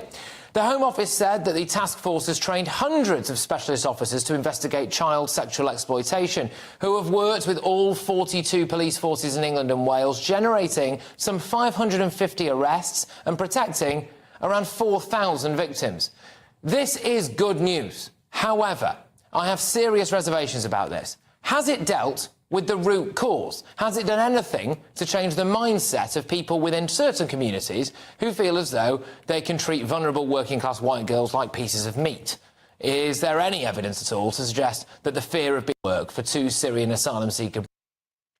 Yeah, the UK is letting in way too many migrants without any sort of vetting process. That's certain. But I think the idea of there being Muslim grooming gangs, I think that was I'm pretty sure that was overblown. Thanks for the donation, Bootycam. Hard to get peace, you know, between Israel with Arafat. I think he was at the Oslo Summit. I think it was him in the picture. Yeah, it feels like I just don't see any evidence for. I hear this claim over and over again that Israel's emboldened. I just don't see any evidence of that whatsoever. Yeah, I don't know, like what's an example of that? So, well, okay. I did give you one. You didn't accept it, but I also just want to make sure. Oh, wait, what was the example? I'm sorry if I forgot. But first, I just want to make sure that everybody kind of gets the order of the arguments here, because I pointed out that there seems to be this tension in how you're talking about 1967. On the one hand, you want to use it as evidence that Israel was more emboldened to be aggressive when it didn't have like moderating U.S. alliance, and on the other hand, you want to say actually they had no choice but to do what they did because they were under such grave threat. And when I pointed that out, instead of responding by showing how those two things could both be true, you just gave me an argument in favor of the idea that that Israel had no choice because they were under such grave threat. But I mean, again, what is the tension, or what were the 2 points? Yeah, they had sure. No so the two things are, one, that 1967, Israel seizing all that territory, is evidence that they were more emboldened to act aggressively. When they didn't have a strong relationship with the U.S. And on the other hand, you want to say that actually it's not that they were like boldly and recklessly acting aggressively; it's that they had absolutely no choice but to do what they did. Yeah, but my argument is the reason why they acted aggressively is because they had no support in the West. That Israel, there's so much, from Ben Gurion to Moshe Dayan to all these old prime ministers talking about the rib cage of Tel Aviv, that there was some, 15 kilometers or whatever between the ocean and the West Bank, and Israel felt like without any security assurances from the West, the only people that could ensure their security were themselves, and this came at the cost of great territorial expansion. I don't understand how there's tension. I think both of these points play into each other perfectly. That if Israel had security guarantees from the West, then maybe they would have felt more comfortable saying like, oh, okay, well, we don't need to go invade our neighbors, we don't need to take any land here, like we know that the West will protect us if we get attacked.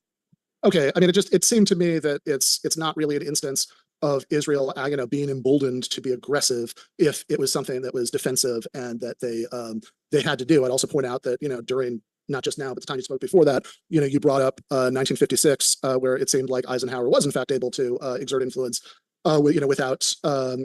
Without it being the case that that the U.S. was sending regular shipments of bombs and money to Israel and exercising a routine Security Council veto on its behalf. But the whole reason why Israel listened to Eisenhower is because they wanted those security assurances. The whole reason that 56 war started is because Israel thought that they were getting good with Britain and France, who basically faked the reason to start that war. That's the whole reason why Israel was so eager to join. And Israel was going to listen to the United States because they hope for an alliance in the future. But again, the only reason there was a moderating force there, even if it wasn't because of current arms shipment, it was because of the hope of future arms shipments. That was the whole idea of essentially bowing to the United States. Otherwise, why would they? Well, it's not like the U.S. is helping them. So if Eisenhower tells them to fuck off, why would they care otherwise? If not to try to gain some kind of future alliance with them. Well, but the picture you're painting here is that Israel is doing what the United States wants, because if it does, it thinks that it might get some military help, and if it doesn't, it won't get that help, which of course is a very different situation from there just being this blank check of constant support, where you have, again, it's so entrenched that Israel gets tons of help every year, no matter what. I don't know how this responds to for 67. I think that Israel has no security assurances from the West. Therefore, they have to act more aggressively to guarantee their own security. Do you agree then that there's no tension between these 2 points, as you were saying before, or do you still believe there's tension between these 2 points?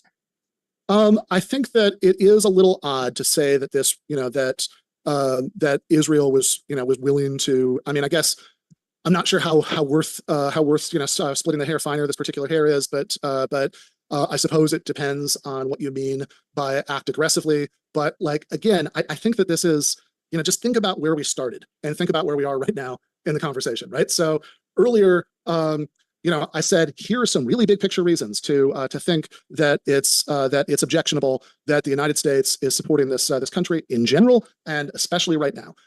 And then, one of your reasons to think that it's actually good in any case is that is that the United States can exert leverage. And I started to ask, okay, but is that leverage, right? Is that something we would accept? Right? In general, if a country is doing wildly objectionable things, is denying lots of people fundamental rights, is engaged in ethnic cleansing, is that something that we would generally say, oh no, but it's still good for a superpower patron to support it, because at least they'll have some leverage to act as a moderating influence? I mean, I think if that's your position, that you can just literally agree with all of these and we just skip to that part of the conversation. The reason why I have to have these micro things is because, in my opinion, this particular conflict is built on more misinformation than I've seen on any historical event ever in my entire life. And if it's not you, if a person is to build off of bad history or bad geopolitical understanding, all of these different micro events, well, then the macro event is essentially big. Like we know, oh, well, if this fact is true and this fact is true, if Israel conquers no matter what, if leverage doesn't do anything, if they're not even valuable, blah, blah, blah, well, then of course, all these other things are obviously horrible. So I think the reason that I didn't see that it's true is that I'm not convinced that it's empirically true that the moderating leverage that the U.S. can exert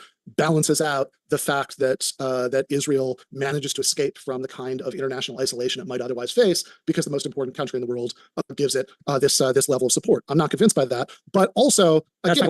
You may not be convinced by that. That's fine, but you've given absolutely no argument to support that. I've given historical counterexamples on multiple different points here. So I mean, you can say that you don't agree with that. That's fine, but it's purely off of vibes. Unless you can give me any historical example whatsoever. Okay. But at the very beginning of our talking about this, I did say, look, I think that the fact that Israel has felt willing to hold on to the West Bank and Gaza for 57 years is pretty good evidence that it benefits from having the 300-pound gorilla in all of this, the United States, give it unconditional. Can you give me an example? How does the United States help Israel hold on to the West Bank? Well, beyond the fact that it gives it military aid and financial assistance, with loan guarantees, which definitely reduces the pain domestically of doing that. Presumably, Israel wouldn't want to be a rogue state in the international system, to be completely bereft of allies and supporters and trading partners. Perhaps you mentioned that earlier.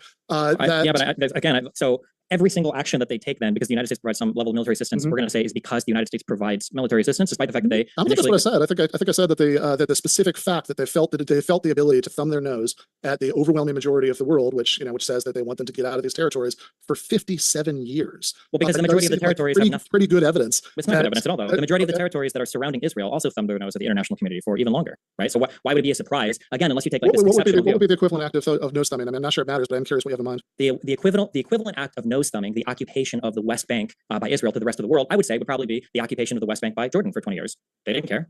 Okay, so that's the even if it was the case that that was an equivalent act of nose thumbing, right? That there was as much international opposition to that for those 20 years as there. Wait, what do you mean? If there was there not opposition to it? There was a General Assembly resolution 181 that was voted on in 47 that the Arab states refused, and then there was a war that happened afterwards. After 67, people like to quote Resolution 242 that says territories acquired. Do you and Jasmine usually fuck on your birthdays? Not necessarily. Like, we kind of fuck when we're in the mood. But thanks for that donation, Sokiyashi. Through combat can't be maintained, and that's how Jordan acquired the West Bank. There was a king, Abdullah I, I believe, was literally assassinated in Jerusalem because of how angry some of the Palestinians were that Jordan had occupied that territory. So there was some condemnation for it. Internationally, I don't know if we cared as much because there were going on, but it right, seems like you just made my point, right? That there wasn't the same level, but even if there was, right? I would say that 20 years is 37 years less long than 57 years. Also, of course, if we were going to see how it's relevant to this point, we would have to see is it the case that Jordan continued to enjoy good relations with Western countries it wanted to have good relationships with for those 20 years, because if that is the case, then I don't really see the relevance of this to undermining the idea that escaping international isolation is good for Israel and diminishes the pressure on Israel to sort of bow to the will of the international community. Well, I think the difference is this is the point. That's why I said I don't like comparing Israel to Western countries. None of these surrounding countries have to bow to international pressure. Who cares? Okay, so is that a good thing? No, I don't think so. Okay, so again, this is why that I know you didn't like the word earlier, right? But this is why I think whataboutism is a relevant term to use here. Yeah, so whataboutism is used to escape. If the Jordanian occupation of the West Bank were still a thing, then we could have a discussion about whether the United States should be supporting Jordan while it was occupying the West Bank. But just and I think all of this would I think that discussion would play out much the same way. So notice the double standard here. Israel has to play by the rules. They have to be perfect. They have to listen to every UN resolution, but everybody else in the surrounding area, including the Palestinians, they don't have to listen to any rules, any pressure from the international community. Whether, if you're is the claim that if there were more consequences for Jordan? Yes, that is the claim. Yes. So the whataboutism doesn't work as an argument. Whataboutism is when you're trying to avoid responsibility by a particular party by bringing up some disanalogous thing in some other party and appealing to hypocrisy or something. When you're trying to hold a particular standard somewhere. So if I shoot and kill somebody, okay, and somebody's like, wow, you just killed a person, and I'm like, wait, this person was pointing a gun at me saying they were going to kill me, and you're like, whataboutism? No, that's not whataboutism. That doesn't count. What I just said. When Israel is existing in a particular region where there are a whole bunch of actors that are essentially allowed to operate freely in particular ways, whether that means using chemical weapons against their populations, like it had been for a while in Libya, like it means up in like it meant for a little bit in Iraq, like it means up in Syria, whether that means allowing massive amounts of people, including children, to starve to death, like that might mean in the country of Yemen, like that might mean against opponents for Saudi Arabia that led that coalition against Yemen, whether that might mean massive disenfranchisement of citizens, of throwing them into torture chambers, like that means in Iraq, in Iran, in Lebanon, especially southern Lebanon, or like we can go on and on. I'm just saying that like when all of these but none of it would be relevant in any way. That's great. Okay, when we can go around and we can see how all of the particular actors in this region are acting, right? The actions that you take in a particular region, especially if you don't have security guarantees from the West, are probably to some extent going to have to be in the same language as the actors that are in the region that you're operating in. Which is why I don't like to compare, like, oh well, in an ideal democratic world, surrounded by two oceans, what would the United States do? Well, it's a lot different in terms of like, well, what can Israel do? Because they have neighbors that are willing to play by an entirely different set of rules that the United Nations of the world doesn't hold them to account on. And I think that we have to evaluate that when we figure out like how Israel's going to act. Returning us, I guess, to that point of like, why is Israel, if they feel threatened, why does that mean that they take more territory? Well, because holding territory is literally the only way that they can create a buffer between them and their most exposed areas and their feeling, because they don't have those security guarantees from the West, and because the entire region thumbs their nose at UN resolutions. That's the issue. Yeah. So again, you started out saying that, well, one thing that was wrong but not very important, which is that whataboutism has to involve bringing up disanalogous actions. It can actually involve bringing up perfectly analogous actions, and it's nevertheless whataboutism. If I shoot somebody and then you say, oh, but this other guy across town shot somebody and they got away with it, so therefore I should get away with it, right? That's exactly the kind of thing that whataboutism was coined to describe. Now you said this isn't like that, because what it's like is you shot somebody but they had a gun pointed at you, but then you proceeded to invoke an awful lot of examples that don't involve a gun pointed at Israel. They involve terrible things being done to other people that don't threaten Israel in any way. In some cases, even by countries with some level of security cooperation, or certainly at least common allies. Okay, well then if we look at it, the question is always, right, when people bring up crimes committed by other countries in whether in the region or otherwise, that crimes not committed against Israel, right, but crimes committed against other people in discussions of crimes committed by Israel, then the question is always, okay, are you saying, well, they get away with that, so therefore Israel shouldn't Happy birthday, Vegan Gains. Stay well for us. We need you here, bro. I'm the elephant in the room, hinting, playing Super Mario Bros. Wonder Game On. Yeah, I hate Mario. There has not been a single good Mario game ever released, but thanks for the donation. Heartedly, Tin Man Adonis. Oh wait, you didn't donate. Never mind. You know, like shouldn't worry about international law, shouldn't worry about this. I mean, I would say that, for example, you know, one of your examples was the Saudi war in Yemen, which was we don't have to get into Saudi stuff. well, okay, but it was one of your examples, right? And it's worth taking at least 10 seconds on this because because I want to keep everything moving quick. Okay, yeah, how are we doing on the overall time for this part, by the way? Let's see. I'd say maybe another 10 minutes, and so I can give you Okay, like a really for short. on the direct example, like we can just talk about. So 67 is obviously one of our most contentious wars, right? And you talk about like, well, the self-defense thing doesn't count. Do we agree? No, I didn't say that. I have a, like, this is, again, I don't think anything that would be true about 1967, 1973, 1956, Sinai. I don't think any of this stuff would be relevant to, is it? Did you see this? Watch at 2x speed. Do you agree that more men should go overseas to find a wife? Why do you think they do it? You didn't give me a link, but if you give me a link, I can take a look. And no, there's no reason to go overseas to get a wife, and getting married is nothing but a stupid liability for a man. You should just have a girlfriend. You should never get married. Marriage is nothing but a liability, and it will only disadvantage you. So it's stupid. Thanks for the donation, Passport Cuck. Thanks for the help, brother. Enjoy your birthday. Well, no problem, dude. Acceptable to rule over millions of people for 57 years without giving them equal rights because of their ethnicity? And is it acceptable for the United States to support a country like that? It is acceptable for the United States to support a country that has displaced millions of people in the last 9 months? That there could be literally anything that was true of those things. And nevertheless, the answer to both of those questions would be no, just like to do those 10 seconds, just like, yes, it's terrible that the United States was back in Saudi Arabia during while it was committing those atrocities in Yemen. I mean, I think that the left was, almost the only people who were speaking out against that at the time. Bernie Sanders. Y'all niggas clout chasers, bro. That shit was whack. That whole shit was lame, yo. I took a trip to Sasua with a $700 budget, and niggas is mad.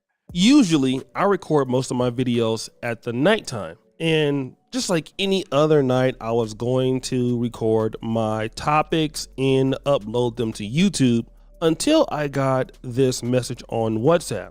And it brought me to World Star Hip Hop. And the video that it brought me was Passport Bro begs for help after getting stranded in the DR with no cash. So of course, I pressed play. What up, y'all? I'm here still in DR. I missed my flight last night. I just got off the phone with Spirit. I'm waiting on them to call me back. It's a $100 reschedule fee.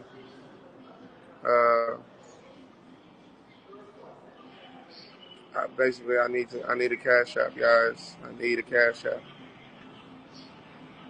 to try to get this fee together, man. I'm so sick right now. I'm sick as hell. I've been trying to call Kayla because I know she's like in the area.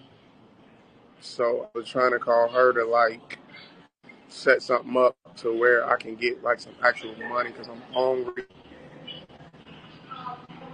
I have very little bread left. I maybe got like $15.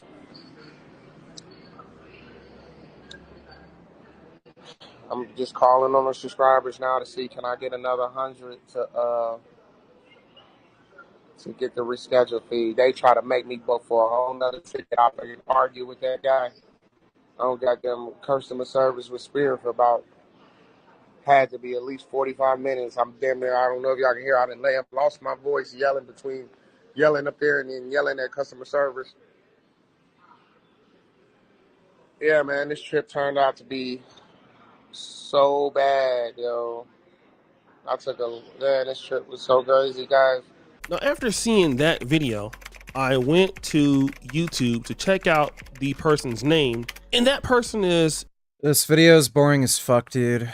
Like, whatever. Okay, we're not getting into but this is the point. Just the same, applying the same standards. I'm not. Oh my god, I can't believe you've talked like 3 times as much. Like really basic. I can't believe after taking us through obvious diversions that had absolutely nothing to do with the issues in dispute. None of these 45 minutes. Wait. You have limited time. You have the gall to accuse me of stalling for time. This is the point. It's a very, very simple thing. I happen to mute everybody, but just because we only do have really limited time, Ben, I do just want to go over to Destiny, just because, as you asked before, the Q&A is in less than 10 minutes, and so I do want to just quick kick it back over to Steven. And then I promise, we'll kick it back to you again before, because we do have those closings that you'd asked for. So, kicking it back over to Steven. Let me just figure out how to unmute everybody. I haven't had. Let's see. Okay. Ready for you, Steven. I think that it should have a little button that says James asked you to unmute. Okay, I'm just trying to make sure we have a similar factual foundation for the discussion. Otherwise, it's pointless. We're just like screaming into the abyss if we don't have the same like factual foundation. If you want to say like we can ignore the wars, you can't say that after you've lost the arguments on all of them and then say, well, no, it doesn't count. If you don't want to take into account anything that happened in 47, 48, 56, 67, 73, 83, like if you don't want to take into account any of these things, that's fine. They're just like, oh, that doesn't matter. Don't try to argue them all and waste 30 minutes and then say, oh, actually, that doesn't matter. Just say like, oh, I don't care what happened in 67. Oh, okay. And by the way, that's perfectly fair. I agree with that to some extent. History actually doesn't fucking matter that much because I think that two sides were probably never going to fucking agree on history, which is fine. Say fuck the history. We can have only modern discussion, but don't try to argue it all and then say, well, actually, it doesn't matter. The only reason I bring it up is because the capture of territory in 67 is a pretty important central part for why people think Israel is or isn't occupying land, or if they have a justification for doing it. The central question or not central question, but well, it is a big question. You keep saying that Israel is not allowing certain people to have citizenship just because of an ethnic reason. Why is Israel so protective of the ethnic character of the country? Why do you think that is? Okay, I want to point out that your summary was based on either a debate that happened in your head or an earlier one that you got this one mixed up with, because you said I was arguing all the wars. I argued none of the wars. I have not made a single assertion about a single one of those wars tonight. That didn't happen. The only thing I've said about any of those wars at any point tonight, right? Go back and check. The only thing I've said is that I see some tension between bringing up 1967 as an example of Israel being more bold and aggressive without U.S. support, and also saying that everything that Israel did in 1967 was stuff that they needed to do for defensive reasons. That's a meta point. I still have trouble seeing how those two can be true. But again, I haven't made any claim about any of those wars. That's just not true. Now, on the question, I think that if what you're ultimately pointing to is Zionism historically understandable, it's not a mystery. Wait, can I have him answer the question instead of rambling about Zionism? I'm just asking, why does Israel care about the ethnic composition of the country? That's the question. Dodo donated $2. Let me see. This must be called out for what it is: anti-Semitism, dangerous incidents, blah blah blah. Hey, sweetie. Violent clash outside West LA synagogue, carrying spiked flag, arrested. Okay.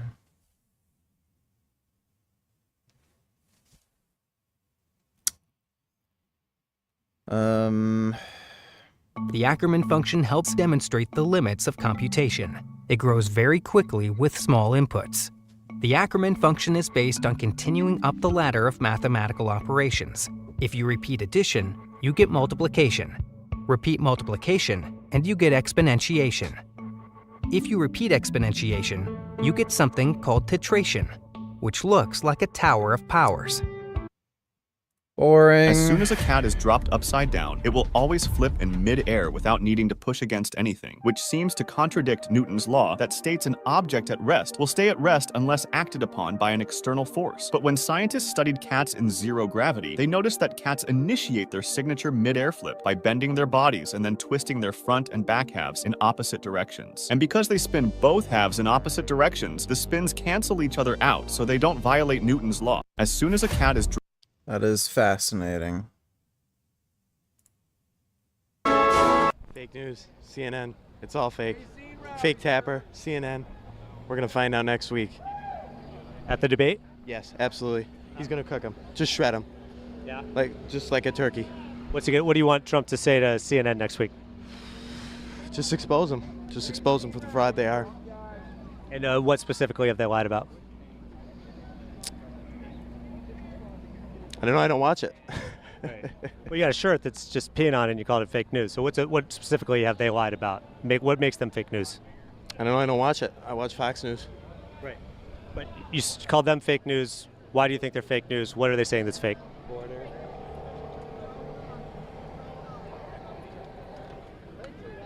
The border. All right, there you have it. Yep, that's Trump supporters for you. Thanks for the donation, Dodo. Now you're talking about Zionism? That's the question. That's literally the same thing, Stephen. It's literally not, but okay. It is literally the same thing, right? So this is, again, I don't know why you're having so much trouble keeping track of this, but this is a very simple point. Hold on, to be clear, I'm not having trouble keeping. Dodge. This guy is just a fucking idiot, and he's just dodging everything. Track of this. We can talk about a Jewish nation. We can talk about Theodore Herzl. We can talk about the foundational ideas of Zionism all you want. I'm asking today, because you didn't want to talk about the history. So we don't have to talk about the history. I don't care about secular Zionism. It's not even relevant in today's Israeli politics. What I'm asking is right now for today, why does Israel want to maintain the ethnic character of their country? That's it. Yes.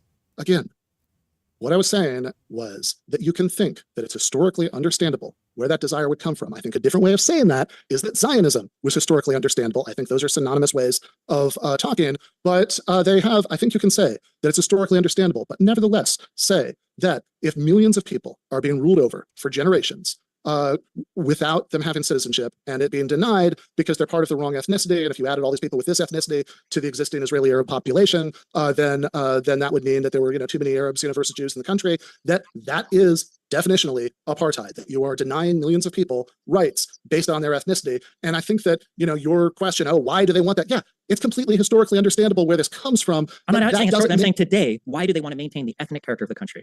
Yeah, how would you answer that question? Wait, to be clear, you don't even have a concept in your mind of why the ethnic character of the country might be important to choose?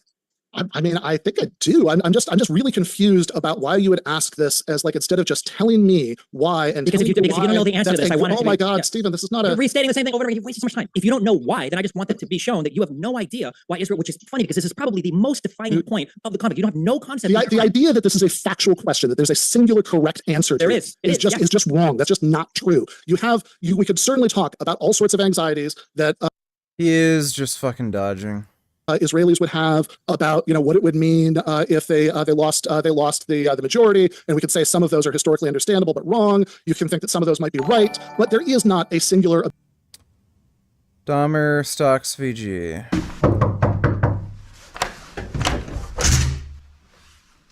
Is there any type of? We got called about a murder in progress. Who's that? No, that's just my boyfriend. Oh, your boyfriend. What are you guys up to tonight? We were just doing some gay stuff together. You sure that there's not a murder going on? Nope. No problems? No problems here, officer. Honestly, just clean up the gay shit. I'm gonna act like I never saw this, and will do, officer. Thank you. We're both gonna have a good night, okay? You also have a good night. Stop with the gay shit. Okay, thanks for the donation, Dahmer. Objectively correct answer to that any more than there was a singular objectively correct answer to why so many white South Africans feared the end of apartheid. I think that there are lots of correct partial answers, but that's not like an uncontroversial factual question that somebody knows the answer to or not. What I was doing is conceding that there may be many good answers to this, but say it would be completely irrelevant. I want to give Stephen a chance to respond, and then we got to go into the closings because Ben is right. I'll give it my whole closing. Well, I'll give it my whole closing. Get back for that. Okay. So let's posit one theoretical, hyper-theoretical. Maybe it's the case that the ethnic character of the country is important to Israeli people, especially Jewish ones, because they feel like if they were to live as an ethnic minority, that the history would be repeated that they'd experienced in every other part of the world, especially under Islamic caliphates, where they would be relegated to second-class citizen status and they would be subject to pogroms or mass violence, like they had been historically. Do you think that is, one, the anxiety of most of where that ethnic character defense comes from, and two, is that a fair anxiety to have, that might be something that would happen? I think that's not, I mean, again, I have been arguing about this with people for my entire adult life. Certainly, I've heard many people express things like that. Let's have this be your closing, Ben, just because you're right. In that case, let's just go to the actual closings, because I was answering a direct question. That's a very different thing from closing. Well, yeah, let me answer that question. I just want to hear. So, do you think that Jews have an accurate feeling that there's a lot of potential bad that could happen to them? Dodo Donatellers, what do you think of people who argue that Israel should be given defense money weapons like the Iron Dome, but it should be given to Palestine as well? Cenk made that argument recently. Yeah, that's fucking stupid. That's like saying, oh, if Israel has nuclear weapons, we should give, Hamas nuclear weapons. It's just fucking stupid. Everyone making jokes like these aren't the two of the most evil people in world history.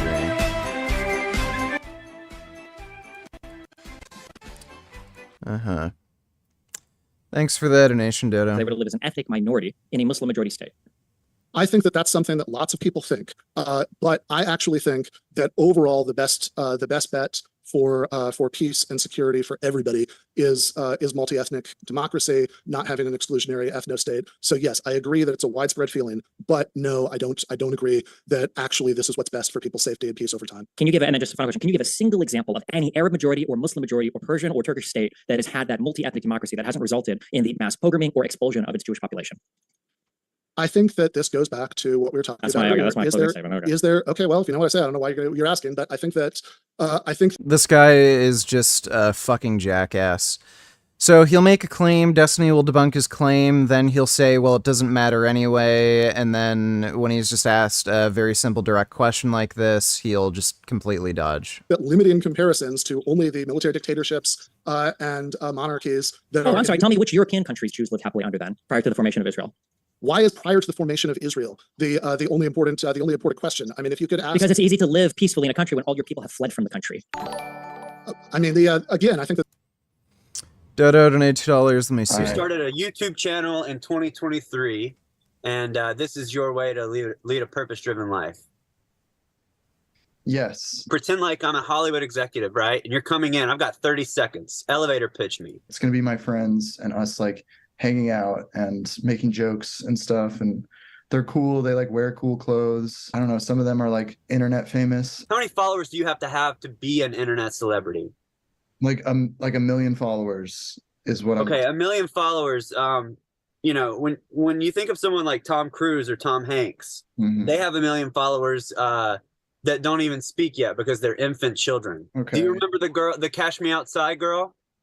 Cash Me Outside. Yes. Yes. That's an internet celebrity. You say you're on a vlog with her, and I say, well, maybe there's a chance here. The people that I have in it are big. The other people that might not be as big of celebrities, they're cool and like they're cool. Yeah, they're cool, and I think this is like the next big thing. Like I feel like getting cool people on internet videos is definitely the next big thing. I feel like you're saying that with like kind of a sarcastic tone. I'm saying back to you what you're saying to me, Kai, so that you can hear it. So if you hear like something that sounds dumb as hell, I didn't create it. I'm saying it back to you so that you can hear it. I want to backtrack to last week. You had your hands over your eyes. You were crying. I said, Kai, take that shield down. You looked at me in the eyes and you said, Dr. David, I'm going to make a change. I'm going to do something with my life that's meaningful. A week later, I'm here. I'm listening to you. And the idea is that you're going to create a vlog. I didn't think that vlogging was still even something that people did these days. Have you ever heard of Emma Chamberlain or Casey Neistat? Question. Have you ever heard of Bobby Basketball or Mississippi Mike? No. No, because I just made them up. Oh, I'm creating a vlog with Bobby Basketball and Mississippi Mike. And I've got a question for you. Who cares? Mr. Beast. Have you heard of this guy? I've heard of Mr. Beast, yeah. Okay, great.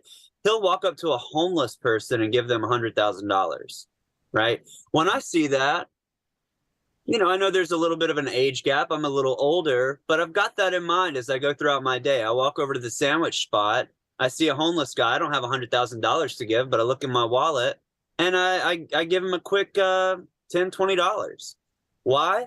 Because Mr. Beast inspired that. Now, I'm wondering, going back to your vlog, how does that inspire me? I'm going to the sandwich shop and I just saw Kai and Bobby Basketball tickling each other and laughing over coffee. Am I going to the sandwich shop and going, who can be my Bobby Basketball? Who can I tickle and make laugh and create a vlog with? No. You know what I'm doing with that information that I watch on your vlog? It's in the trash. Okay, well, maybe a guy that works inside of a janitor's closet. It's not a janitor's closet. Whatever. I don't know what the fuck that shit is. Thanks for the donation, Dodo. Did Stefania send you some good birthday nudes back? I don't mean little modeling nudes either. I'm talking about some nasty, creamy schlick oh god you nudes. She's hot as heck and I want to bite her buns, yes. Well, I'm not going to share that information, but thanks for that donation, Alawali. that there are lots of European countries today where it's far safer to be Jewish than it is in Israel. I think certainly the United States today, it's infinitely safer to be Jewish in the United States than it is in Israel. And I think these are fair points of comparison. Saying that, wait, why would it be a fair point of comparison when the United States is not an ethnically Arab majority state or a Muslim ruled majority state? Well, again, I think that that if the question is, do you think that there's just something innate about like a Arab character that means? I'm sorry, stop. Hold on. Nothing that I just said. Hold on. I'm sorry. If you can't give me a single example of an Arab majority state that had a successful Jewish population, then you are racist and you believe that Arabs are innately horrible like that. So I need one example from you, or else I need you to own that immediately. Because I don't know why you would accuse me of some racial essentialism when I'm only appealing to modern countries and historical examples of countries. That weird pivot to like a racial essentialist thing, I don't think it has anything to do with race. If you want, we can dive into the whole history of every single different caliphate and of all the different Muslim countries, and I can give you reasons why I think that Jews don't work here in these particular populations. If the only thing you can conceive of is racial essentialism, then that must be your idea, unless you want to give me a competing explanation. So either give me one Muslim or Arab majority country where Jews live happily as a minority, or you need to accept that you are a racial essentialist, or you need to tell me all the reasons why it doesn't work in every single one of those particular countries. I'll give you a chance to respond, Ben. Forgive me. It is true that I want to be fair to Ben. We have gone over the open dialogue time that was agreed on, and I know you guys have got busy schedules. So this has to be the last time that we can have an open dialogue question, and then we have to go to the Q&A. So I'll give you a chance to respond. Well, hold on. We never He's gonna dodge. did the closings. We were gonna do half an hour of open discussion, and then we were gonna do 5-minute closings. That's right. What I meant to say is, Yeah, so he's trying to dodge. He's like, oh, well, we're gonna give our closing statements and fuck off and not talk about this anymore. Just dodge. then the closings, then Q&A. So go ahead, Ben, and then maybe if you have like maybe a minute and a half, if you're able to, and then we'll jump into those 5-minute closings. Sure. I think that if you have if you say that the answer is no, my question is, what's the therefore? In other words, if the answer is you don't have happy existences for Jewish people living in dictatorships, theocracies, and monarchies, therefore, if a democratic state extended equal rights to all of its Arab population, then you wouldn't have a happy existence for Jewish people within the existing state. It does seem a little confusing why that would be true, if not for some sort of essentialist reason, because if rather than having theocracies, monarchies, you had a democratic republic, but that democratic republic was majority Arab, therefore it would be the same thing. I'm confused about what the non-essentialist reason for that would be. What is an example of an Arab or Muslim majority democratic This is country? something, if you're able to mention it in your closing, Stephen, and then we might have a chance during the Q&A if Ben wants to sneak in a response, Sure. just because I Yeah, want to sure. keep that I guess anonymous. my closing is that like we didn't even really get to discuss anything. Most of the people that discuss this have like very little to no grasp whatsoever on the history or even like the modern understanding of anything that's happening in the region. It is incredibly infuriating that a Dodo donate tellers, are you doing another stream later tonight too? Probably.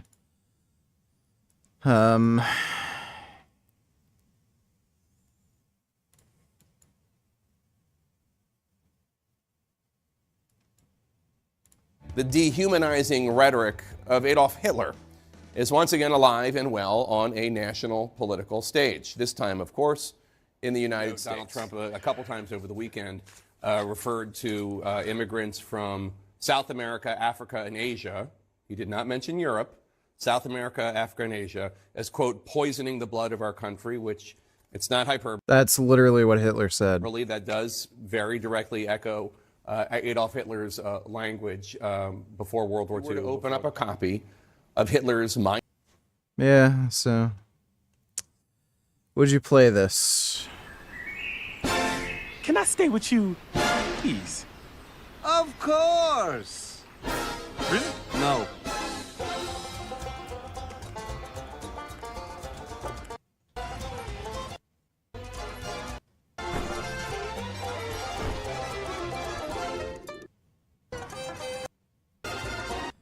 Yeah, I'd play that. Thanks for the donation, Dodo. a part of the world that has such a rich history that's also really easily accessible. All the history here is very recent. We don't have to like dig back to the Kingdom of David to figure out what's going on. You've got media statements, you've got diaries, you've got because Israel's a democracy, we have open archives in Israel that we can examine. There's a lot of answers to all of these questions, but the pro-Palestinian side generally just doesn't want to engage in any history because usually the history either makes them look bad or undermines whatever current argument they're making. But even the modern understanding of what's happening in these regions is incredibly poor. The idea that we think that it's essential that all these leftists that constantly oppose regime change, we can't regime change Gaddafi, that's horrible. We can't regime change Saddam Hussein, that's horrible. We shouldn't be intervening in Syria, that's horrible. These places where you've got tortures of political opponents, where you've got the explosion of any parties, the murders of journalists, where you've got the deaths of hundreds of thousands of other Arabs. None of these places are right for regime change because that would be unethical. But Israel, that's a place where, oh my God, like the apartheid, the genocide. If you ask the average person how many people died in the Israeli-Palestinian conflict, they'd probably be shocked to learn that it's probably about half, of the Israeli-Arab conflict. If you add up every single war, every single massacre, every single conflict that happened between a Jewish person and an Arab person for the past 150 years, I think you're at about 1/2 to 1/3 of the total deaths of 6 years of the Syrian civil war. That doesn't include the Iraq-Iran war. That doesn't include everything that's happened in Iraq. It doesn't include the 60,000 some children that starved to death in Yemen, excluding all the other deaths. It doesn't include anything that's happened in Northern Africa. It doesn't include any of those places. It's the amount of outrage that's given to this particular region, combined with the misunderstanding of history, combined with the misunderstanding of modern day facts, combined with the misunderstanding of international law, combined with the misunderstanding of basically every single part of the conflict. It is so incredibly infuriating to me. And as I hope I've demonstrated in this conversation, if you try to sit down and just have people like, can we just agree on some basic facts? People won't even admit that, like, well, would it really be bad for Jews to live in an Arab majority state? Well, I don't know. Like, that couldn't be too bad. Ask them. What Arab states do Jews live in? I think the biggest Jewish population in an Arab state, I think it's like 2,500 Jews that live in like Morocco. That's the largest one. There are more Palestinian Israelis, more Arab Israelis in the country of Israel than there are Jews in every single other Arab state on the planet times like 500. It's not even close. So yeah, I don't know, man. I hope one day I'll be able to have a conversation where the person can at least begin to engage on a factual level, and then we can jump into like the philosophical part. But it's all just a bunch of like empty speech and poor application of international law and history and modern understanding of literally everything. And it's very frustrating. We'll kick it over to Ben for his closing as well before we jump into the Q&A. Ben, the floor is yours.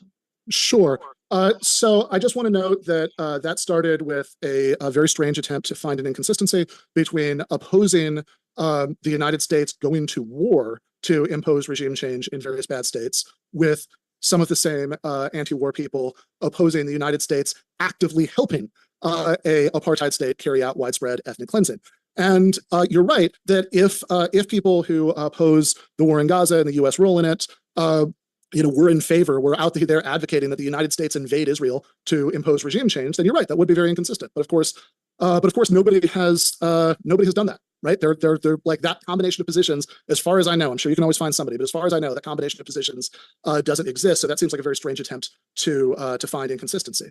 But beyond that, I really just want to end by recentering us on the original topic, what the challenge was that was presented at the beginning of the debate, and whether that challenge was met, right? So we're talking about, should our country keep providing military and financial assistance and diplomatic cover to Israel no matter what? Or is it actually quite bad to provide military and financial assistance and diplomatic cover to an apartheid state? And is it in particular very bad to do that at a time when that state is carrying out atrocities against its non-citizen population with no precedent since the original Nakba? That's the big picture question. And so you should ask yourself, as immediately, right when we started, Stephen redirected it to these completely off-topic questions and lingered in the details of those until we were done. But you should ask yourself, did you hear anything in all of that answered any of those challenges? Do you think Stephen gave us a convincing argument to absolve Israel on the charge of apartheid? We were arguing about that for a minute. That's half of the sort of core original question. Then we were off again. And do you think that he's given us a convincing argument to absolve Israel on the charge of ethnic cleansing of its non-citizen subjects in Gaza over the course of the last 9 months? And if you think the answer is no, that nothing that he's said, whatever else you think he's right about, that nothing that he's said has added up to a convincing argument to absolve Israel on either of those points, do you then agree that it's a bad thing, a shameful thing for the United States to support an apartheid state that's engaged in large-scale atrocities against its internal non-citizen population? And that's the whole point. This guy just makes ideological claims and has nothing to support it. Everything else is noise. You got it. Thank you very much for those closings. We're going to jump into the Q&A. I want to do a couple of quick housekeeping things, folks. If you didn't know, all of the debates at yeah, I mean, I think it's important for the United States to support Israel because I think Israel is a beacon. In just a few sentences. We'll go left or right, the horse's mouth. With that, thanks very much for your first question coming in from Isa Kabir. It says, my question is, what is the single best argument in just a few sentences that each would give for their own position? So just your two completely different rights and two completely, arguably, different standards of living because of even the natural resources that are allotted between these two places. So no, just because you've been to Samaria and you didn't see anything personally, that's great. If you have a Samaritan friend that let you hang out your house, you should hop over to the gate sometime and go talk to the people in Nablus and ask them, what their lives are like. Any place in the West Bank that if you go and you look at the difference in standard of living, you can see the difference in a settlement that exists on top of a hill versus like a Palestinian city that lives at the low grounds. There's very obvious differences immediately, and there are differences like legal and citizenship and travel differences as well. It's very, very obvious. So I think that don't question the guy is either bad faith, hasn't been there himself, or is turning a blind eye to the situation. Skill Tree Gaming says, what does Ben have his doctorate in? Philosophy. Is there any specialization within philosophy, or is it philosophy more broadly, Ben? Yeah, specialization is in philosophy of logic. Basically, I think to start at the end, it is certainly the case that Israel and Hamas have both broken ceasefires in the past. So this could be an argument on either side to never agree to a ceasefire again, which is a good recipe for eternal war and conflict. But then the question is not just about defending itself. That even if we ignore the events that led up to it and start the clock on October 7th, the question is, what does defending itself give you a right to do? If you have, I think that the current Israeli estimates out of the 1,200 or so people who died on October 7th is about 700 were civilians. If that justifies evicting 1.9 million people from their homes, destroying every university in Gaza, including one by controlled demolition, blowing up all of these hospitals, schools, refugee camps, churches, mosques, then the better question is, if all of that is justified by Israel's right to self-defense, what would the Palestinians' right to self-defense from that justify? You got it. Vile Van Gogh says, does Wait, is Dr. that for just for Bridges... one person? Are we allowed to answer these, or is it only one person? Go for it. Yeah, to compare the numbers of anything, I think is immediately evidencing the idea that we have no idea like what things are justified and what things aren't. It's not just a raw number count. The use ad bellum, the cause for war, was not only non-existent. Truly, it's not like Hamas was responding to a particular military attack. The conduct of war, the use in bello, was also deplorable, not because of the number of people killed, but because of the, I would argue, the discriminate nature of the attacks. It's inaccurate to say that Hamas indiscriminately killed civilians on October 7th. They chose to kill civilians on October 7th. It's not like Hamas was recklessly firing into cities or recklessly firing into crowds to kill civilians. They explicitly were targeting and killing civilians that were at the Nova Festival. There's no question for whether these people were military targets or not. And then also this idea that's brought up over and over again, the evicting all the people in the Gaza Strip was so horrible. The evicting people was horrible, as opposed to what? If there are military targets there, would you rather them not evict the people and blow them all up? The eviction is part of moving people from place to place so that when you are bombing places, you're not just killing hundreds of thousands of civilians. It would be nice if the governing region or the governing body in Gaza, Hamas, was actually also interested in having humanitarian shelters, humanitarian corridors, bomb shelters, or anything built for the civilians, which is an obligation under the Geneva Conventions. It is part of international customary law, and it is an obligation placed on anybody that is administrating the region. It would be nice if they did any of those things, but they don't. On the contrary, they store ammunition in mosques, they fire rockets from schools, and they move amongst their civilian population in plain clothes in an attempt to draw as many civilian casualties as possible. To just look at the numbers on both sides for this conflict is ridiculous. Let's see, what I'm going to do is, for these next ones, just because we want to speed through this and we only have 30 minutes allotted to the Q&A, if you guys are able to in 60 seconds. I know that puts a lot of pressure on you guys because these are like super heavy questions, but Dee, thanks for your question, says, why did you once state Israel would have to genocide the Palestinians, and why do you, let's see, and they say, we want to know an answer. Yeah, this is a comment I made, I think, like a month before the October 7th conflict. I basically said that like it seems like the only end to this is going to be one side killing the other because it seems like there was no other resolution because there was no peace process yet. I don't think that either side should genocide the other side. If you watch that full clip, like more than the 30 seconds post on Twitter, I literally say afterwards, it's a shitty situation and it seems like it's only going to end when one side eliminates the other. Obviously, that would be unideal, although I think that people like Ben would say that the destruction of the state of Israel and the occupation of it by an Arab majority that might lead to the mass expulsion, pogромing, or genociding of the Jews is like an acceptable outcome. But yeah, I don't think any side should be genocided. Yeah, Stephen obviously knows that what he just said is a lie. Obviously, I don't support the expulsion of anybody. Nope. This guy's an anti-Semite who hates Jews, clearly. This guy couldn't even admit that Muslim-majority countries hate Jews, they want to exterminate Jews, and that's a legitimate concern for the state of Israel when it comes to their ethnic population. So, Ben Burgess is a fucking anti-Semite. Let's see, red pill gains on a $2 based.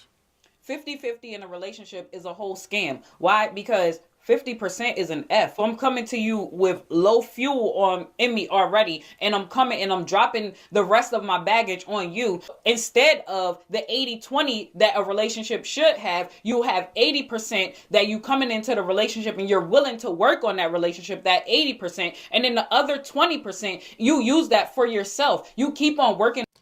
Whoa, this very unattractive gap-toothed woman is saying that a man should give up 80% of his wealth to the woman he's with? Fuck you, bitch. On yourself. You keep on doing that every single day so that you can get better and This chick is single, by the way. She ain't getting no D. better. Self-care, and then you can care for the relationship. So you loving on yourself, that 20% that you need, alone time, everything that you need for yourself, and then the other 80%, you can come and build a healthy relationship with your. Okay, that just made no sense. A man or a relationship should not define you. You should always be looking to add value. If this person is not adding value to your life, then they're being a liability. We are only thinking about assets over here. A relationship is a business transaction. You have to be able to add something into me in order for me to pour into you. If you're being a liability, then I will have to cut you off because that means that you're taking away and you're not giving anything in return. A relationship is a give and take. It's a compromise. You have to think of ma'at.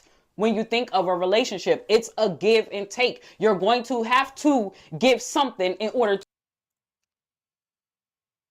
Yeah, she only has 187 subs. Like, ain't nobody watching her shit. She gets like 3 views per video. A lady should never have to handle a bill. And I don't want to hear that 50-50 mumbo jumbo. Because has a male ever offered to use his womb for 4.5 months out of the 9 months that she. So, lady, has a man ever offered to get you, like, braces to fix that gap tooth? A lady. These women are just fucking weird. Listen, Michelle, most of these men ain't Barack Obama. Do not be a stepping stone to build these men up. 50-50 depends on the man. Lady, you're fucking obese. You should be paying for your own food to incentivize yourself to eat less. I'm telling you, you can't always sit here and bank on a man's potential. Not every SoundCloud rapper is going to have Drake's success. And not every stripper on the pole is going to have the success of Cardi B. You will be misused as a tool to help another woman benefit from you making him the better man. Don't be so anxious to be with a man who out here chasing dreams. If you at a big age, he already got to be close to the finish line. And don't let these men make you feel guilty if you don't want to sit there and wait for them to succeed. You got a life to live too. You don't want to waste your years. No, these women don't have a life to live. That's why they try to latch themselves onto somebody else's fucking life. You're a fucking loser. You're a loser and you're willing to whore yourself out, because you're fucking desperate, because you're a fucking loser who can't make anything of themselves. So you just try to sink your claws into somebody who's better than you because that's your only chance at, you know, having any sort of quality of life because you're a fucking failure. Of youth, time, and good energy to live the life that you want to live. Yeah, these women are fucking psychotic. Dodo donated $2. Let me see. What am I looking at? North Korea says it will send troops to Ukraine within a month. I seriously doubt that.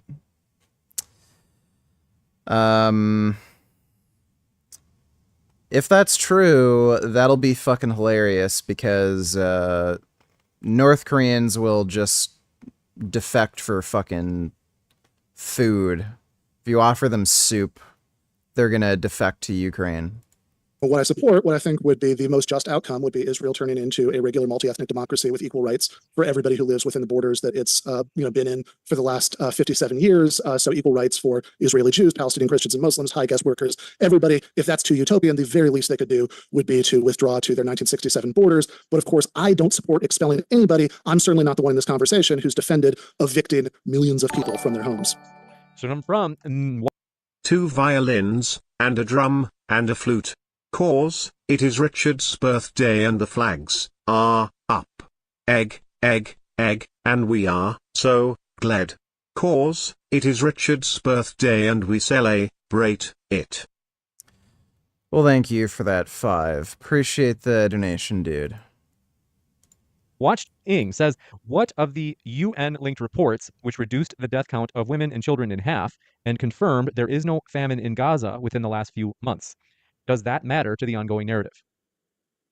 I think it calls into question the credibility of some of these, I think, third-party NGOs that people are so desperate to rely on in their condemnation of Israel. I think it looks really bad when we've been hearing reports about famine. There's been like over 100 articles posted. I've collected like 50 of these for literally months, and now we find out, oh, well, actually, the IPC5 rating was probably completely inappropriate, and the initial reports that these projections were built on were literally discounting like 80% of the aid that was going into the region, as evidenced by the fact that the mass deaths of starvation literally never happened. And then the fact that like some of these organizations now for the death counts, people are trying to use this for arguing like, well, they haven't revised down the total figure, they're just revising down the percentages. That's a lie. There were 2 different offices that were responsible for giving us basically death counts. You had the Gaza Health Ministry, and then you had the Gaza Media Office, the GMO versus the the Gaza Health Ministry, the GHM. What happened was the media office was getting their percentages basically by reporting things like they heard in media reports about who was a dead person. So they decided to switch to the Gaza Health Ministry, which is actually like confirming deaths. But the issue is that they noticed that when we switched from one set of numbers to the next, the percentage of women and children that were killed was basically all of the discrepancy, which calls into question why did we even rely on these numbers? So if it is the case that the total death count is the same, why is it that almost every single miscounted death happened to be a woman or a child? That is incredibly suspicious. I'll give you a chance for 60 seconds as well, Ben. Yeah, so I think that there are actually there actually have been lots of people who have been suffering from very bad malnutrition in Gaza. There are reports like this all the time. There are accounts of people having to like feed their newborn children animal feed. There are huge numbers of people who go in on 1 meal a day, less than 1 meal a day. The fact that people have been sounding the alarm bells for a long time about risk of famine and things are still at a level where. So this guy is just again ignoring all facts and then saying, "Oh, well, there's reports of like a kid only eating 1 meal in a day." This guy is just dishonest as fuck. He's a fucking ideologue. Where lots of people suffer from malnutrition. There definitely are people who've died of it, but it hasn't translated into mass death at this time. Red Pill gains $20. Okay, so this chick doesn't have a gap and she's not overweight. Granted, she's 51, but still. Do not deal with men who make less than you. Oh, Jesus, that is just horrific. Yeah, that is jacked up. Because it's not just about the dollar amount. It's about how he feels about himself. This is not to tell men they're not worthy of having good women. Because a woman doesn't need to be a six-figure woman for her to be a good woman. But a man, in order for him to do what he's supposed to do, because see, I can still have a baby without have six figures or not, right? So I can still provide you a lineage, which should be the most important thing. But instead of talking about your lineage... You're 51. What the fuck is she talking about? She's 51. She's literally physically incapable of having kids. You're fucking worthless. Like, what? I can still provide him with a lineage. That's the most important thing. Okay, so you're fucking worthless, you idiot. The fuck? Kevin Samuels got you guys caught up in how many women you can sleep with for six figures. That's insane to me. Do not... These women are just fucking delusional and crazy. Like again, this chick is single. This fucking 51-year-old single woman is talking about having kids at her age and providing value to a man because she can give birth? These women are fucking crazy. Aaron P. $8. Did you say you wanted soup?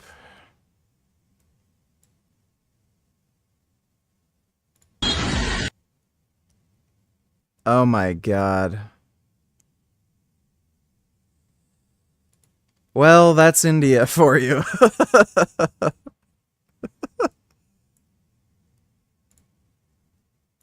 Via l'incubo dei nas. Lei è la...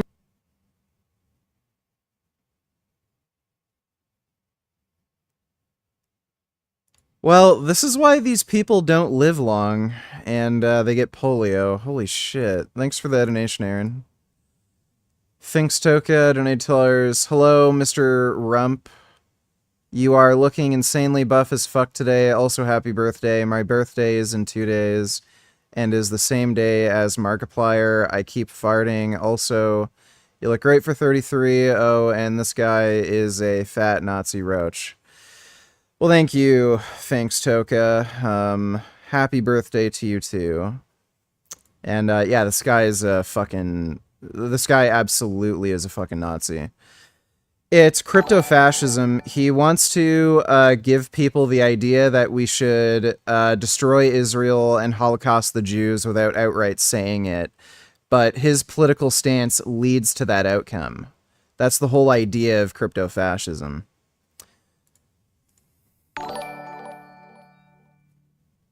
You have no idea how fucked Germany is. Since 2015 we have mass group rapes and stabbings, and according to the statistics we have 2 group rapes a day, and group rapes weren't a thing in Germany before mass Muslim immigration. Well, you see, it's cultural enrichment, okay? You're just a racist and an Islamophobe, and you don't realize how much enrichment... How much cultural enrichment these people are bringing. Yeah, dude, Europe is absolutely fucking cucked. These countries are run by left-wing, pussy-ass, rich fucktards who just do not fucking care. They live in big mansions in a white part of town where none of these migrants can afford to live, and they just look down upon everybody and, oh, you just don't like Muslims because you're racist, while they live in a white part of town in gated communities where they don't have to deal with this fucking shit. So much of Europe, and that includes, like, Australia as well, they are just cucked fucking retards. That's all they fucking are, and you people keep electing them. Like, it's funny. Europeans make fun of, like, Americans for being, like, fucking stupid. look at who you're electing. Look at what's happening to your fucking countries. Like, especially in the UK and Australia. I think people from the UK and Australia are particularly fucking stupid. But, yeah. That's what you get. Thanks for the donation, Sokiyashi. I think is a very poor. Our ruling party is also leftist, and even the so-called conservative parties are pro-immigration. There is only one right-wing party that is against the mass immigration, and they always are getting painted as Nazis because our leftist ass government wants. In Europe, I've noticed that conservative parties aren't really conservative. What they are is they're apolitical, which is very different. A lot of apolitical people get painted as conservatives. Like, I would say the Hodge twins are apolitical. They're not actually true conservatives. So, yeah, you'll find a lot of apolitical people who are pro-immigration or fine with immigration. And again, they're not politically interested, so when you have issues with mass immigration like this, they're not really going to care really either way. So, yeah. Yeah, Germany, a lot of Europe is just absolutely fucked. Thanks for the donation though, dude. Grounds for saying, okay, nothing to see here. It's totally fine that so much aid has been blocked from Gaza, because as long as you stay at the brink and you don't actually tip over at the brink, I guess everything's okay. You got this one coming in from Mr. Borelli. Says, Burgess, let's see, they say on X, you retweeted that the HH occupation could have been avoided if Colombia just gave in to their demands. By your logic, wouldn't it be valid to say 1/6 could have been avoided if Congress just didn't certify Biden? So 1/6 sure. January 6th. Yeah, it certainly would have been. So the question is,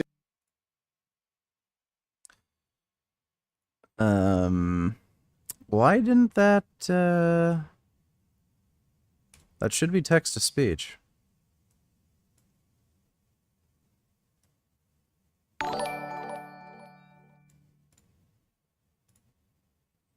I don't know why that's not reading out. Sokeyashi donated $3 to stay in power, so they use the media and even the so-called defensive constitution to attack political opponents like the right-wing party, AFD.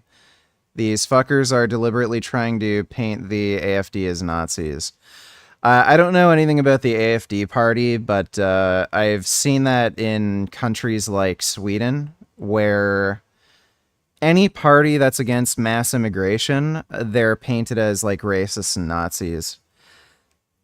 Like, my whole thing with... To stay in power, so they use the go. media and even the so-called defensive constitution to attack political opponents like the right-wing party AFD. These fuckers are deliberately trying to paint the AFD as Nazis.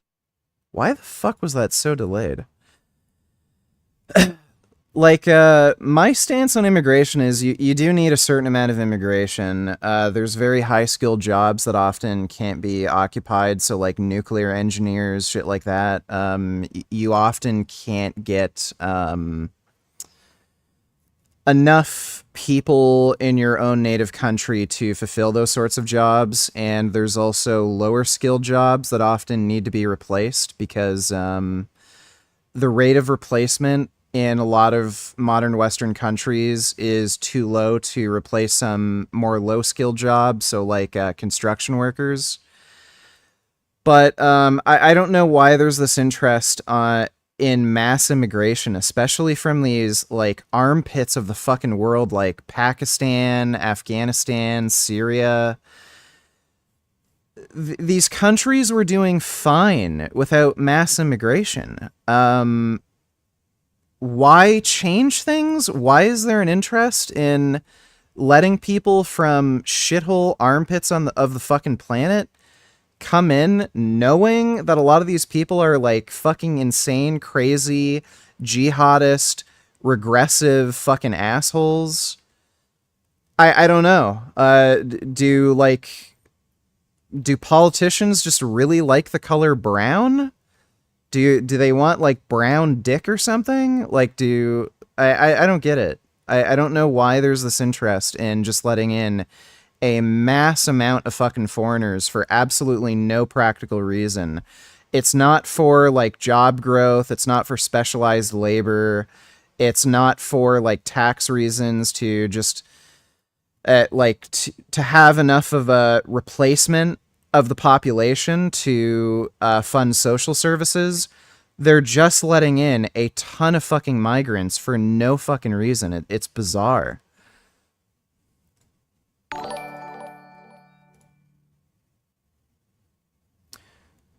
Okay, for some reason, there is a massive, massive delay with the text-to-speech. I don't know why.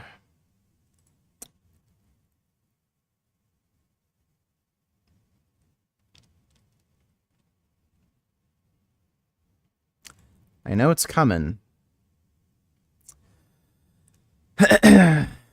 I'll just wait would for not it. certifying, would the negotiating with the protesters about their demands or giving into some of those demands, would that have been as bad as not certifying the results of a national presidential election, right? Because if so, then that's a great analogy. If not, it's not. I have to say that my initial impulse would be that no, there's absolutely nothing that Columbia University could have done with its investments that would have been as bad as not certifying the results of a democratic election. But maybe this is something we'll have disagreement on. Any thoughts, Stephen? I don't have thoughts about this one. This one coming in from, do appreciate it, aka. What the fuck? What the fuck is this? Yeah, it's okay. I'm gonna just restart OBS. That's probably the problem. Okay.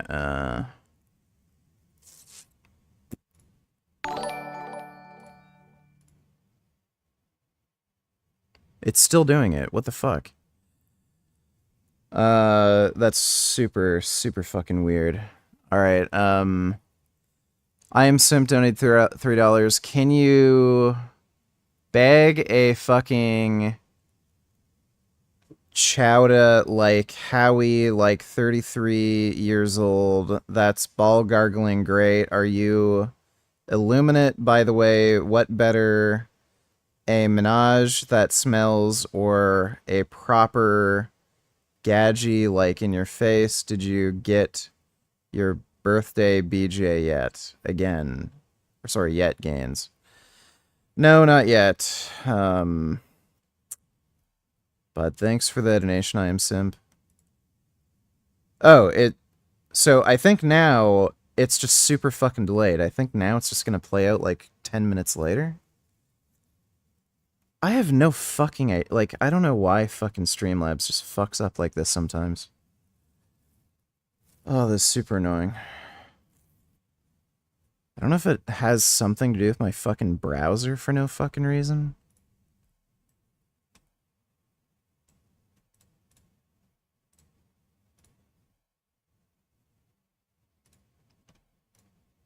What in the fucking shit is this?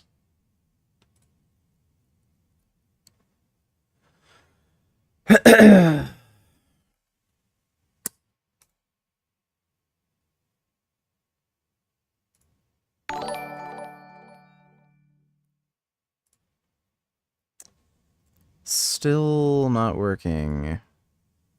Let me just see if there was a...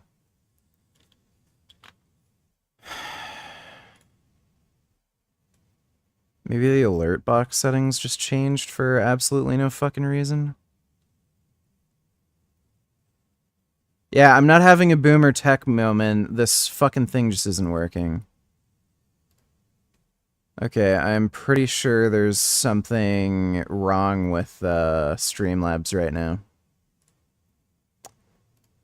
Yeah, the website just isn't working.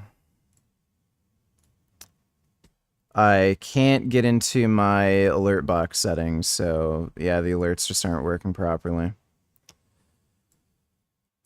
Sokiyashi donated $3. The problem is that a large part of the Muslim immigrants are just living on social health care, and they get children like crazy, so they get paid even more. If at least they would work, but a large part does not, so we just ruin our social care system. Yeah, I mean, get out while you still can, dude. That's the only advice I have for you. I would absolutely leave the UK. I would leave Australia. I would leave Sweden. And it sounds like you should probably leave Germany. Batusai says, Ben, are you pro or con having gun control in Gaza? Gun control in Gaza. Yeah, I think that if there's a independent Palestinian state at some point and it applies European style gun control rules, I wouldn't have the slightest problem with that. I think that if you're talking about a situation of military occupation and whether it's in Gaza right now or in Iraq and Afghanistan when the United States was in those countries, and there's a lot of kicking down doors and such that can be done in the name of taking away guns, and I think that's a very different question from whether in a more stable situation gun control is a good idea. You got it. You thought, Steven? I don't think about gun control. No, I think there's other more pressing things to think about.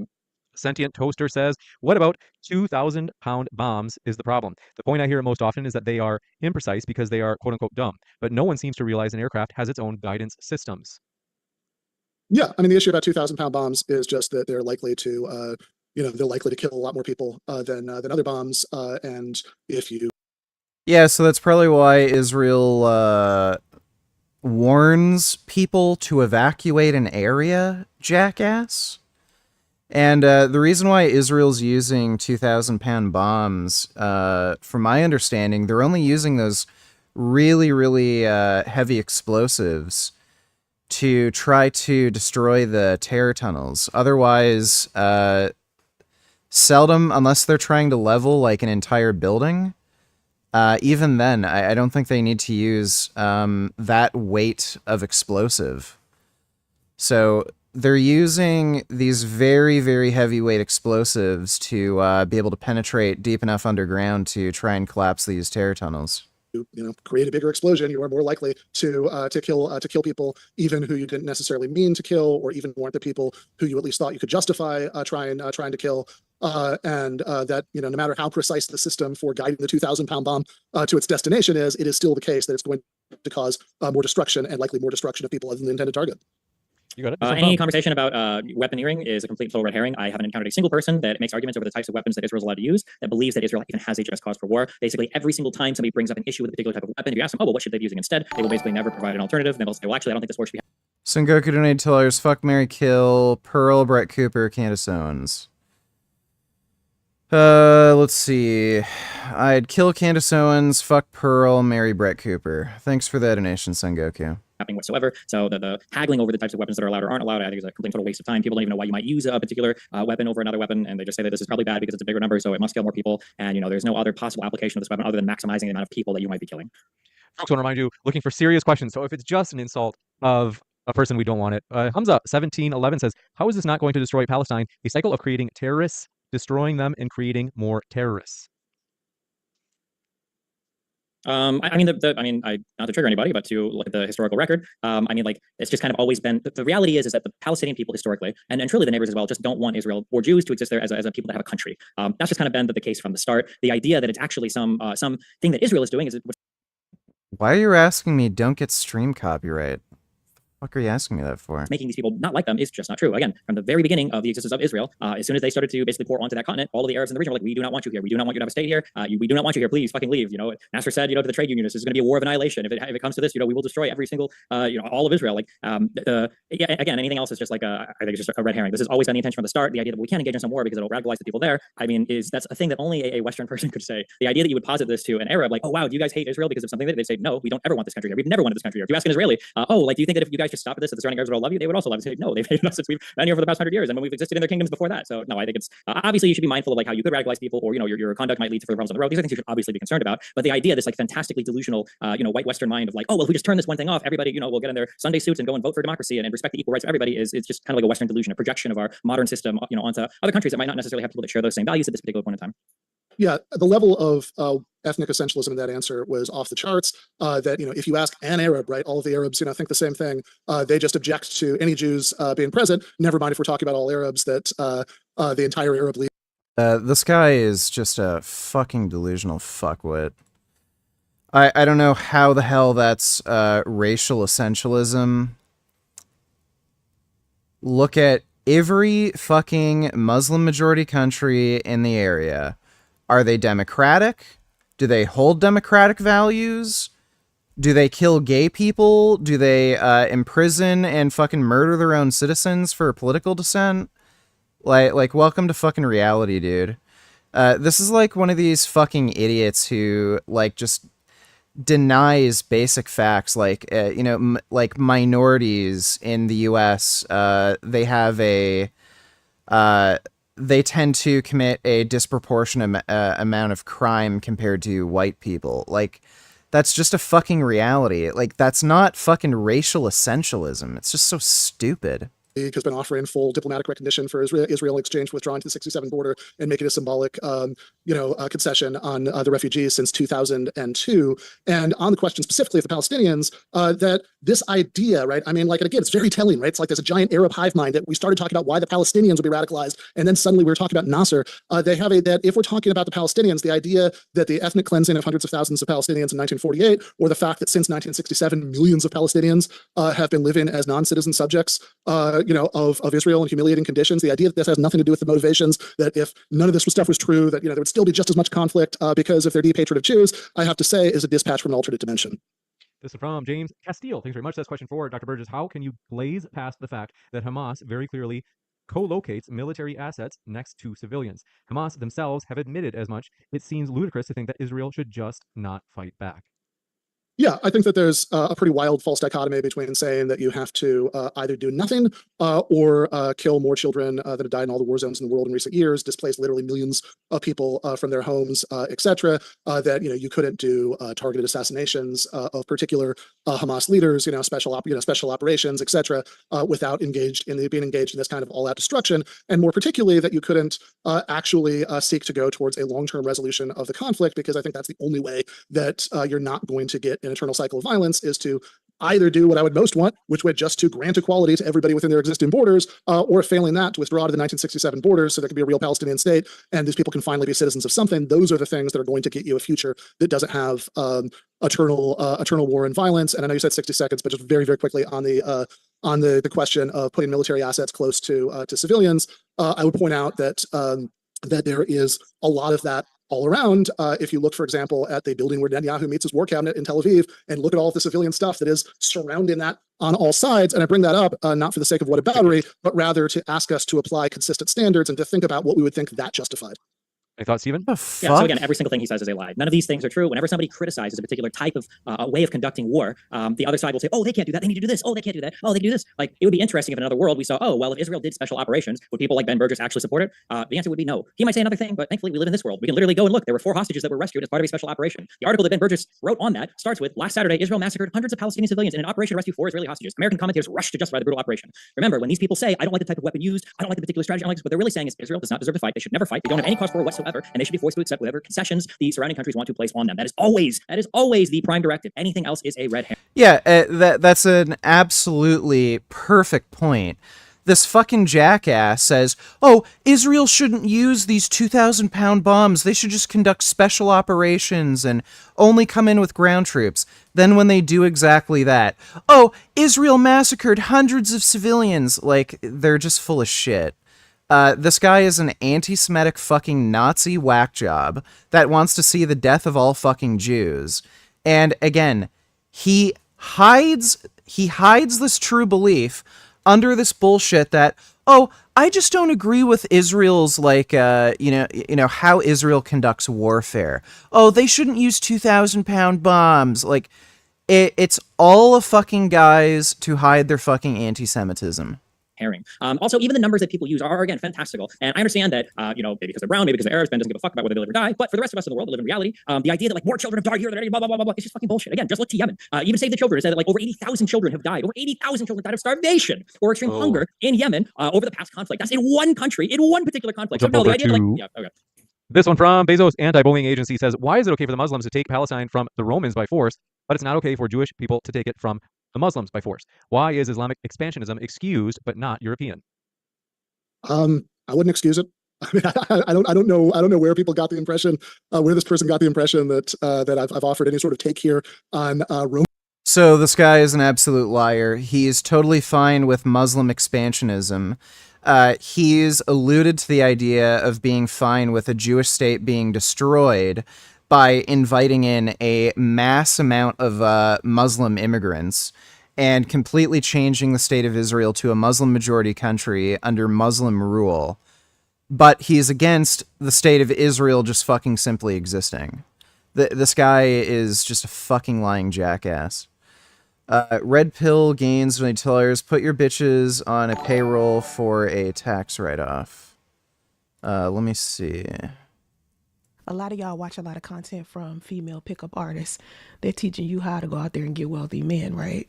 You know wealthy men are like businessmen. So how many of these pickup artists have actually told you to ask these men to put you on their payroll? That's one thing that Diddy did with Carisha, supposedly. Instead of giving her gifts, putting her on payroll, making her a tax write-off was actually a lot smarter. Instead of going to these wealthy men expecting them to give you money, expecting them to buy you gifts, talk to them about putting you on payroll.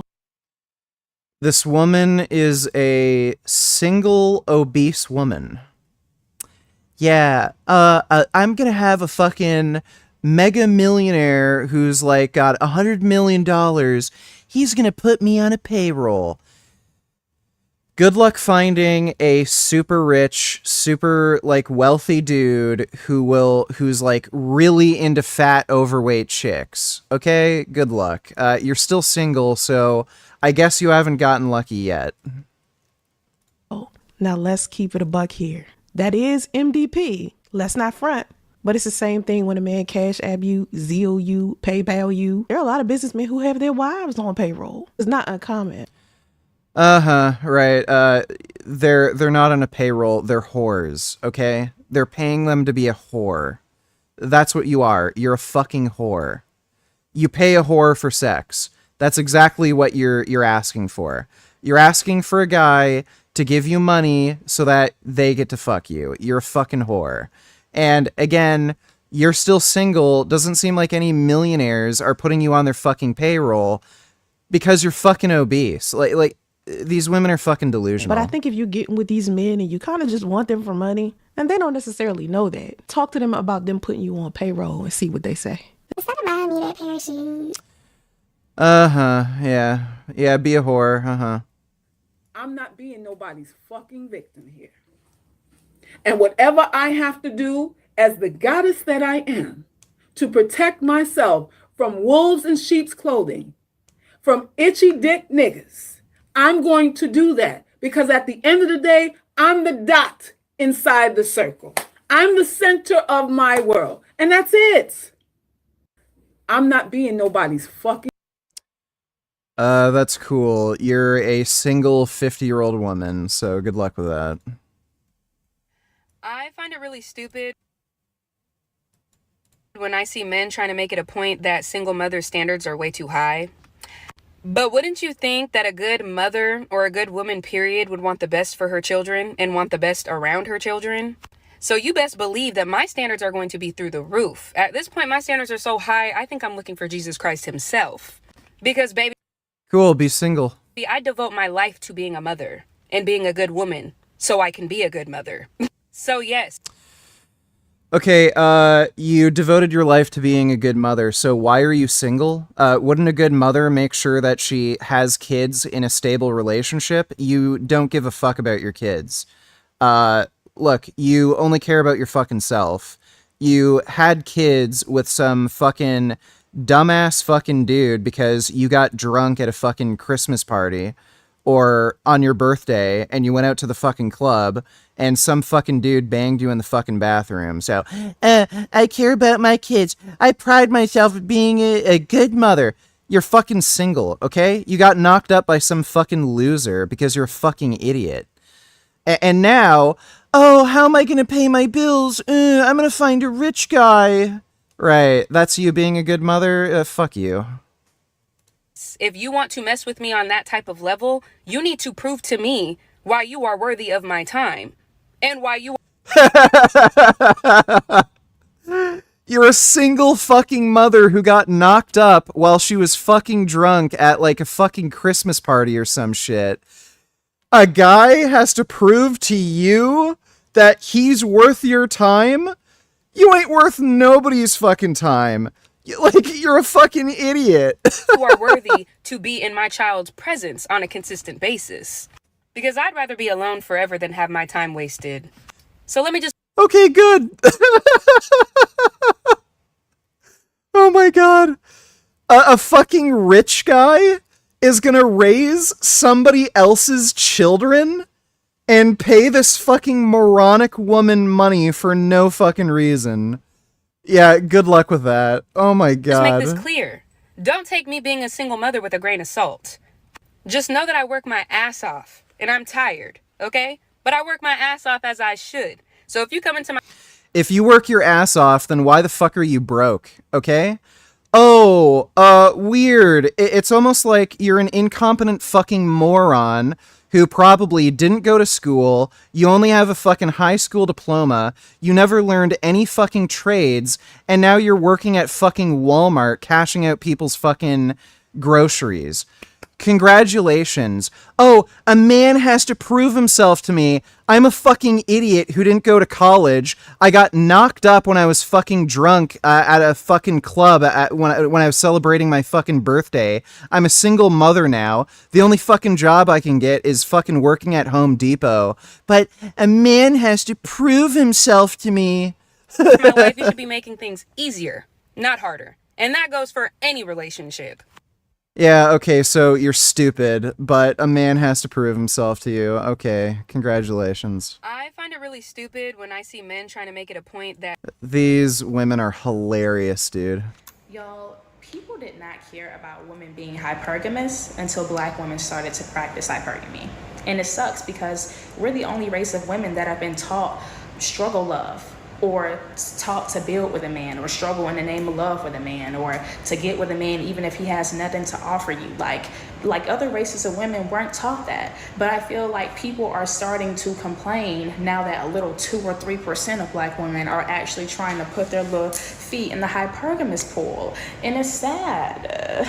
It's sad. We like it here. We're not going anywhere. Okay, great. Have fun with that.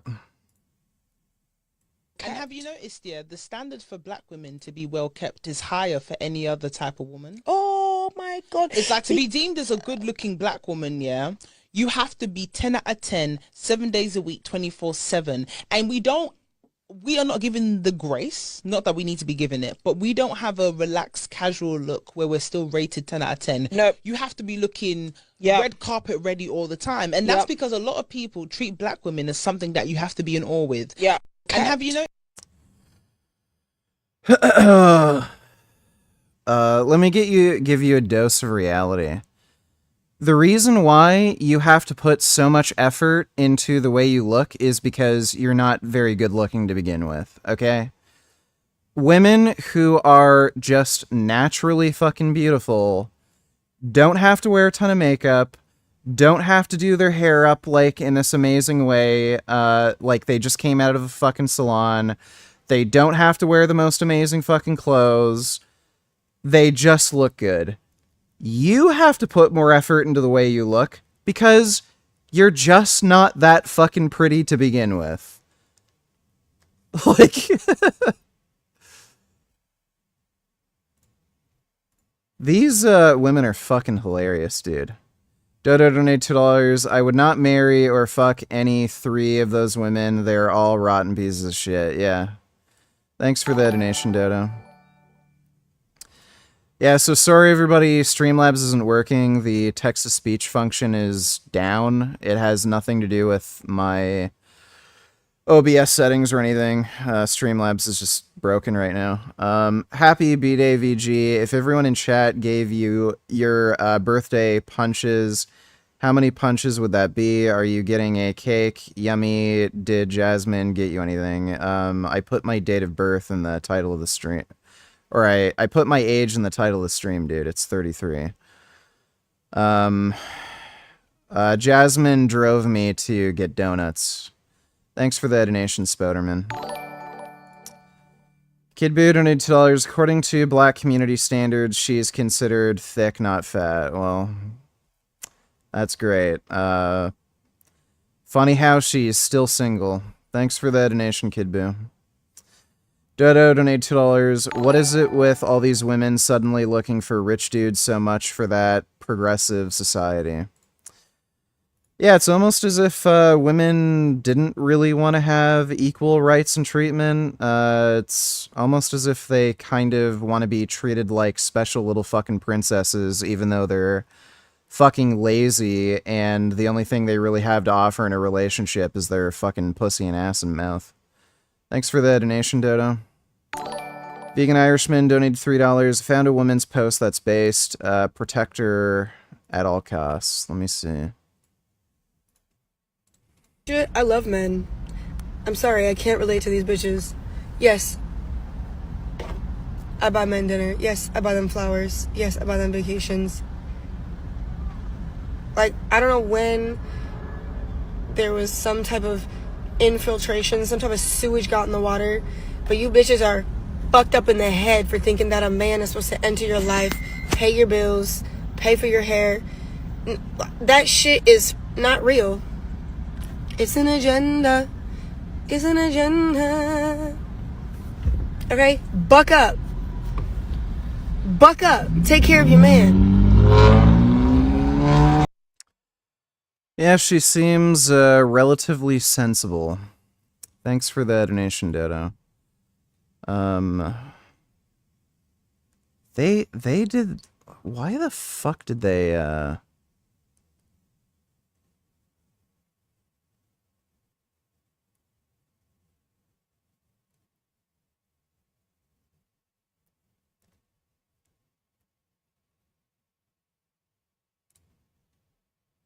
They have the stupidest fucking, settings for this shit.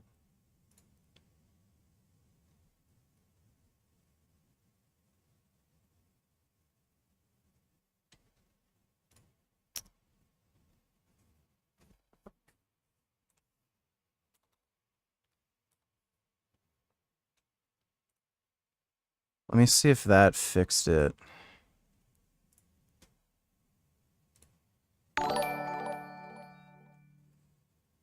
Red Pill Gains, $22. Mikhaila Peterson advice. It works. She's now married, lol.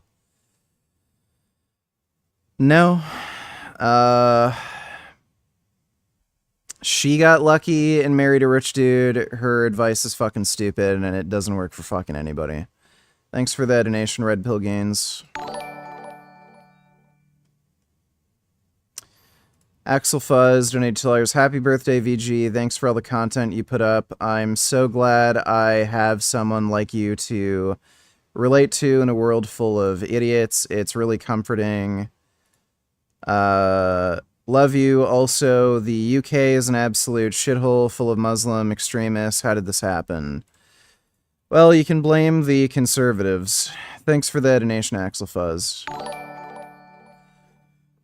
Chamomile Cam donated $33. Thanks for the big donation, dude. Happy birthday, VG. Love you, buddy. I thought of this. Tell me if it makes sense or is mean. Trans women and cis women are like spiders. You might as well call spiders insects because they walk, talk, and look the same. Might as well treat them the same.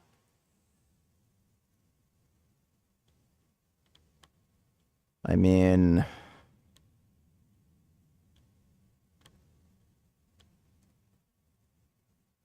Are spiders insects, or are they considered arachnids? Are they distinct?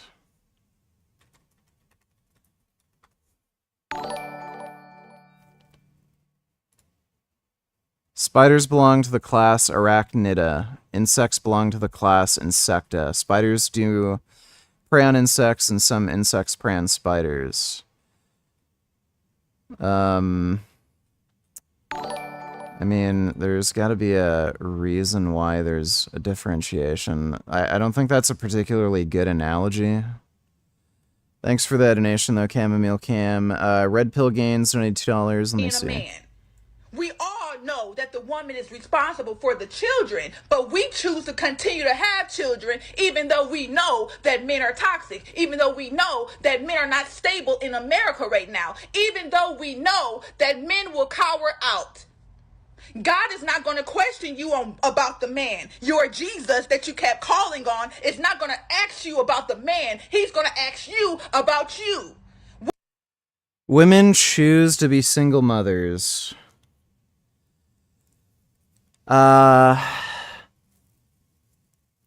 Not really anymore, depending on the state you live in, because, yeah, the U.S. is banning access to abortion. So,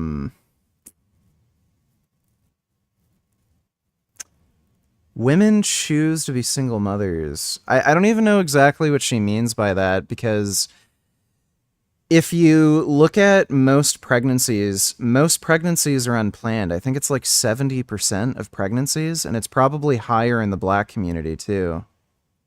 Women are so caught up in what the man. Baby, the man is none of my responsibility. My body is. When I die, God is going to question me about me. God is going to ask me about me. God. Okay, that's just an annoying rant. Dodo donated $3. I mean, my God, women are now searching for rich dudes. I have not seen that since the fucking 1950s. Well, there's always been women searching for rich dudes. It's not particularly normal. Usually women have a preference for dating men who make 30% higher income. I think in general, it usually ends up falling somewhere in between, like around 15%. That's the average. Thanks for that donation, Dodo. Sokiashi donated $3. The AFD wants to re-migrate illegal immigrants and immigrants that commit crimes here to their home countries, which shouldn't be a controversial take at all. Our leftist government wants to keep immigrant murders and rapists for safety reasons.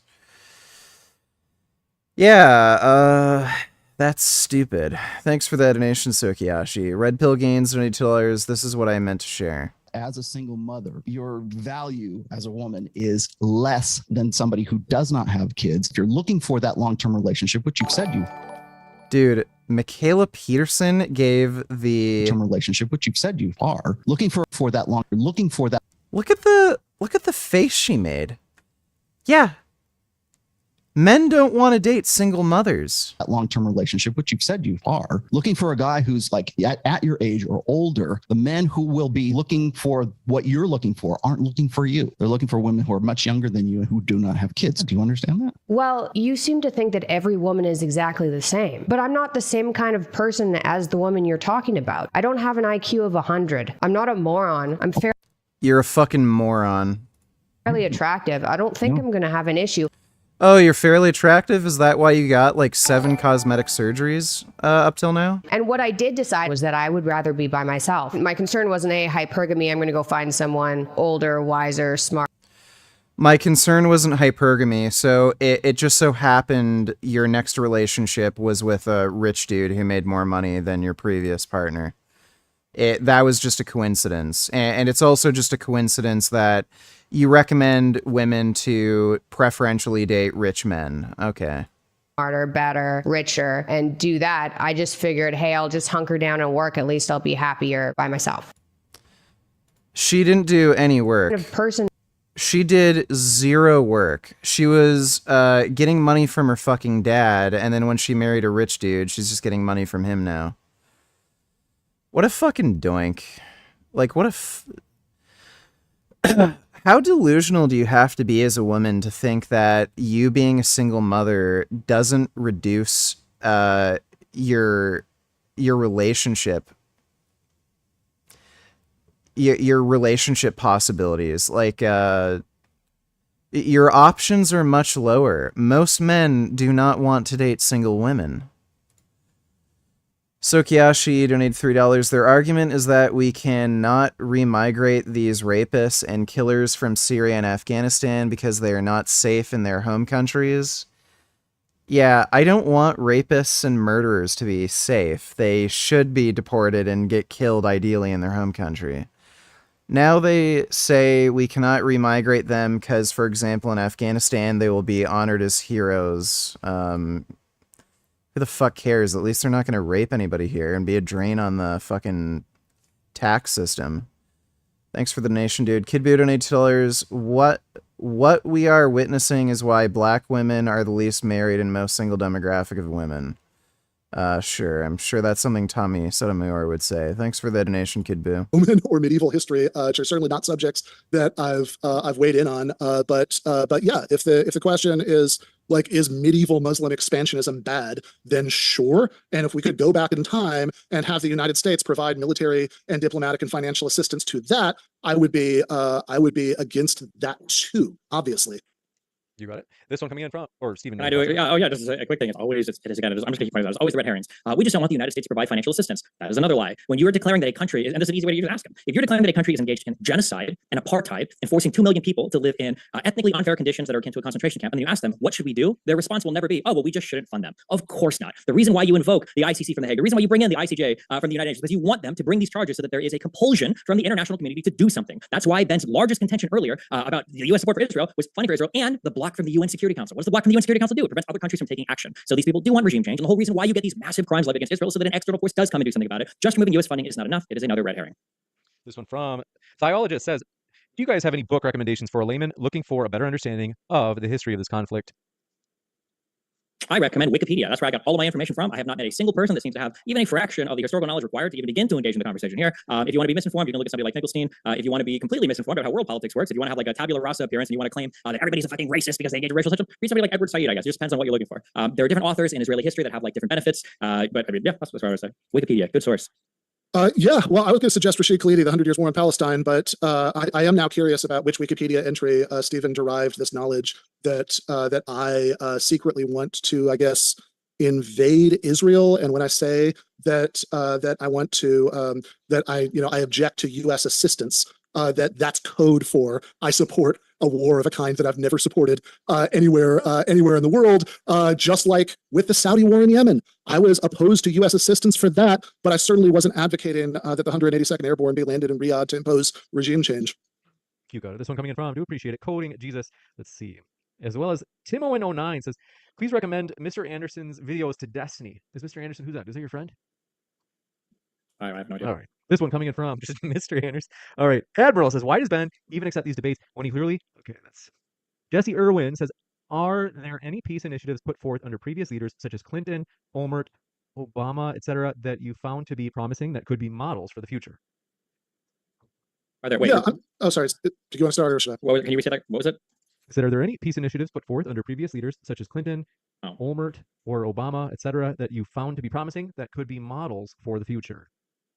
I mean, my answer is simple. I think the Clinton parameters were a really ingeniously devised set of parameters that ideally both sides could come together and agree on in order to formulate some ending agreement. But yeah, I mean, I think that the big equivocation here is always when people talk about a Palestinian state or a two-state solution, do they mean a demilitarized semi-state pockmarked by annexed settlement blocks and Israeli roads patrolled by Israeli soldiers and obviously subject to aggression and intervention at will by the regional superpower next door, or do they mean withdrawing all the way to the pre-1967 border so there can be a real Palestinian state, with the Palestinian army and navy, it could defend itself in the entire territory that would leave, because those are two very different ideas. As far as peace initiatives in the past, one that I think is particularly relevant on exactly the grounds that Stephen recommended earlier, that you should always focus on what's going on in the Middle East when evaluating these things, is the Arab Peace Initiative that was signed on to 22 years ago by the vast majority of the surrounding countries that Israel generally prefers to pretend doesn't exist. You got it. This one coming in from, do appreciate it. Manga Fan Dan says, is it necessary for Israel to go nuclear in Gaza?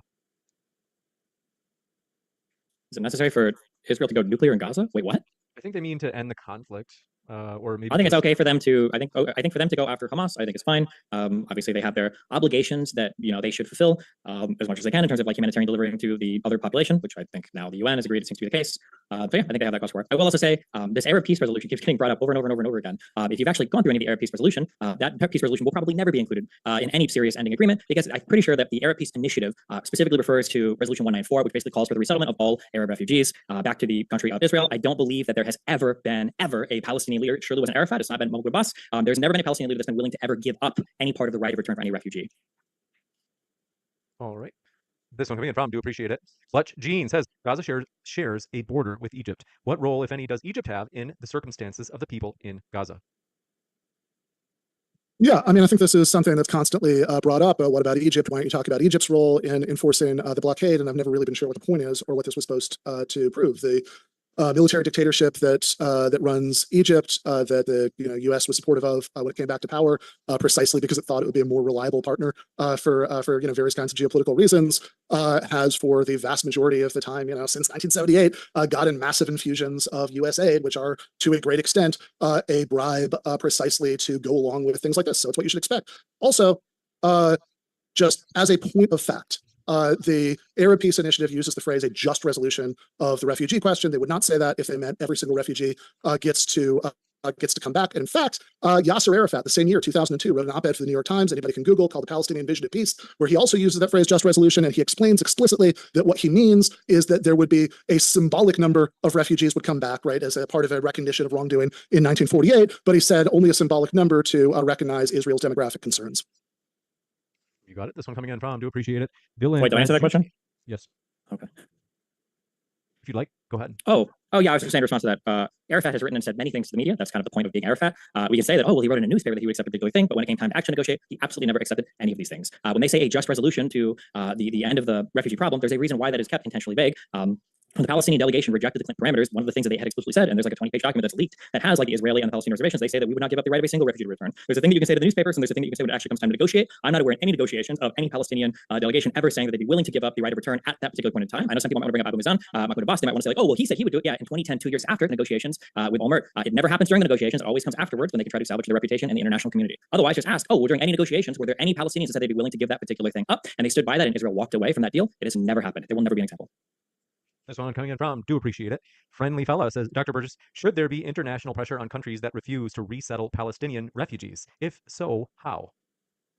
I think that any Palestinian refugee who wants to resettle elsewhere should be allowed to do so. But at that point, we're just talking about something that's much bigger and more utopian, which would be something like universal free movement of people, right? People could just move wherever they like, which is a much more ambitious ask than just saying that that refugees from ethnic cleansing and their families should be allowed to return to the They're not fucking refugees. place where they were ethnically cleansed from, which I think is a much more plausible universal principle, and in fact, one that I think a lot of people would accept without a second thought in any other context, right? Which is why, as with the one-state, two-state issue, I think that the most just outcome would indeed be allowing every single refugee to return. Nevertheless, I think using a very careful diplomatic phrase like just resolution is a pretty good indication that you are backing away from that absolutism. And certainly the idea that a Palestinian negotiator giving a set of reservations will include that is a very different thing from saying, otherwise this is acceptable to us, right? Our one sticking point is that we're not willing to concede this. I think the idea that if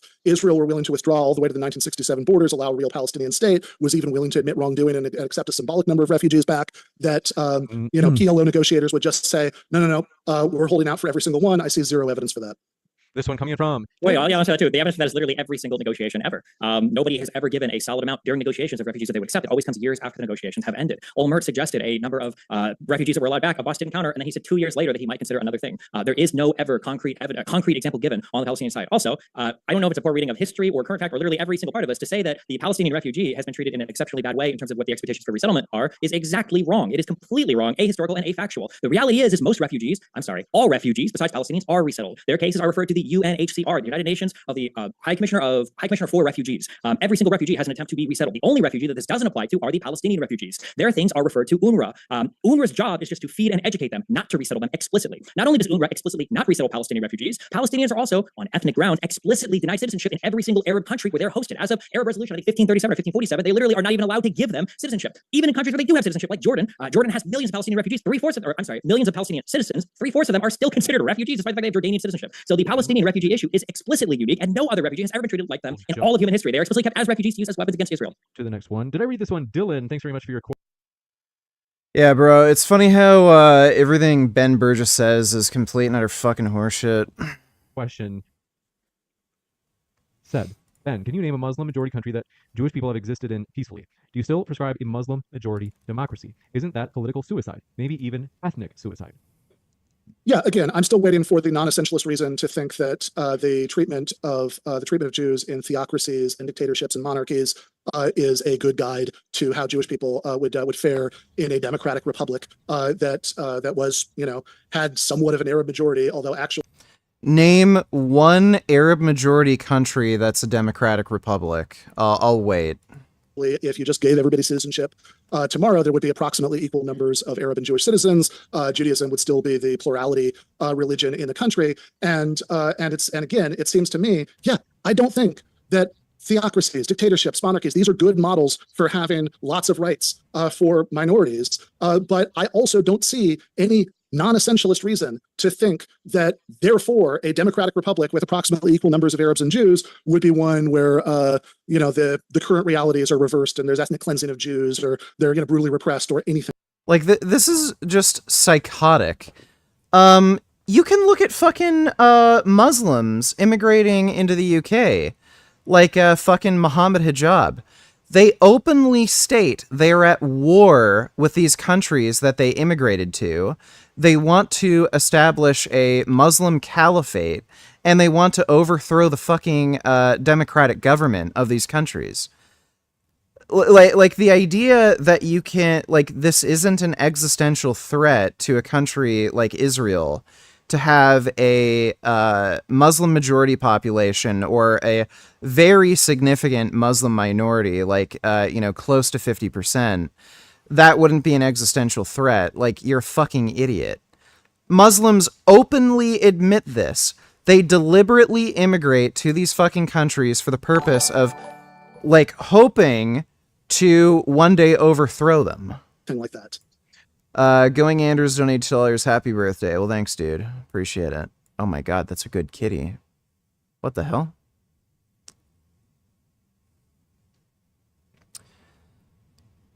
Looks like that cat is about to have a zoot.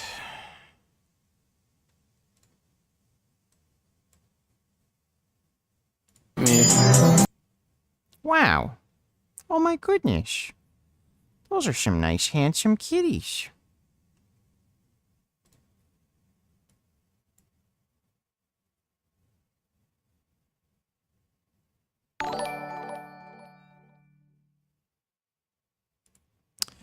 That didn't seem to that didn't seem to go as planned.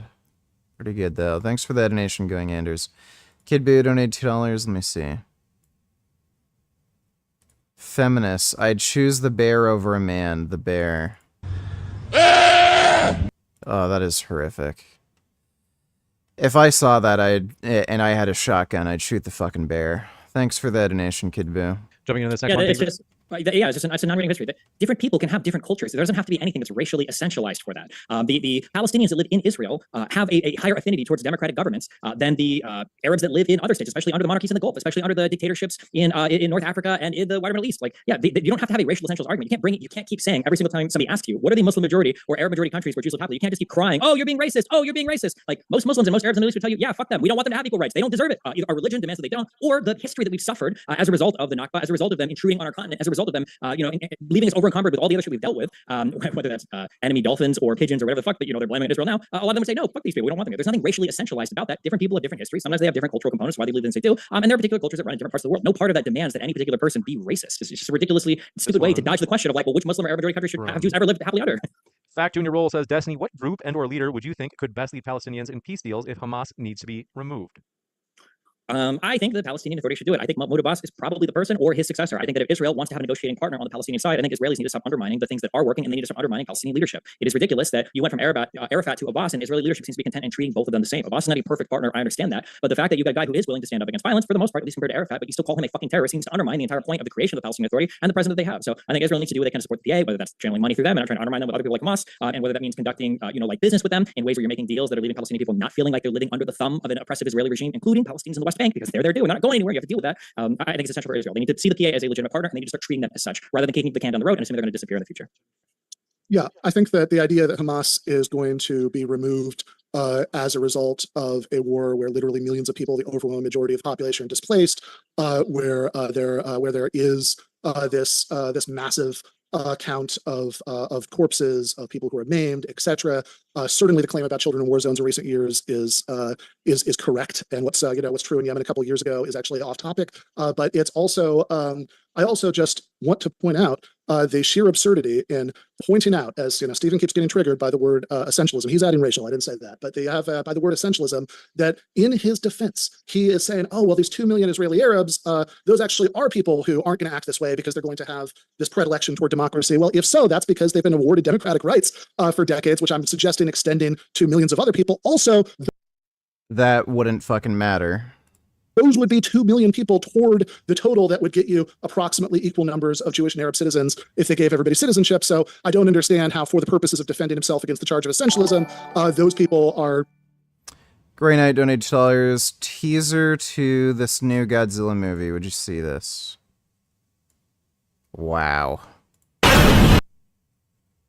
That is a good kitty. Yes, I would watch that. That's a good cat. Oh my god, look at that kitty fight Godzilla. Oh, that's amazing. Wow, that is a big, strong kitty fighting Godzilla. Thanks for the donation, Grey Knight. Nice and pro-democratic, but for the purposes of counting them towards a possible Arab majority in the future, they can't, suggesting extending to millions of other people. Also, those would be 2 million people toward the total that would get you approximately equal against the charge in Muslim countries in the past. Into this one from Sunflower says, have either of you heard about the recent claim from the IDF that an Al Jazeera reporter held hostages at his home in central Gaza? What are your thoughts? Yeah, I mean, I think that there's a lot of different aspects of the world that are kind of embedded in Gaza with Hamas. I mean, whether that's what we've seen with UNRWA, whether we've seen international people like reporters or media. The reality is that Hamas is also like the administrator to the region, so it's hard to separate them out completely from the Al-Qassam brigades. It's hard to separate them out from the military component as well. I mean, I think it's bad if you're an Israeli, you're basically saying like, well, look, we told you so to the rest of the world. I mean, but if you're the rest of the world who's never cared about that in the past, you're gonna find ways to endlessly justify it and say, well, actually, this is a epic resistance and fuck Israel's genocidal and apartheid, or you'll just deny that it ever happened anyway. And then also I will say the only reason I push back is because it was Ben who said the racial essentialism is off the charts. And when you say Arab and essentialism, the only thing that you were invoking is the idea of race. I don't know what else could be essential when we're talking about Arabs besides the race, unless you mean essentialism like people that have certain clothes or something. I don't know what else we could possibly be referring to there when we say essentialism. Yeah, I did not, in fact, use the word racial there. That's not true. Go back and look. They have I think, ethnic, cultural. I mean, I think, again, the idea that there is something in any group of people, whether we're talking about Jews, Arab, Muslims, etc., that make them incapable of treating each other equally in a democracy. That is. Yeah, it's called radical Islam, you fucking moron. What I'm objecting to very briefly on the question about the journalist. Yes, you have a journalist who was participating in that. Then you have a tremendous number of journalists who were not engaged in anything remotely like that, both Palestinians and foreign journalists who have been slaughtered at really shocking rates by the Israeli military. This one from Stephen M. says, can either of you steel man the other side's argument? For Ben, the pro-Israeli Oh my god, I fucking hate those stupid comments. 40s, Jews basically started flooding into the Middle East in a particular area that had been sectioned off by mandates. That was that probably Israel's unwillingness to help the Palestinian Authority secure any right for Palestinian people. Probably Palestinian.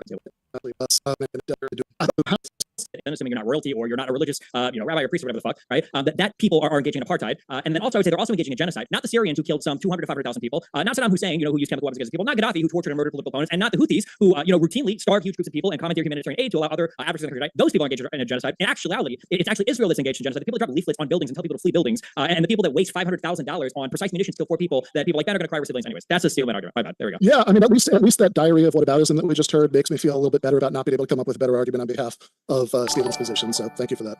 This one from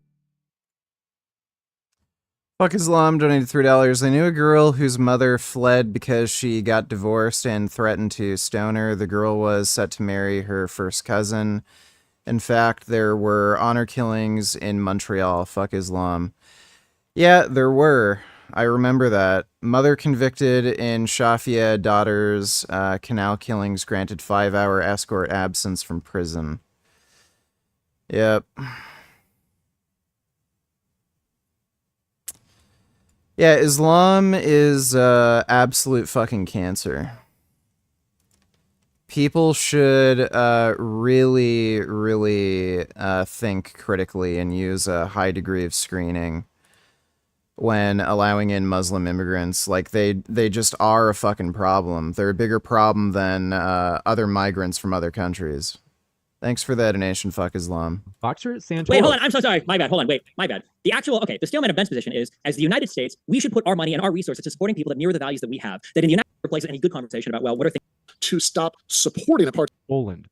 Yes, to be sure. I think so. Yeah. Again, I think that I'm always really shocked when people bring up the example of ethnic Germans in Eastern Europe, because of course this is one of Stalin's crimes, right? I mean, it's exactly the sort of thing that people have in mind when they think about Stalin's crimes, the mass deportation of entire ethnicities. In this case, ethnic Germans for parts of Eastern Europe that were at that point controlled by the Red Army, and it's a very strange sort of horseshoe that leads people to implicitly defend that for the sake of defending Zionism. But yes, I think in all of these cases, I would be against preventing that families that were removed by force and acts of ethnic cleansing from coming home. Of course, it's an easy question.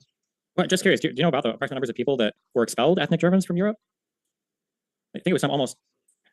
You don't have to have, it's almost like 20 million people. I don't know the descendants of that today. That would be unbelievable. Also, I thought earlier we made the argument that the historical thing of who was expelled from where didn't actually matter. Because if that's the case, then why don't we just go back to the year whatever zero when Israelis or Jewish people were expelled from the Middle East? Like, should everybody have the right to go back to every place they were ever expelled from ever? It just seems like completely, totally unworkable. Also, just as a heads up for the audience, apartheid, the core part of apartheid, it has nothing to do with not giving citizens or non-citizens the same right that citizens have. The textbook part about apartheid is racial domination. The motivation for apartheid, and by the way, this is a term that became somewhat generalized for some reason after it was used specifically and created specifically in South Africa.